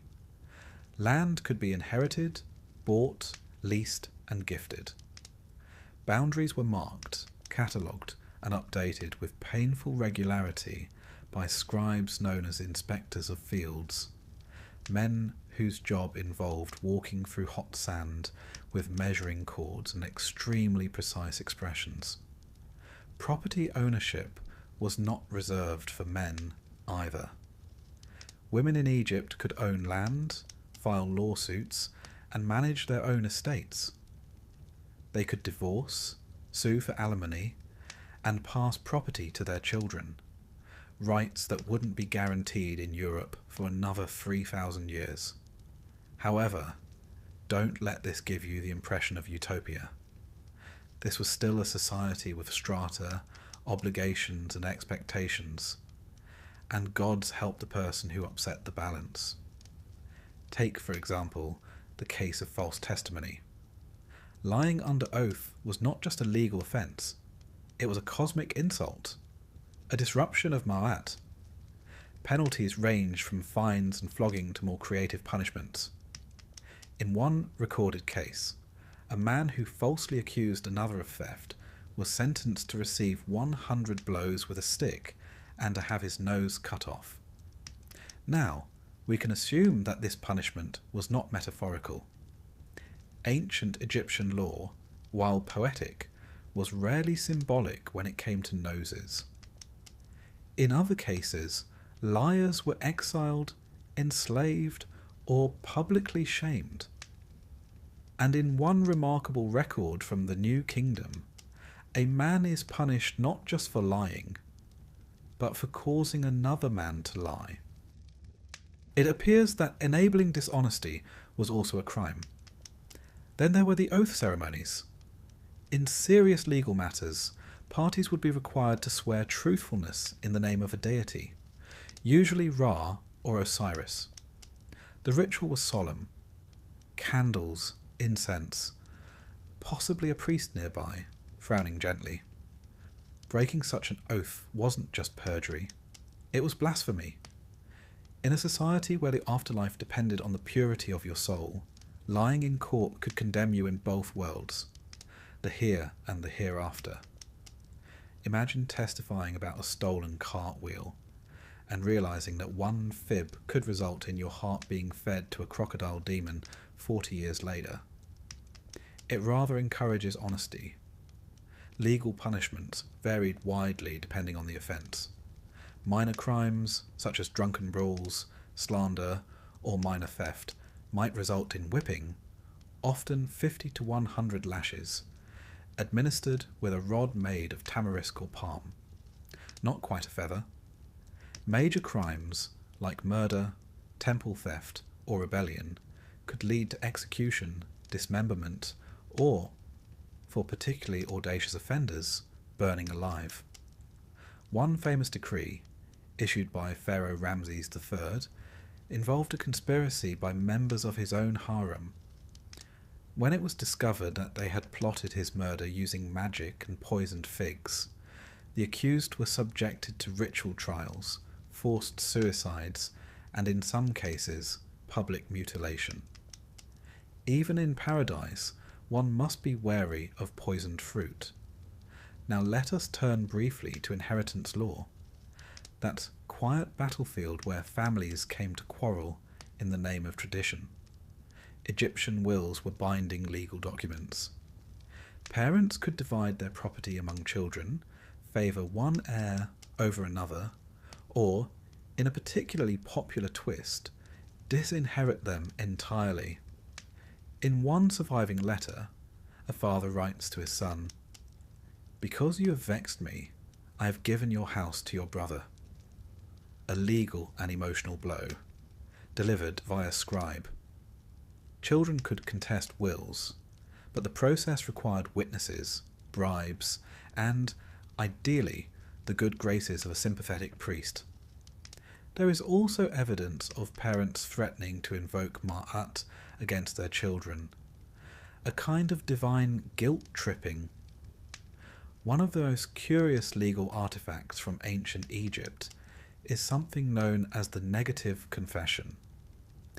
It is not a legal testimony per se, but it reads like one, and it gives us extraordinary insight into how the Egyptians saw justice not just as a public system, but as a private ledger between soul and eternity.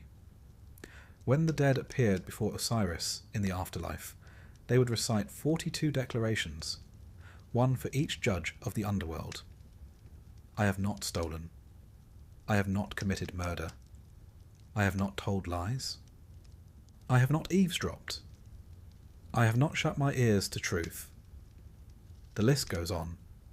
In essence, this was a spiritual deposition, a soul pleading its case, not in front of a jury, but in front of eternity. And what's most astonishing is that it reflects the very same concerns found in the real-world courts. Theft, slander, dishonesty, disrespect. Justice, it seems, was a lifelong performance, reviewed not just by judges, but by gods, and perhaps by your great-uncle, who kept receipts. To tie things together, we should note that Egyptian law was rarely about deterrence through cruelty. Rather, it was about maintaining mayat, the balance of things.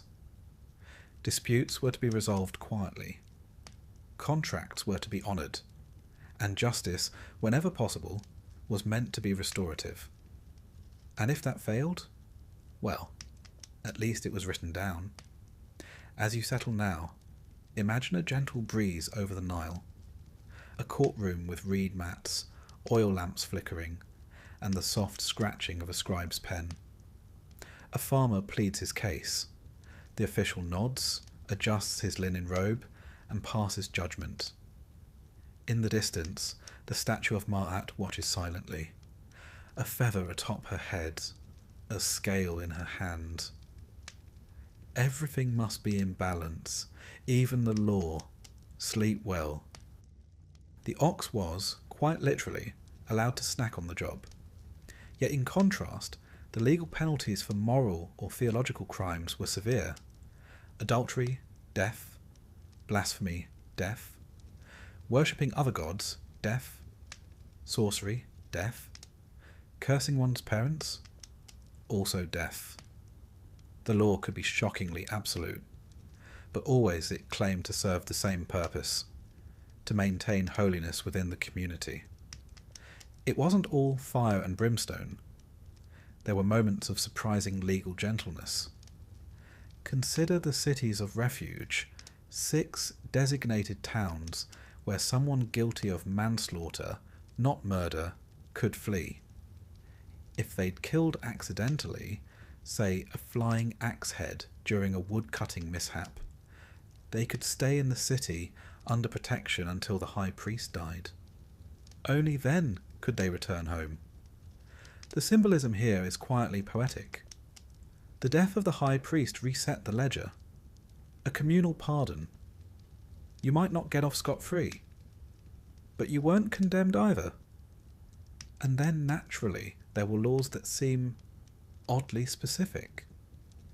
Take this gem from Deuteronomy. If 2 men are fighting, and the wife of one intervenes by grabbing the other man's private parts, you shall cut off her hand. Show no pity. Deuteronomy 25:11-12. One imagines this was not a common occurrence, but the fact that it required legal commentary suggests at least one memorable incident. Also from Deuteronomy. When you build a new house, make a parapet for your roof, so that you may not bring blood upon your house if anyone falls from it. 22.8. It's the world's oldest known building safety code, and honestly, rather sensible. Some laws dealt with animals. Do not plough with an ox and a donkey yoked together. If you find a bird's nest, let the mother go, that it may go well with you. There's something almost tender in these, a reminder that even in a rigid legal system, mercy extended downward, to the birds, to the labouring beasts, to the forgotten. The law wasn't only about punishing wrongs, it was about shaping a nation of conscience. The year of Jubilee was perhaps the most radical idea of all. Every 50th year, land was returned to its original owners. Debts were cancelled, slaves were released, It was a cosmic reboot. The land, said God, belonged to him, not to the people. They were tenants, and their fortunes were not to be hoarded across generations. Whether the Jubilee was ever fully practiced is debated, but its inclusion tells you everything about the legal imagination of ancient Israel.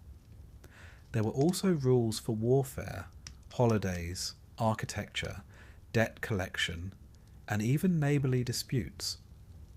One law states that if your neighbour's ox falls into your uncovered pit, you must repay him. Another says that if someone borrows your cloak overnight, you must return it by sundown, since it may be his only blanket. It's legal philosophy as moral empathy, structured, yes, but deeply human, and all of it built on a foundation of divine partnership. In court, capital cases required 2 or more witnesses. False witnesses were punished with the same penalty they sought for the accused. If they tried to frame someone for a crime deserving death, they were executed in return. Justice was not only about truth, it was about responsibility. To accuse was to take on weight. You could not whisper a slander and walk away untouched. As you lie back now, picture a quiet village in ancient Judah. The sun has set, fires are out, the pots have been scrubbed. There's no travel, no hammering, no gossip. The Sabbath has begun. A family sits silently under an open sky. A scribe records the week's final measurements. A priest tucks away his scroll. And the law, as ever, rests, not abolished, not forgotten, just waiting, like the 7th day itself. Sleep well. Let us now venture into the arid hills of the ancient Near East, into a world defined not by city walls or irrigation canals, but by covenant. A world where the legal system wasn't just a set of rules. It was a divine relationship, inked in fire, thunder, and stone tablets. This is the world of ancient Israel, a society whose laws were written not by kings or senates, but by the very hand of God, or so it was believed. Laws that governed not just theft and murder, but rest days, dietary habits, mildew outbreaks, and the occasional goat in the wrong yard. You'll forgive the tone of quiet disbelief. But once we're finished here, you might understand why even a hardened Babylonian judge would raise an eyebrow at what passed for everyday legislation among the ancient Hebrews. And at the centre of it all, the Sabbath, a day so sacred, even sticks were a matter of life and death. Let's begin at the beginning, or near enough. According to the book of Exodus, Moses received the law from God atop Mount Sinai. It was not a subtle event. There was lightning, there was fire, there was a cloud, and a voice like thunder, and a mountain that trembled. And then, just like that, law was born. The first 10 were engraved in stone, but that was only the preface. What followed, woven through Exodus, Leviticus, Numbers, and Deuteronomy, was a vast and intricate system. 613 commandments, or mitzvot, governing nearly every aspect of Hebrew life. Many of them made moral sense. Do not steal. Do not murder. Honour your parents. That sort of thing. But others took a more specific turn. Do not wear garments of wool and linen woven together. Do not sow your field with 2 kinds of seed. Do not boil a young goat in its mother's milk. It was law as lifestyle, as identity, as theology you could taste, wear, and smell. Every rule had a reason, even if that reason was known only to God. The Sabbath was not merely a break from labour. It was a legal obligation, ranked 4th among the 10 Commandments, placed even above murder and adultery. 6 days shall you labour and do all your work, but the 7th is a Sabbath to the Lord your God. On it you shall not do any work. Now you might ask, what exactly counted as work? Surely one could stretch a little, sweep a corner, light a candle. Number absolutely not. Lighting a fire was prohibited. Gathering food was forbidden. Even walking too far was frowned upon. In Numbers 15, a man was caught gathering sticks on the Sabbath. Sticks, not trees, not furniture, just sticks. He was brought before Moses. The community waited while Moses inquired of God, and God said, in no uncertain terms, he shall be put to death. So the people took him outside the camp and stoned him. You begin to understand why ancient Israelites planned their firewood collection very carefully on Fridays. Hebrew law didn't merely legislate behaviour, it shaped identity. The Israelites were to be a people apart, set aside for a divine purpose. Everything about their way of life, from the food they ate to the way they harvested fields, reflected that calling. You shall be holy, for I, the Lord your God, am holy. Leviticus 19:2. This was the driving force behind the dietary laws, the purity laws, and the general refusal to mix, blend, or hybridize anything, including seeds, animals, garments, or holidays. The kashrut laws, what was kosher, were intricate and serious.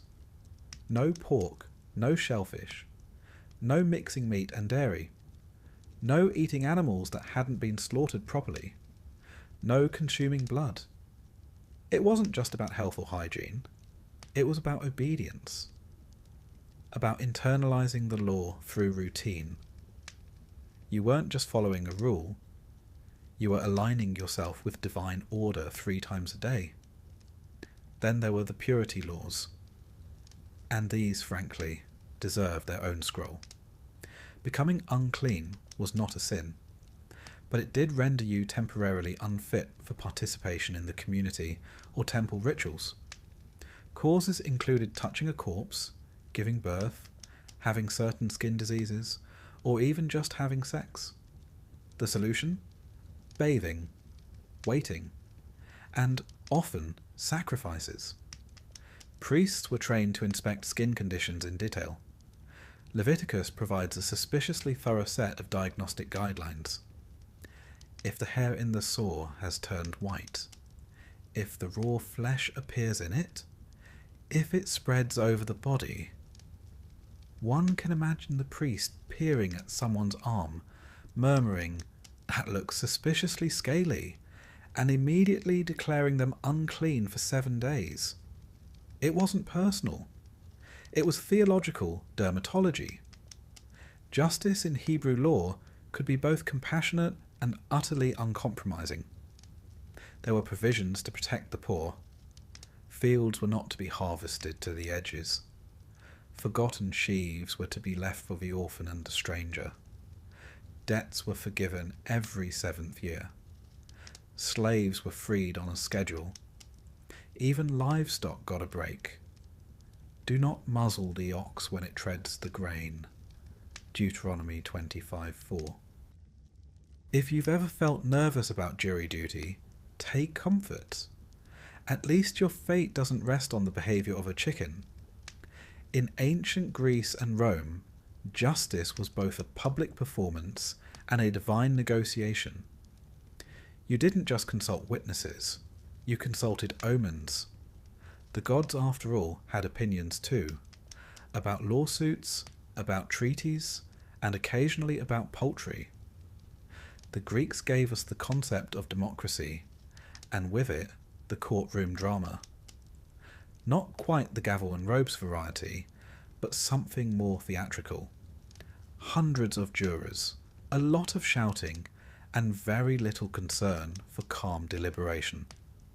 The Romans, by contrast, gave us legal infrastructure, a code-based system with trained magistrates, professional advocates, and an obsessive love for categories. Theft wasn't just theft, it was furtum manifestum, caught in the act, furtum nec manifestum, not caught, and so on. Yet beneath this legal polish lay a system just as curious, superstitious, and oddly specific as anything in Babylon or Judea. Let's begin with a pig. In both Greece and Rome, animals could be put on trial. Yes, you heard correctly. If a pig knocked over a statue, a goat damaged sacred property, or a dog barked at the wrong priest, the creature might be captured, tried in a proper court, and, if found guilty, executed. Not because animals were moral agents, but because their offence had disturbed the cosmic balance. In Athens, the Areopagus Court, a hilltop tribunal of elite citizens, once tried and condemned a statue for falling on a man and killing him. The statue was then ceremonially tossed into the sea. In Rome, bees that produced honey in a temple were declared public property. If they stung someone during a religious procession, legal questions were raised. Was it divine punishment, or just bad luck? You might think this quaint. The ancients, however, took it very seriously. Law was not just about human behaviour. It was about order, and order extended to animals, objects, and omens. The Greeks were especially fond of public trials. A typical Athenian court might have 201 to 501 jurors, chosen by lottery, paid a modest wage, and often older men with time on their hands. There were no lawyers as we know them. Each litigant spoke for themselves, though wealthy citizens might hire a ghostwriter to craft a convincing speech. Time was strictly controlled. A water clock, called a clepsydra, ensured each speaker had a fair turn. When the water ran out, so did your argument. And the subjects of trial? Well, they varied. One man was tried for stealing grapes, another for seducing a flute girl under false pretenses. Socrates, famously, was tried for corrupting the youth and not believing in the gods of the city. He lost and was given a choice between exile or drinking hemlock. Ever the philosopher, he chose the hemlock. The method of voting was simple. Jurors dropped bronze discs into urns, one for conviction, one for acquittal. Majority ruled, no appeals. It was loud, chaotic, and often deeply personal, but it was justice. Or at least Athens' best attempt at it. The Romans, meanwhile, took a more procedural approach. Their laws were laid out in a formal code, the 12 Tables, first inscribed around 450 BCE. It was a response to popular demand. Plebeians wanted to know the laws, rather than rely on patricians who conveniently remembered them in court. The 12 Tables covered debt, property, marriage, funerals, inheritance, assault, slavery. They were, in many ways, stunningly detailed. Table 3, for example, states that if a debtor doesn't pay, the creditor may chain him for 60 days. After that, he may sell him or kill him. And if there are multiple creditors, they may cut the debtor into pieces, and no one shall complain if the pieces are unequal. Whether this was metaphorical or not remains, mercifully, unclear. Roman law also included strangely ceremonial procedures. To transfer property, early Romans used a process called mancipatio, which involved 5 witnesses, a set of bronze scales, and a formal declaration. It looked less like a sale and more like a ritual sacrifice. Wills had to be read aloud before 7 witnesses. A wrong word, or a stammer, could render the document void. Even marriages were legal ceremonies involving symbolic cakes, hand-holding, and an agreement that the bride would share in all matters religious and domestic.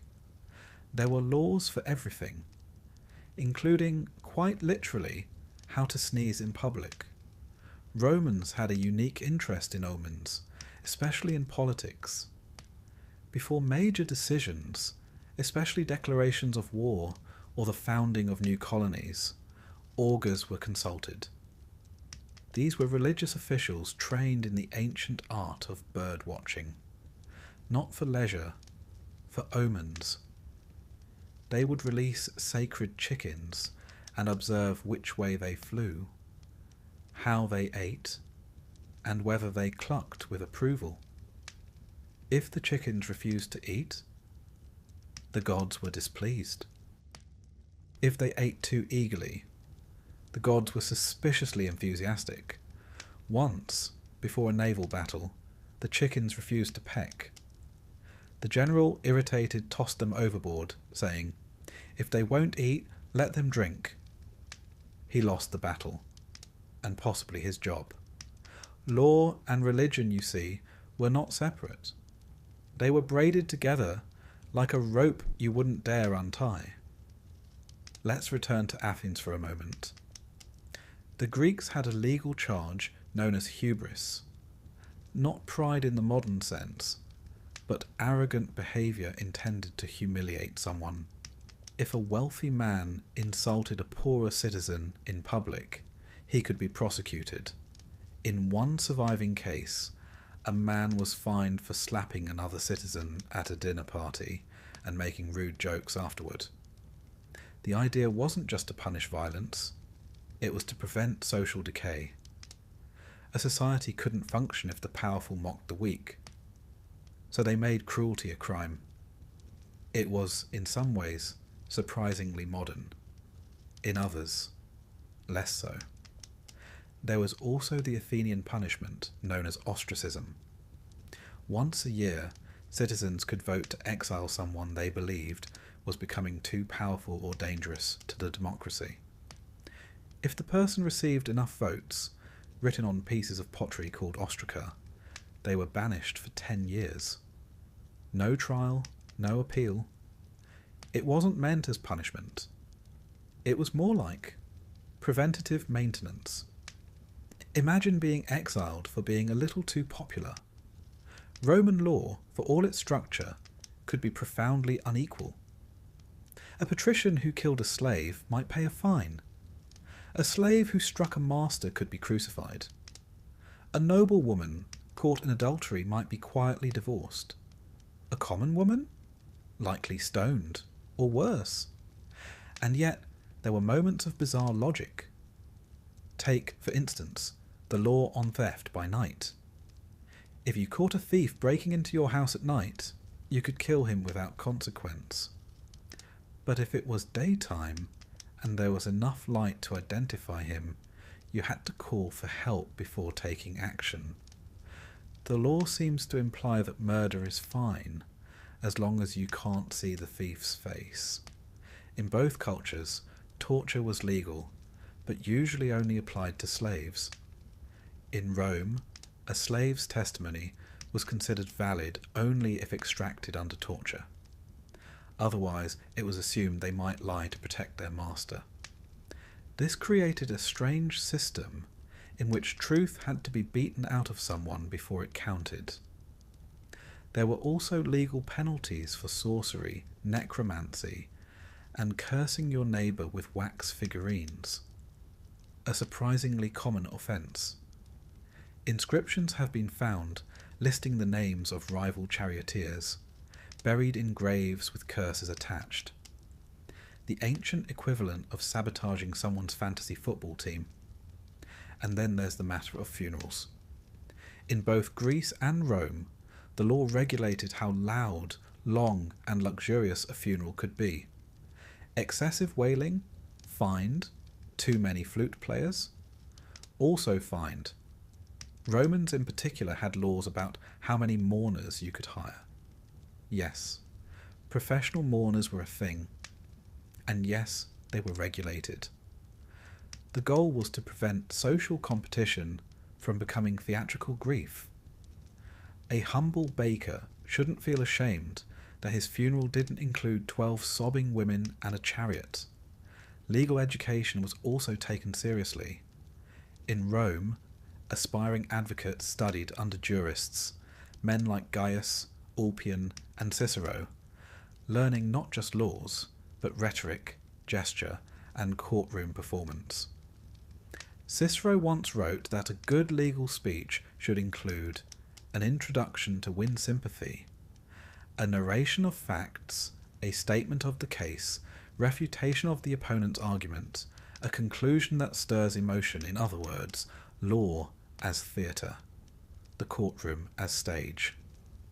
One wonders how often jurors were actually persuaded, and how often they were simply impressed. As you drift now toward rest, picture the agora of Athens. A man stands before a crowd, defending himself in a case of olive theft. His voice shakes, the water clock drips, the jurors whisper. A pigeon lands nearby, possibly offering commentary. Or perhaps imagine a Roman basilica, columns soaring, magistrates in togas, a young scribe furiously copying down testimony while trying not to yawn. In the corner, someone releases a chicken to see which way it turns. And justice, ever ceremonial, ever subjective, unfolds again. Somewhere between logic and omen, law and luck, speech and silence, sleep well. Let us now drift eastward, toward the banks of the Ganges. The air is thick with incense and monsoon mist. Somewhere a conch shell is blown. In the distance, a temple bell rings. You are in ancient India, where justice was not just a matter of law, but of cosmic harmony. Here the law was called Dharma, a word so expansive it defies direct translation. It meant duty, righteousness, moral order, and social obligation, all at once. Dharma governed how one should speak, eat, marry, pray, rule, and, yes, how one should be punished for stealing another man's cow. You see, in ancient India, a crime wasn't merely illegal. It was a violation of the universal order, a fracture in the great cosmic rhythm, something to be corrected, not just for society's sake, but for the sake of karma, reincarnation, and one's position in the next life. It's hard to overstate just how layered this legal system was. Because if you stole a loaf of bread in Babylon, they fined you. If you stole it in Rome, they might beat you. But in ancient India, they asked what caste you belonged to, whether you'd bathed that morning, how pure your soul was, and whether the bread had been offered to a priest. Then they decided your punishment. The most famous legal text from ancient India is the Manusmriti, also known as the Laws of Manu.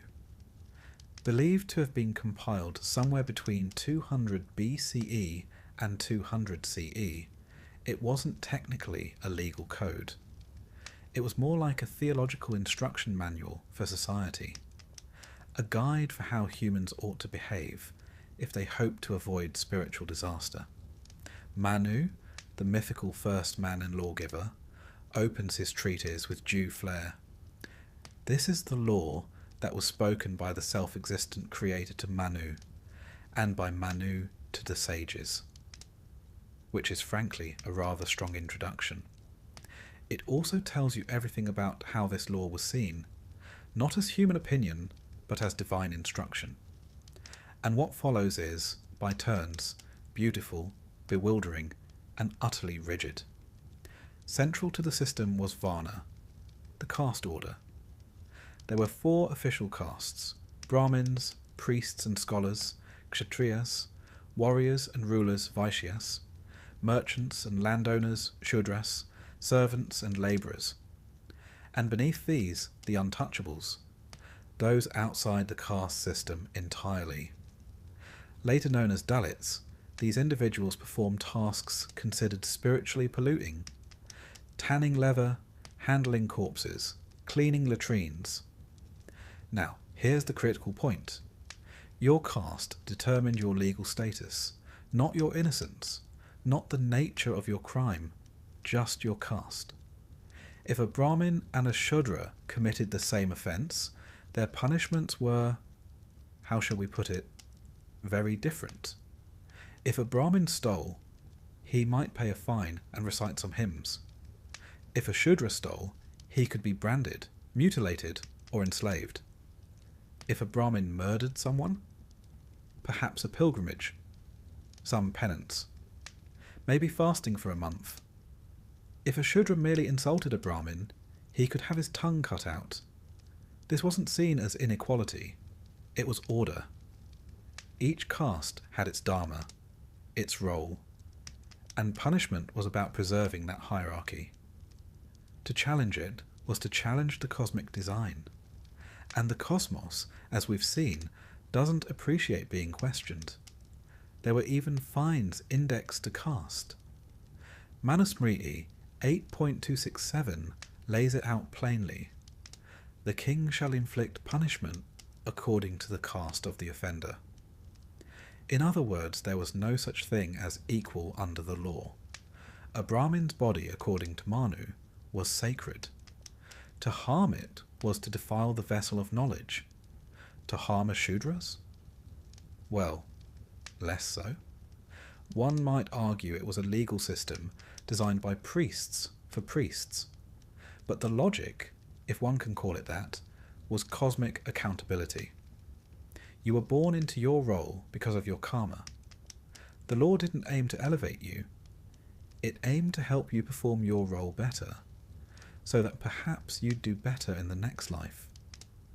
The legal distinctions weren't just about class. They extended to gender, ritual purity, and intention. For example, if a man of lower caste had intimate relations with a Brahmin woman, he could be executed. If a Brahmin man seduced a lower caste woman, he might be fined or forgiven altogether if it was by mutual consent. You begin to see the pattern. Women too had a specific legal role, to serve father, husband, and son, sequentially. A woman must never be independent, says Manu. In childhood, she is dependent on her father. In youth, on her husband. In old age, on her son. Adultery laws were severe, but more so for women. A woman caught cheating might be burned alive. A man might be fined unless he was of a lower caste, in which case, fire again. Some punishments were surprisingly symbolic. A thief might have his fingers chopped off, yes, but a liar. He might be forced to hold a red-hot iron ball. If he dropped it, he was guilty. If he held it, the gods had clearly protected him. It was trial by ordeal, a method not exclusive to India, but executed here with considerable flair. In some cases, the accused might be submerged in water. If they floated, they were innocent. If they sank, well, at least justice had been served. And then there were the fines. Manu was very fond of fines. There were tables of them, charts, algorithms really, for calculating how much one owed based on caste, intent, and timing. Stealing a cow? That'll be 10 panas. Stealing a sacred cow? 50. Stealing a cow during a festival? 100. Stealing a sacred cow during a festival after defiling yourself by eating garlic? Probably death. The laws also ventured into deeply personal territory. There were rules about what to eat, when, and with whom. Rules about how to bathe, where to spit, and which direction to face when sleeping. There were rules about naming your child. Brahmins should have names ending in Sarman, while Kshatriyas might end in Varman. Even bodily posture had rules. A student should not lie on his side during Vedic study. A penitent should sleep on the ground. A widow, well, she should ideally join her husband on the pyre, though this practice, known as sati, was debated and not universally enforced. Still, the implication was clear. Every moment of life was subject to regulation. And yet, amid this intricate lattice of caste, purity, and penance, there were glimmers of something else. For example, the concept of non-violence, ahimsa, was deeply embedded in the legal and moral tradition. Even animals had protected status. To harm a cow was far more offensive than to insult a merchant. In some cases, accidentally killing an insect could require ritual purification. And then there was the law's interest in intention. Unlike other ancient codes that focused purely on the acts, Dharma law often considered the motive. Did you kill out of anger? Did you regret it? Were you under the influence of passion or alcohol? These factors mattered. The punishment might not change dramatically, but the priest overseeing your atonement would certainly take note. There was also a legal mechanism for pardon. If a king erred, or a judge issued an unfair verdict, or if a guilty man confessed with genuine remorse, certain punishments could be reduced. Repentance, fasting, pilgrimage, and charity could all cleanse sin. Not legal innocence, but karmic mitigation. In other words, a man might be guilty in court, but innocent in the eyes of the gods, if he performed the proper penance, donated cows to Brahmins, and refrained from eating onions for a year. Let us pause now to imagine a courtroom in ancient India.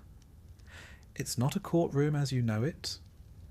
It's an open-air pavilion, perhaps near a temple. The judge is a Brahmin, flanked by assistants. Nearby sits a scribe with palm leaf scrolls. A merchant has brought a complaint. His neighbour borrowed a plough and returned it broken. The accused denies it. Witnesses are called. Oaths are taken. The plough is examined. An astrologer is consulted. And then the judge gives his verdict, calm, composed, citing both precedent and scriptural verse.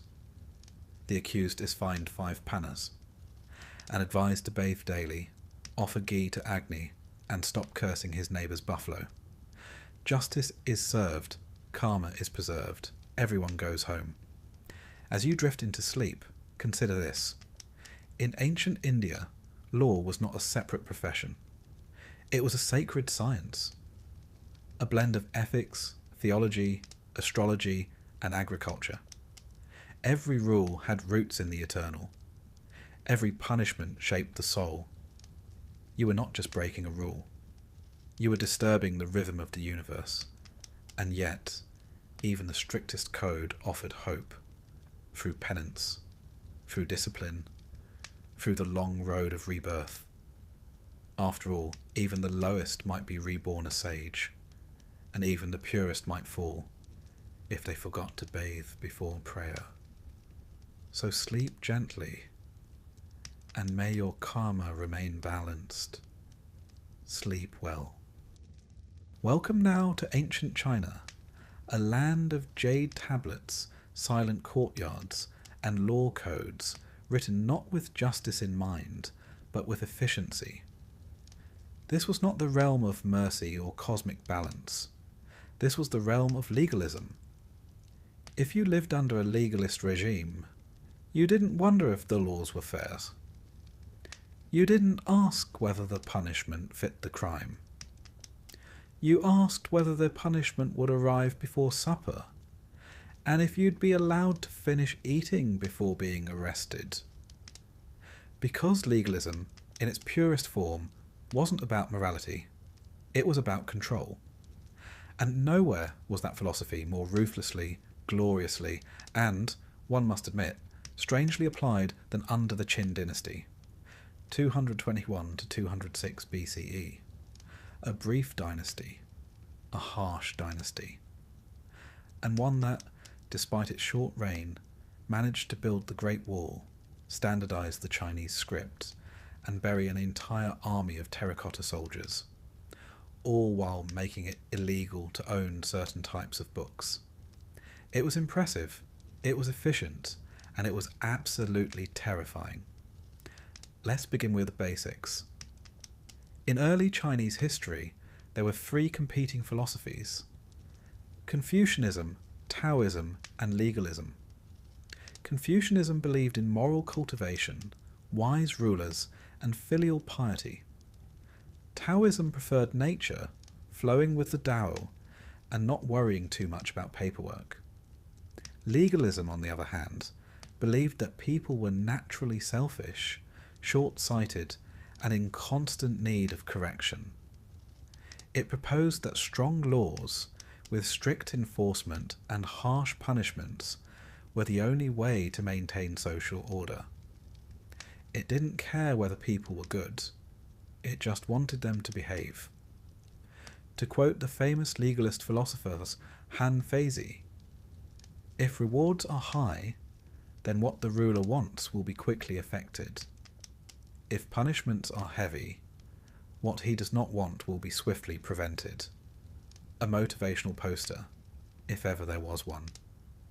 Enter Qin Shi Huang, the first emperor of a unified China. He inherited legalist advisors, legalist ministers, and a legalist worldview that saw mercy as weakness. He abolished the feudal states, replaced noble titles with state-run prefectures, and demanded loyalty not to family or tradition, but to the law. To ensure compliance, he issued a staggering volume of uniform laws, with punishment so precise you'd think they were designed by an angry accountant. Let's take a simple example: failing to report a crime. Under Qin law, if you saw someone commit a crime and didn't immediately report it to the authorities, you were guilty by association. This included your spouse, your children, your co-workers, and, depending on the crime, your entire village. You could be flogged, tattooed, sent to forced labour, or executed. In other words, see something, say something, or else. Speaking of punishments, the Qin had a wide range: tattooing the face with ink to mark criminals' nose or ear removal for repeat offences, amputation of the feet for serious theft, forced labour on imperial projects, like the Great Wall, execution, often by beheading, for crimes against the state. Interestingly, there were no long-term prisons. The idea was to punish quickly, visibly, and permanently. Rehabilitation wasn't the goal, deterrence was. Qin officials also enforced collective punishment. If one family member broke the law, the other could be punished too. Entire communities might suffer if someone defected, deserted, or harboured fugitives.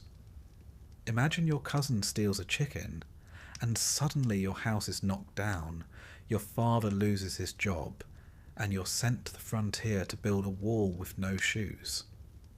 Legalism wasn't subtle, but it was effective. The law also reached into daily life. There were regulations on clothing, hairstyles, tool sizes, weights, and measures. The standardization under Qin Shi Huang was legendary.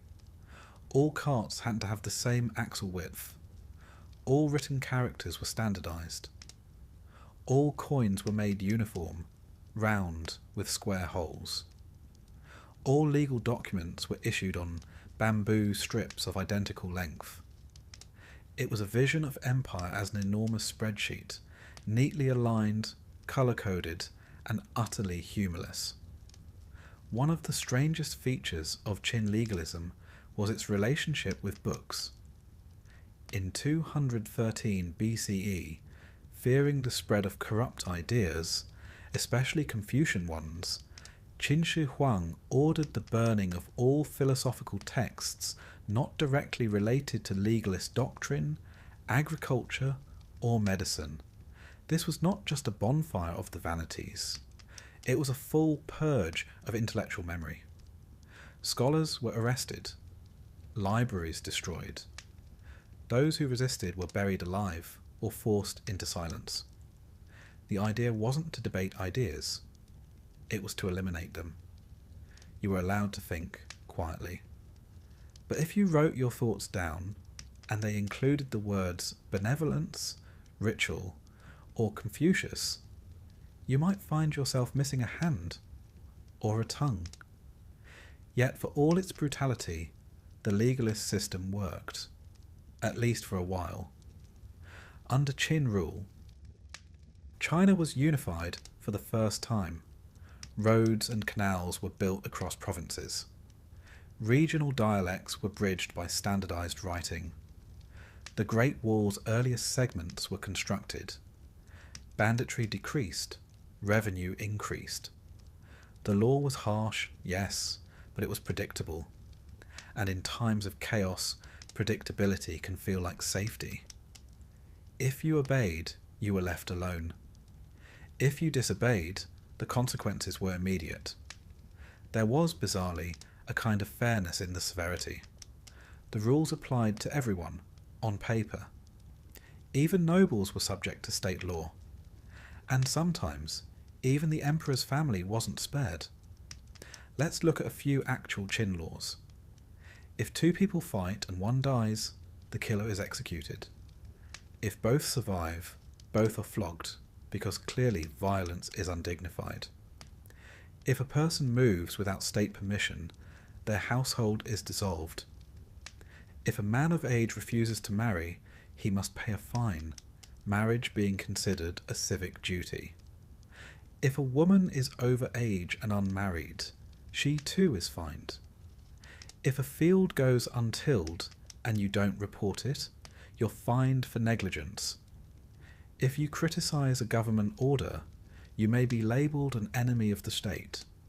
The message was clear. Don't fight, don't wander, don't complain, and for heaven's sake, plant something. Now, not everything was punished equally. Crimes against the state, sedition, desertion, tax evasion, were punished far more severely than crimes against neighbours. You could kill a man and be sent to labour. But if you questioned the emperor, that was treason. And treason was, as ever, a crime best punished with extreme prejudice. Oddly enough, despite all this rigidity, there were rewards in the legalist system. If you reported a crime, you were rewarded. If you captured a fugitive, you were rewarded. If you turned in your own relative, you were awkwardly thanked and rewarded. The system ran not only on fear, but on incentive. Loyalty wasn't expected, it was engineered. Turn in a tax cheat and you might get a goat. Turn in a corrupt official and you might be promoted. It was justice by way of whistleblowing. And in a strange twist, legalism believed that the ruler should be invisible. Han Feizi advised that a good ruler should never reveal his emotions, never explain his decisions, and never speak more than necessary. The emperor, in this view, was not a man. He was an institution, a black box of power. You didn't need to know what he thought. You just needed to fear his laws. Of course, such systems rarely last forever. The Qin dynasty collapsed after just 15 years. The reasons? Crushing taxes forced labour mass executions, an unpopular air, and ironically a lack of flexibility. When rebellion came, it came fast. People were tired of being punished for sneezing at the wrong ceremony. The Han dynasty followed and promptly tried to soften legalism with Confucian ethics.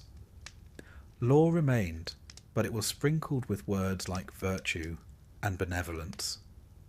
Scholars were allowed to write again. The books returned.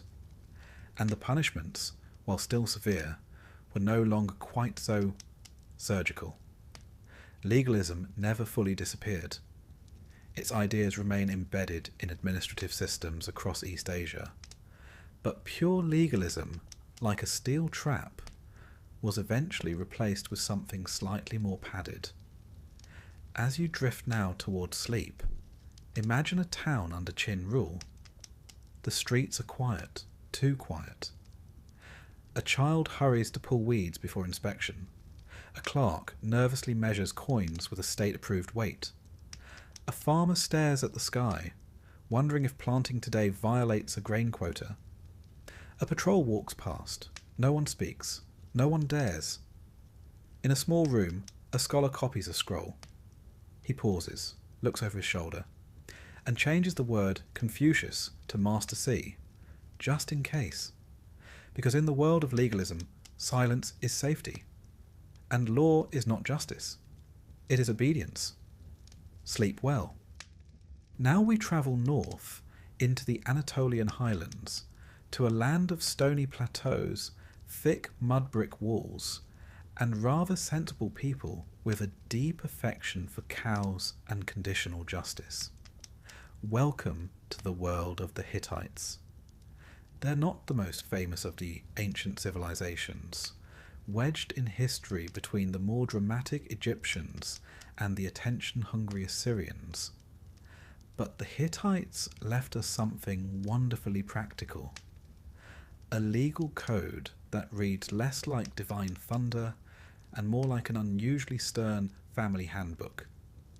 Where Hammurabi was all fire and fury, an eye for an eye, the Hittites preferred to ask, can we settle this with a fine, maybe a goat?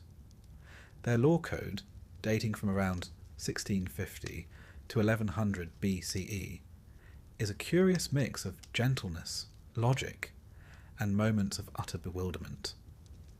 And it tells us a great deal about what it meant to live in an ancient society that didn't try to be holy, just functional.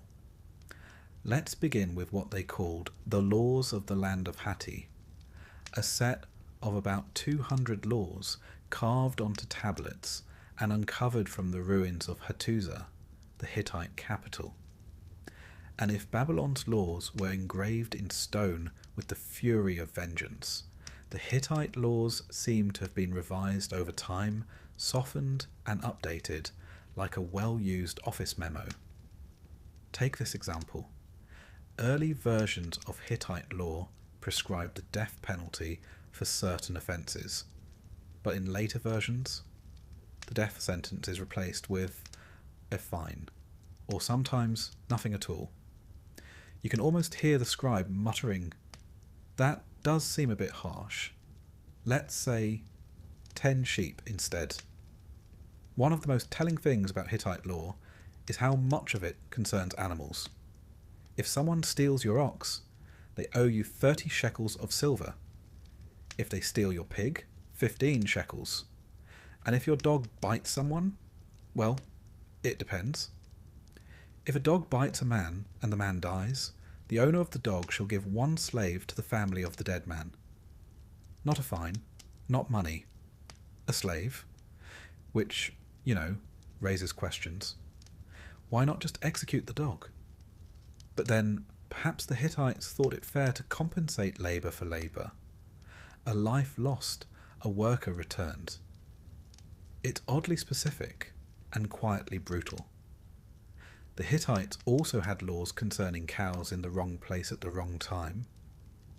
If a cow gores a man and kills him, its owner shall pay 6 shekels of silver.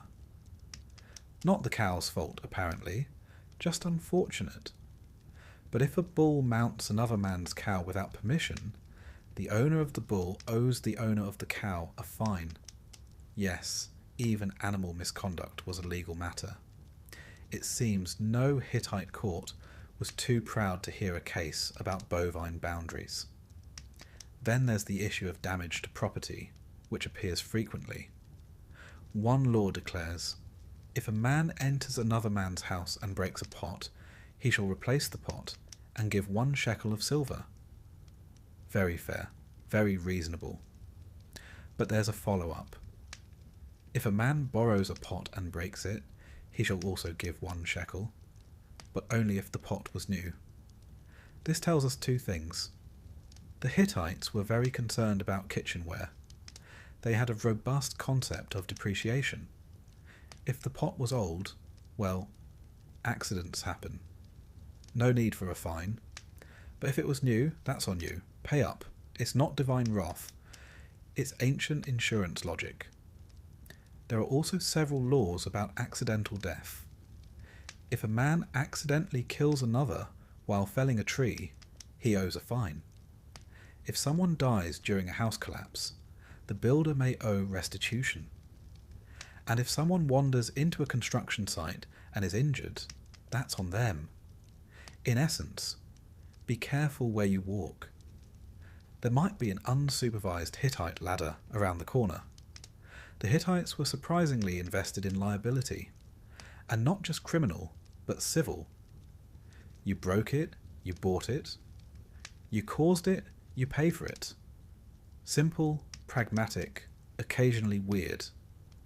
One law is particularly memorable.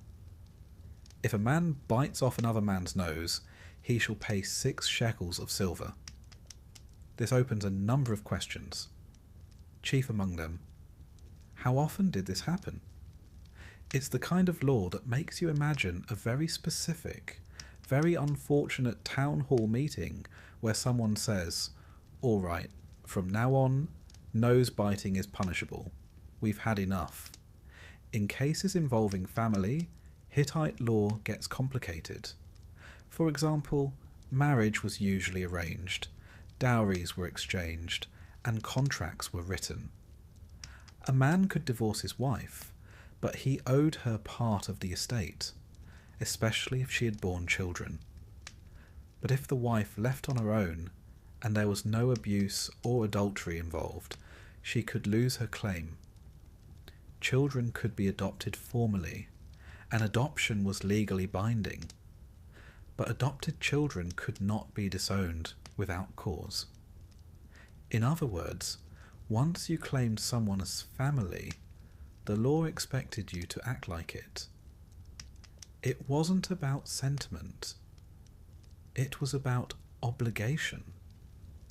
Hittite law also allowed women to own property, inherit land, and even run households in their husband's absence. This wasn't universal in the ancient world, and while it didn't mean full equality, it meant that a woman, particularly a widow or priestess, could exert legal agency without male supervision. There's even a record of a female estate manager appearing in court to settle a land dispute. The scribe, one imagines, didn't blink. Now, let's talk about magic. The Hittites believed in it, firmly, but they treated it not with executions and bonfires, but with laws. If you cursed someone, you might owe them a fine. If you used magic to cause disease, you'd be exiled. In fact, several laws mention purification rites, ceremonies designed to cleanse wrongdoing or misfortune caused by magical offense. The punishment wasn't always brutal. It was often ritualized, and more importantly, it was acknowledged as real. If your neighbour said you'd hexed his crops, the courts didn't ask for proof. They asked whether you'd performed the proper purification. Again, not a matter of guilt, a matter of restoring order. There are also laws about harming royal property, including palace walls. If a man climbs the palace wall without permission, he shall be killed. Fairly straightforward. One assumes the Hittites didn't appreciate casual scaling, but if a man insulted the king, he might only be fined, assuming he didn't repeat the offence. It's an interesting inversion. Act against the palace, and you die. Say something rude, and you're taxed. Apparently, the king could tolerate words more than trespass. Now, Hittite law was famous in its time for being relatively humane. Unlike the Babylonians, they rarely used the death penalty. Even serious crimes like bestiality, which in many ancient cultures was punished by death, were treated differently by the Hittites, usually with banishment. They seemed to prefer removal to revenge. If someone couldn't live properly in society, they were sent out, not killed. There are echoes here of exile as a moral quarantine, And if a slave was abused or wrongfully punished, the law demanded compensation, sometimes even freedom. One fascinating law concerns shelter. If a man arrived in your village and had no family, no job, and no land, you were expected to give him a place to sleep and some grain. Not charity, legal requirement. The Hittites understood something many societies later forgot, that poverty was a structural issue, not a moral failing. And the community bore responsibility for its vulnerable members. No one should starve in a land with rules. Now imagine, if you will, a courtroom in Hattusa. A man stands before a judge, barefoot, sunburned, holding a broken pot. He says his neighbour borrowed it, used it to cook millet, dropped it in a river, and now refuses to pay. The judge nods. A scribe unrolls a tablet. They check the pot laws. They debate its value. Was it new? Was it glazed? Did it belong to a priest? After discussion, the verdict is issued. Repay the pot, plus 1 shekel for insult. The man nods. The neighbour grumbles. Justice is served. No curses, no swords, just a pot, a rule, and a quiet agreement. The Hittite legal code isn't filled with epic punishments or divine mandates. It lacks the heavenly rhetoric of Moses or the theatrical violence of Assyria. But it is human, deeply so. These were people who understood that most crimes weren't cosmic rebellions. They were mistakes, or accidents, or quarrels over property, livestock, and misunderstandings. And their law didn't try to terrify. It tried to repair. That's what makes it strange. Not because it's alien, but because it's familiar. Surprisingly, modern. As you settle into rest, imagine the world of the Hittites. Stone houses, copper tools, pots balanced on open flames, goats arguing behind a fence, brothers arguing over land, wives arguing over goats. And in the midst of it all, a scroll, a court, a quiet voice saying, "Let's settle this fairly." Because sometimes justice isn't thunder. Sometimes it's a replacement pot, a fine of 3 shekels, and the reminder to keep your cow on your own side of the field. Sleep well. Now we turn westward, across oceans and time, into the rainforests of Mesoamerica. Here, among temples wrapped in vines and plazas carved from stone, we enter the world of the ancient Maya, a civilization of stargazers, calendar keepers, and civic recorders with a strong opinion on how to behave in public. The Maya built cities that rose from the jungle canopy like puzzles of limestone and shadow.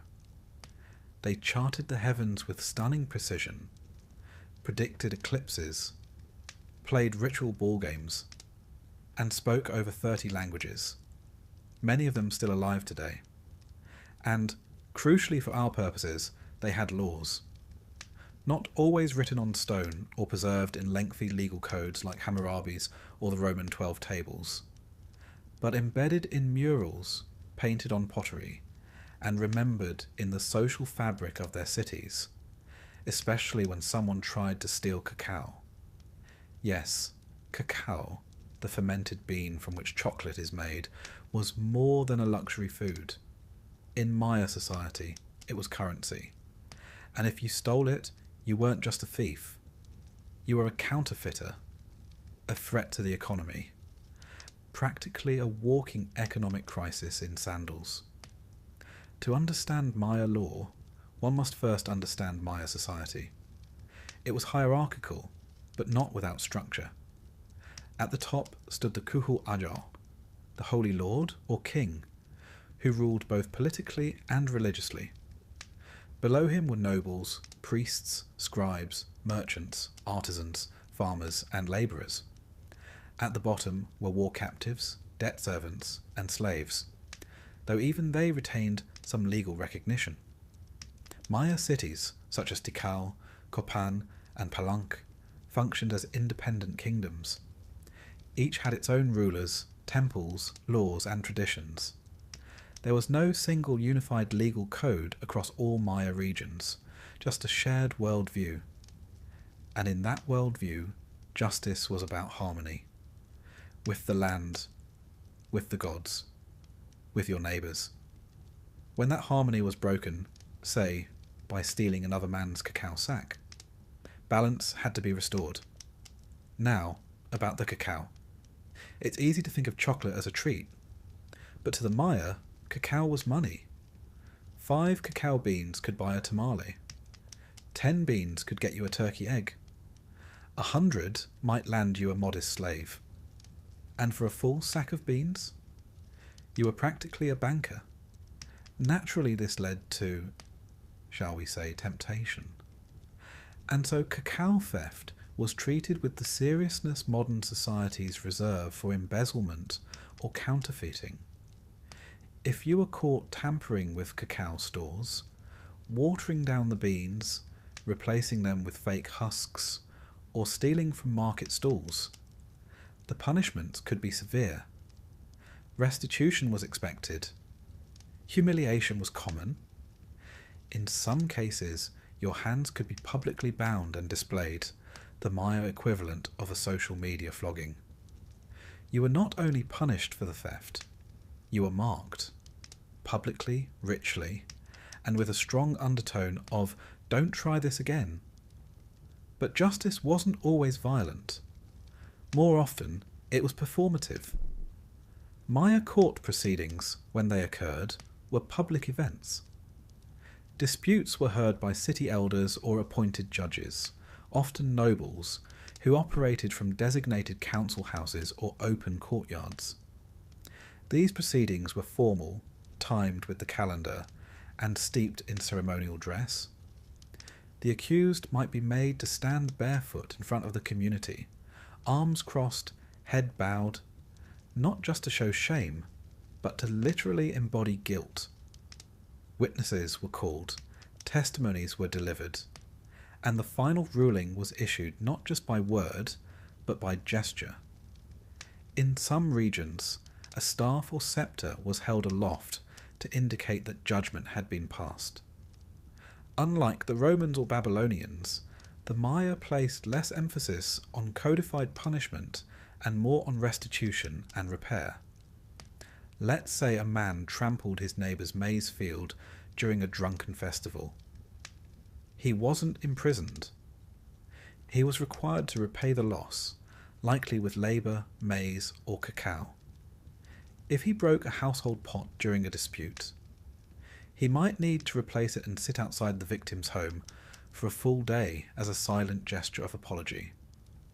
One might call it awkward justice, but it worked.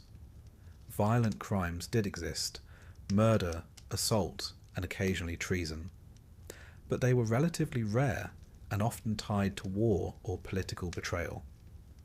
When murder occurred, the punishment could involve execution, but only if the killer refused to offer restitution. If the victim's family accepted a settlement, land, goods, labour, the killer might go unpunished. Justice, in this world, was negotiated, and deeply personal. Even in death, the community had the final say. Now it must be said, Maya law, while thoughtful in many respects, was not equal. Class mattered. Gender mattered. Bloodlines mattered. A noble caught stealing might be disgraced or fined. A peasant, possibly whipped, or worse.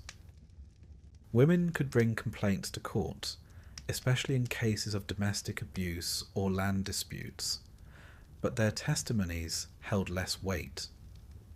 Widows and priestesses fared better, particularly if they managed land or temple goods, but they were the exception. And for slaves, those captured in war or born into bondage, the law was brutally transactional. They could be sold, branded, and sacrificed. Though curiously, even some slaves had legal protections if they were mistreated beyond acceptable norms. A line, however faint, existed. It was not justice as we might hope, but it was justice as they defined it. Now, about sorcery. The Maya, being excellent astronomers and expert timekeepers, also held a firm belief in supernatural influence. Curses, omens, and magical offences could carry real legal consequences.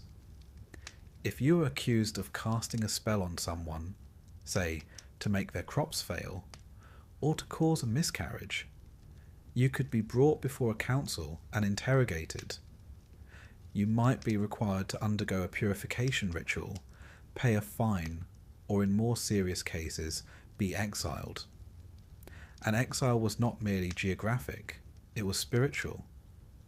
You were cut off from your community, your lineage, and your gods. You could be sent into the jungle, not to die necessarily, but to live outside the calendar, beyond the protection of rituals. You were no longer part of time. A fate, some believed, worse than death. One peculiar case survives in oral tradition. The tale of a man who stole cacao meant for ritual use, beans that were to be offered to the gods at the New Year festival. He was caught. He confessed. And rather than being executed or beaten, he was sentenced to stand at the edge of the central plaza, head bowed, holding the cacao sack, while children threw crushed shells at his feet. It was public. It was ceremonial. It was humiliating. And the message was clear. You do not steal from the gods. You can steal from your neighbour, and maybe negotiate.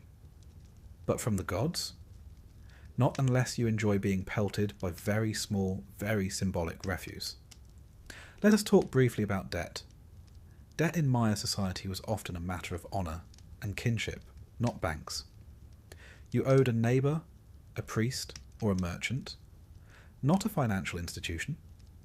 Failing to repay a debt could result in indentured labour. But this wasn't always permanent. Work a season, settle your account, and go free. But if you fled your debt, if you disappeared during a planting season, then you might be declared ritually dead, struck from records, your name erased from stelae, your debts transferred to your family.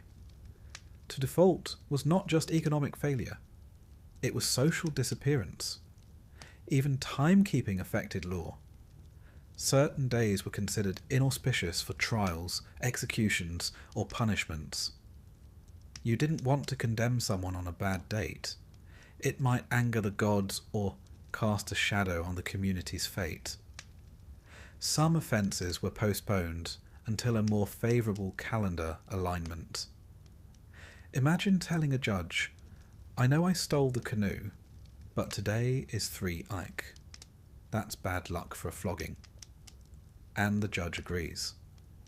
Now picture the scene. A man stands in a tiled plaza, watched by his neighbours. He's been accused of watering down cacao beans with roasted squash seeds, a serious offence. He does not deny it. The judge, an elder with painted face and feathered robes, listens. Witnesses speak.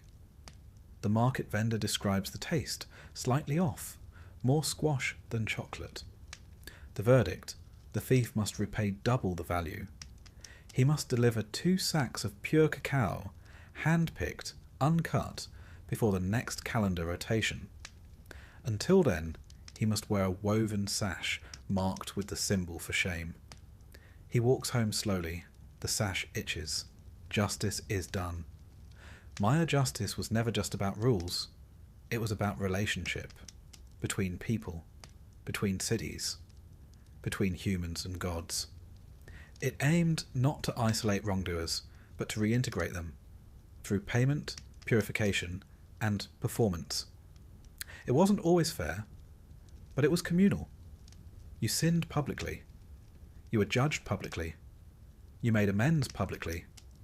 Then, perhaps, you are invited back to the feast. As you fall into stillness now, imagine the sounds of the Maya night. The chirp of frogs. the hush of wind through sabre trees, the low thump of distant drums, a market boy counting cacao beans under torchlight, and somewhere a thief, rehabilitated, contrite, tending someone else's maize field until his debt is paid. Because in this world, justice is not a cell, it is a circle. Sleep well. We end our journey high in the Andes, among stone terraces, crisp mountain air, and the sound of sandals over gravel. Welcome to the Inca Empire, a civilization that managed to run a vast, multi-ethnic empire without coins, without wheels, and, most relevant to our topic, without written laws. Yes, there were no legal codes carved in stone, no scrolls, no contracts. And yet, somehow, the Inca state governed an empire that stretched across 2,500 miles of difficult terrain from modern-day Ecuador to Chile with impressive precision.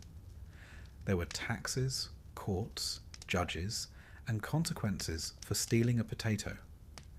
It was a system built not on paperwork, but on oral tradition, surveillance, community pressure, and an almost supernatural obsession with organisation.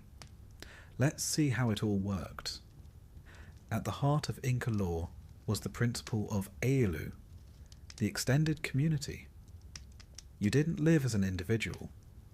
You lived as part of a collective, a village unit that shared land, labour, and resources. Your behaviour wasn't judged just on what it cost the state, but on what it cost the group. And if you stepped out of line, your punishment wasn't always personal. Sometimes it was collective too.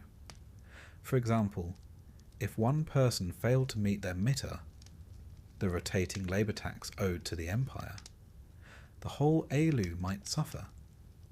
They'd lose access to state seed stores, or get reassigned to less favourable land, or find themselves with fewer llamas to distribute in the spring.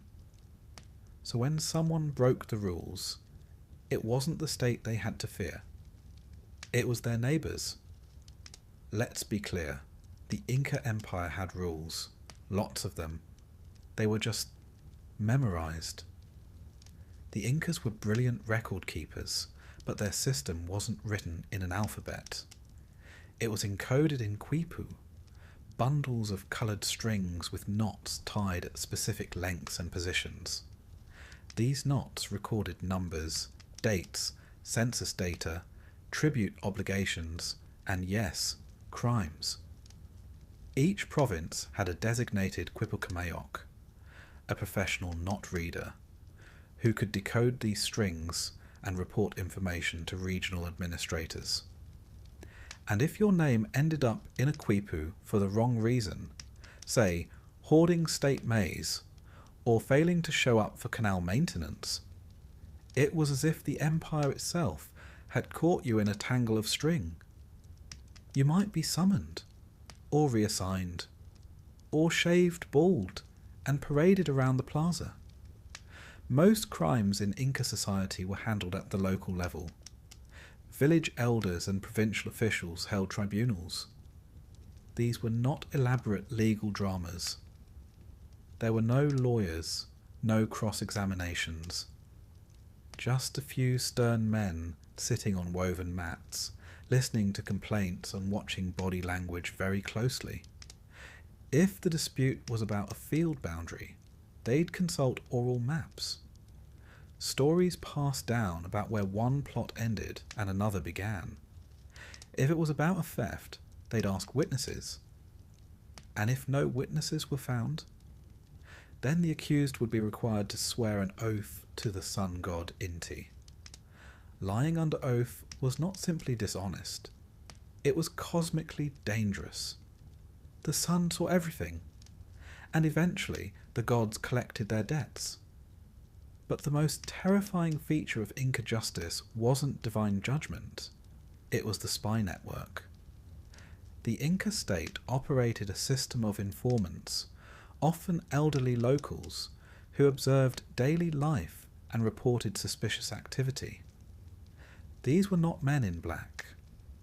These were little grandmothers who noticed that your family's corn harvest seemed a little too bountiful this year. They were called Tokoirikok, meaning he who sees all. They were not secret. Everyone knew they existed. That was the point. If you were cheating on your mitter labour, hiding surplus goods, or failing to show proper respect to a local official, chances were someone noticed. And if you thought you'd get away with it, well, perhaps you forgot that your fence leans against state land, and that's not a good place to plant cabbages. So, what happened when someone broke the law? The punishment varied, depending not just on the offence, but on who you were. Inca society was rigidly hierarchical. At the top stood the Sapa Inca, the divine ruler, said to be descended from the sun. Beneath him were nobles, priests, military officers, and administrators.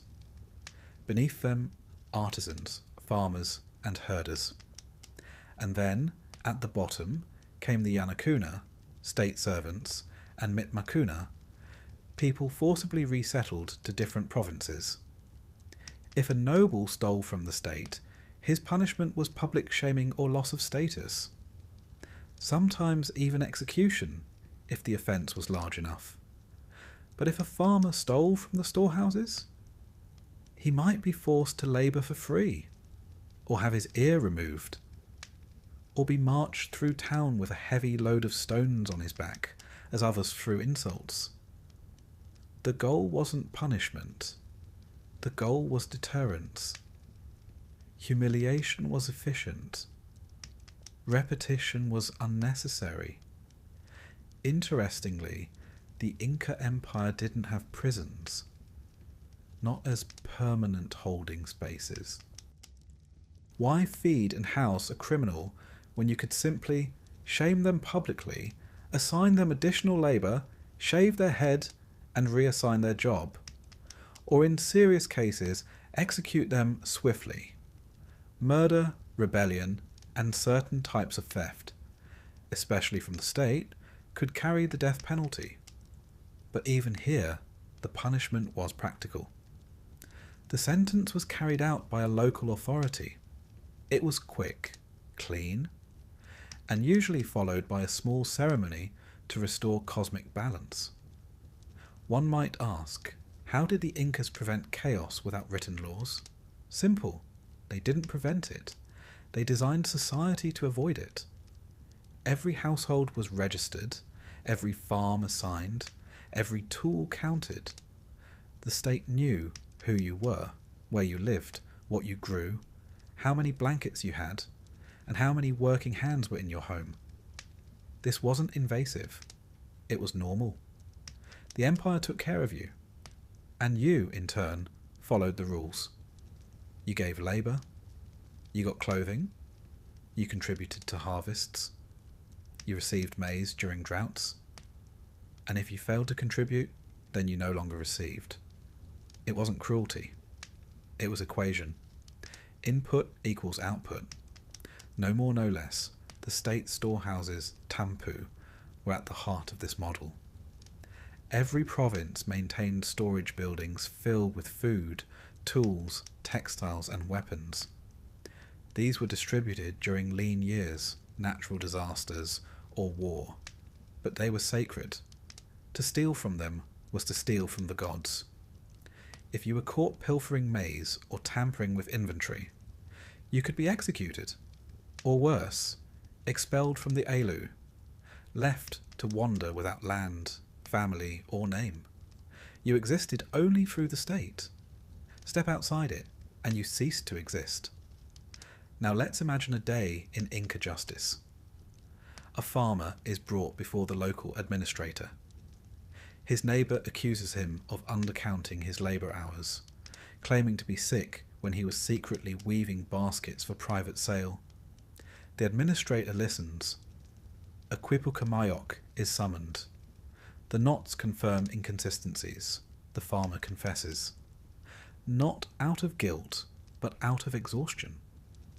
He knows what comes next. His hair is shaved.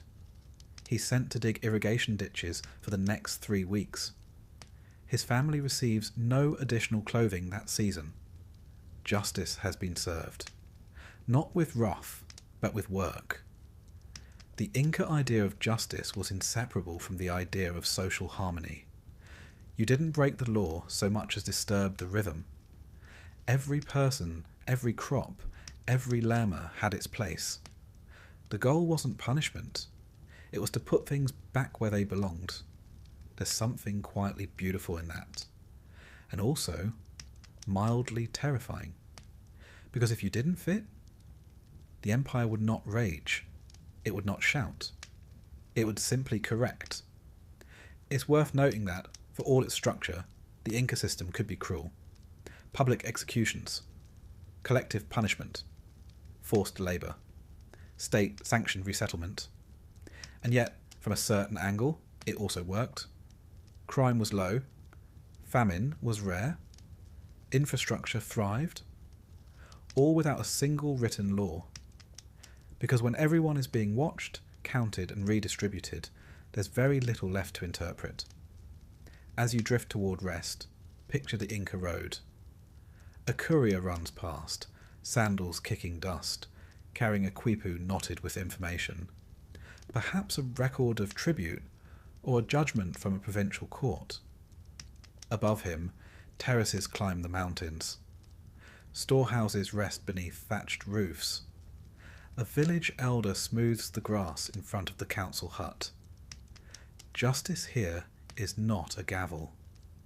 It's not even a word. It is a system.